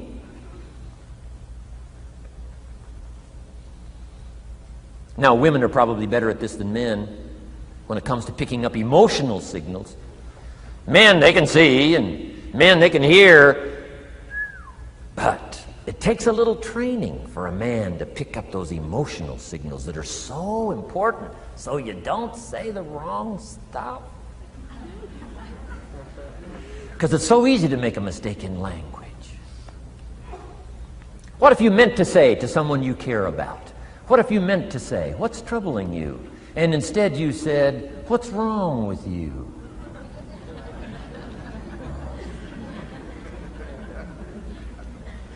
Communication. So read the emotional signals. If we could learn from the women on this emotion. Women have this uncanny antenna picking up this stuff. Woman says, "Doesn't feel right." I mean, what does that mean? It doesn't feel right. It doesn't feel right. Whoa. Women have got it though. Seems to be built in. Especially danger. Women pick it up quicker than men. It's built in, I think. Way back, right? Man was the provider, mama was the protector at home. So she picked up this scenario of danger, I think, these signals. But they are good. In the middle of the night, mama wakes up. The baby cries. Mama wakes up. Papa sleeps. The faintest cry. Mama's awake. Or she nudges her husband and says, go look, something isn't right. He says, what do you mean it isn't right? She says, no, go look. He said, hey, everything's okay. She says, go look. He says, okay. And he gets out of bed, goes downstairs. The front door is open. How did she know that? We don't know. I mean, she just knows. She just knows. But I'm telling you, it's so valuable in communication to be able to pick up the emotional signals as well as what you see and as well as what you hear. It's so important. But women are good. Ancient scenario says this: there are shepherds and there are sheep and there are wolves. What a good life scenario. But it doesn't stop there. This ancient scenario says also, some wolves are so clever, they've learned to dress up like sheep. Now you got to have a woman. Got to have a woman. Man says, looks like a sheep, talks like a sheep. Woman says, ain't no sheep. Take my word for it. They know.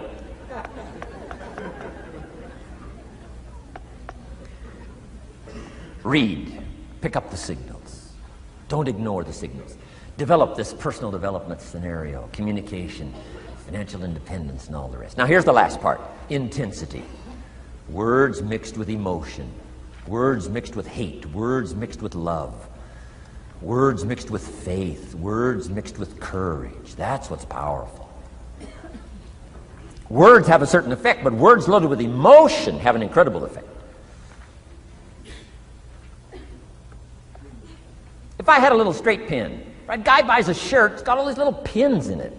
I take out all these pins. If I took one of those little straight pins and I threw it at you, and let's say it reached you and hit you in the face or hit you in the hand, you'd feel it. This little straight pin, you'd feel it. That means I got you with my words. But what if I took that little straight pin and wired it to the end of an iron bar about that long? See, I could drive that pin through your heart. The pin is the words, the iron bar is the emotions. The emotions. Here's the best I could share with you. Put more of you into what you say. Don't be casual in language. Don't be casual in words. Casualness leads to casualties on the freeway and in communication. Don't be lazy in learning good communication. And put more of you. Now here's the last thought. The emotions must be measured. It can't be too much for the occasion if it's not called for. In leadership we teach, don't shoot a cannon at a rabbit. It's effective, but you've got no more rabbit.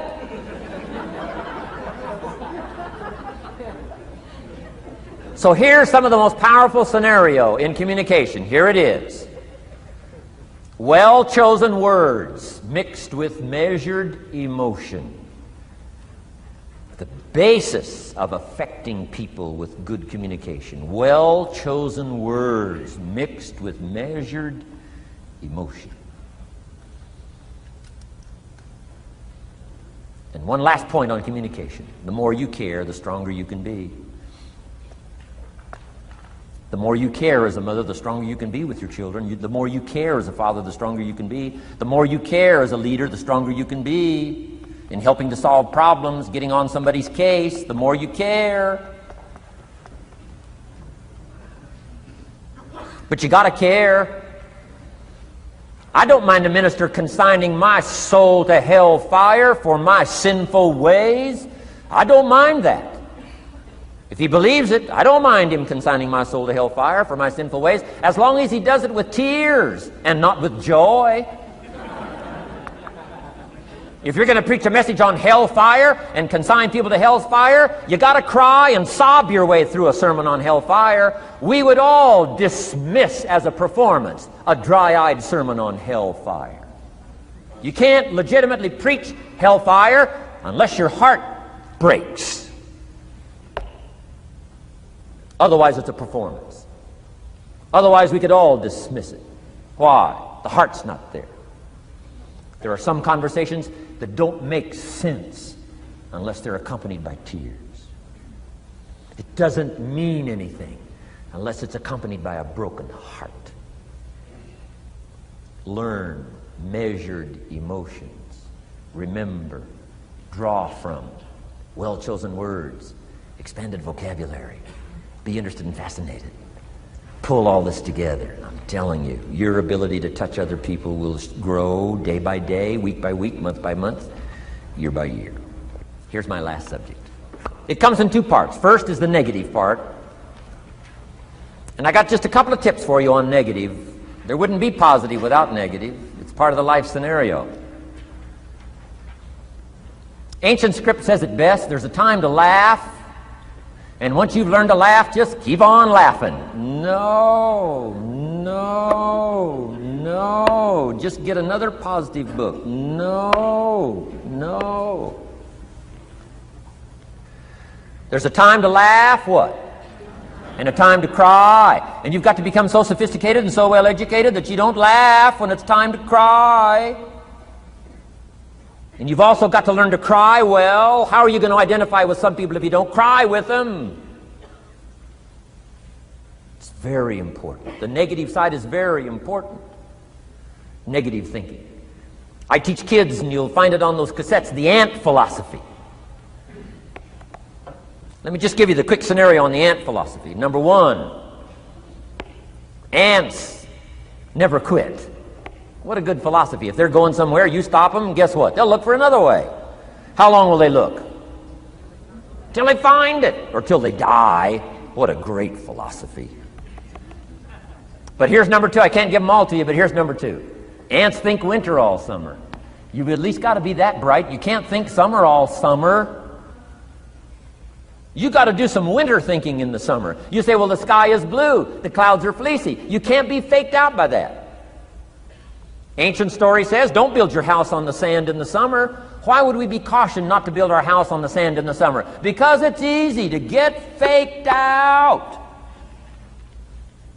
So what should you do during the summer? Think winter. Think storm. That'll drive you to find a rock in the summer when the sky is blue. Key, negative is normal. You got to handle it. You can't dismiss it.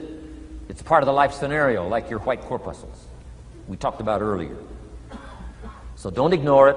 Let it be part of the scenario. Here's the key. Learn to master it. Negative is not to be ignored. It's to be mastered. It makes us better than we are to wrestle with it. It makes us better than we are to be alerted to tyranny that moves into Kuwait, or ignorance that moves into your life, or procrastination that moves in and robs you of your fortune, or poor health that's going to be the legacy of those who neglect their health disciplines. You got to do battle with the enemies on the outside and on the inside. So learn how to handle the negative. And now here's the last, called the positive. Let me give you the day that turns your life around, as quickly as I can. I got 4 parts to the day that turns your life around, and then we're finished for the day. Number 1, disgust. Disgust. Disgust is a negative emotion, but it can have a very positive, powerful effect. Disgust says, I've had it. What an important day that could be. I've had it. Wow. I met a beautiful, powerful, accomplished executive lady in New York. The company invited me to come in. This lady was a vice president, extraordinary lady. I got to know her, and I found out her story. I said, how did you get here? Big income. And she never went to college, never went to university. I said, how did you get here? Executive, powerful, income. She said, well, let me tell you part of the scenario. She said, when I was a young mother a few years ago, she said, one day I asked my husband for $10. And he said, what for?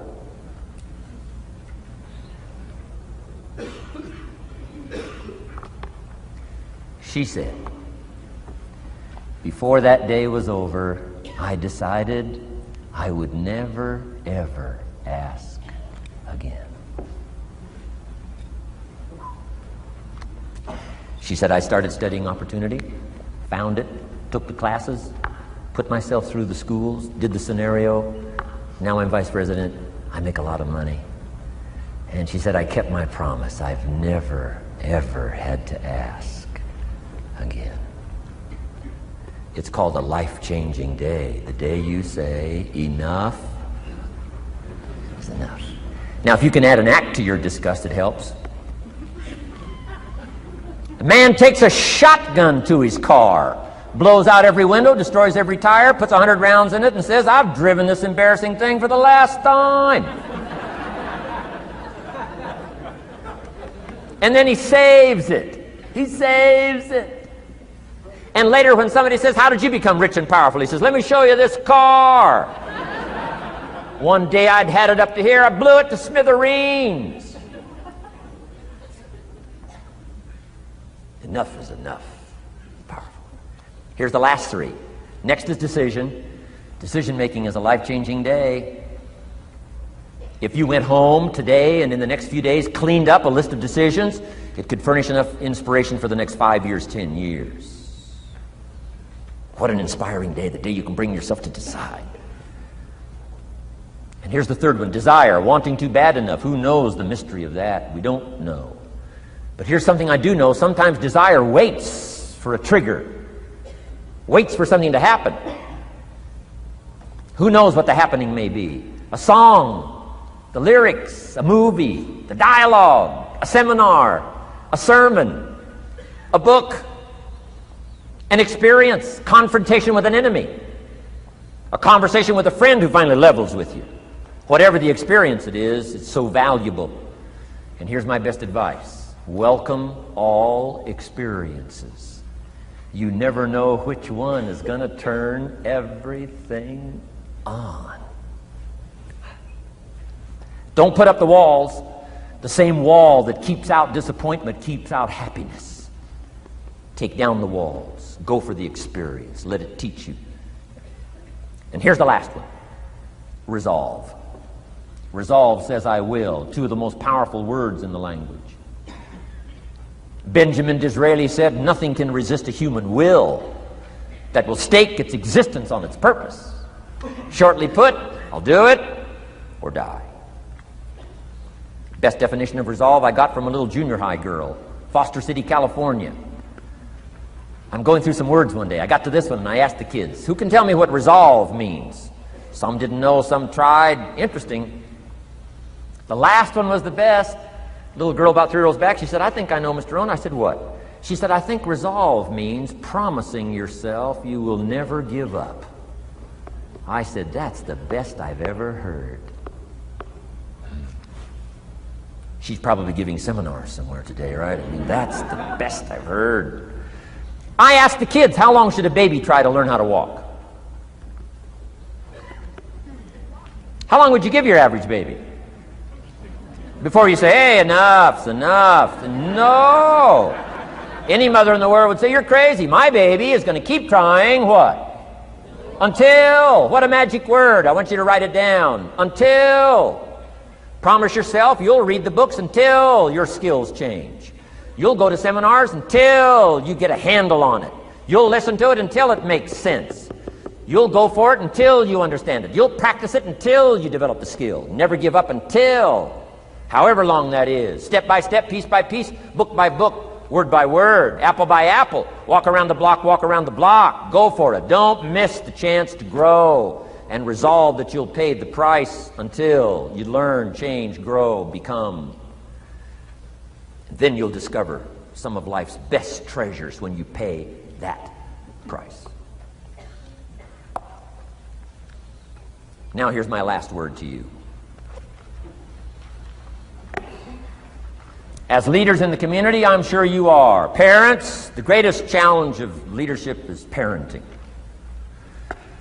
Whether you're in sales or management, wherever I've found you today, I want to give you, from my heart to you, what I wished you would do from this seminar today. And if I've inspired you to do this part here, among all the other things I've talked about, I would have considered it worthwhile to leave my family, fly away from my home, drop down into Fort Worth, Dallas, and spend one of my very precious days with you. If I can accomplish this, it'll all be worthwhile. It comes in two parts, and here it is. One, learn to help people with their lives, not just their jobs. Learn to help people with their lives, not just their skills on the job. Touch people with a book, touch people with a poem, touch people with some words.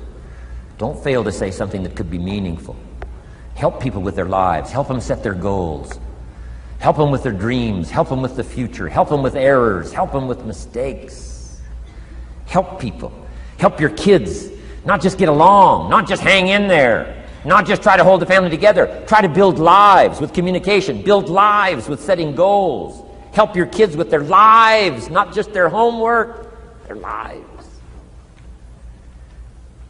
And here's my last one for you personally, because I'm probably one of the best examples of this standing before you in this auditorium today. Here it is. Ancient script says, if you work on your gifts, they will make room for you.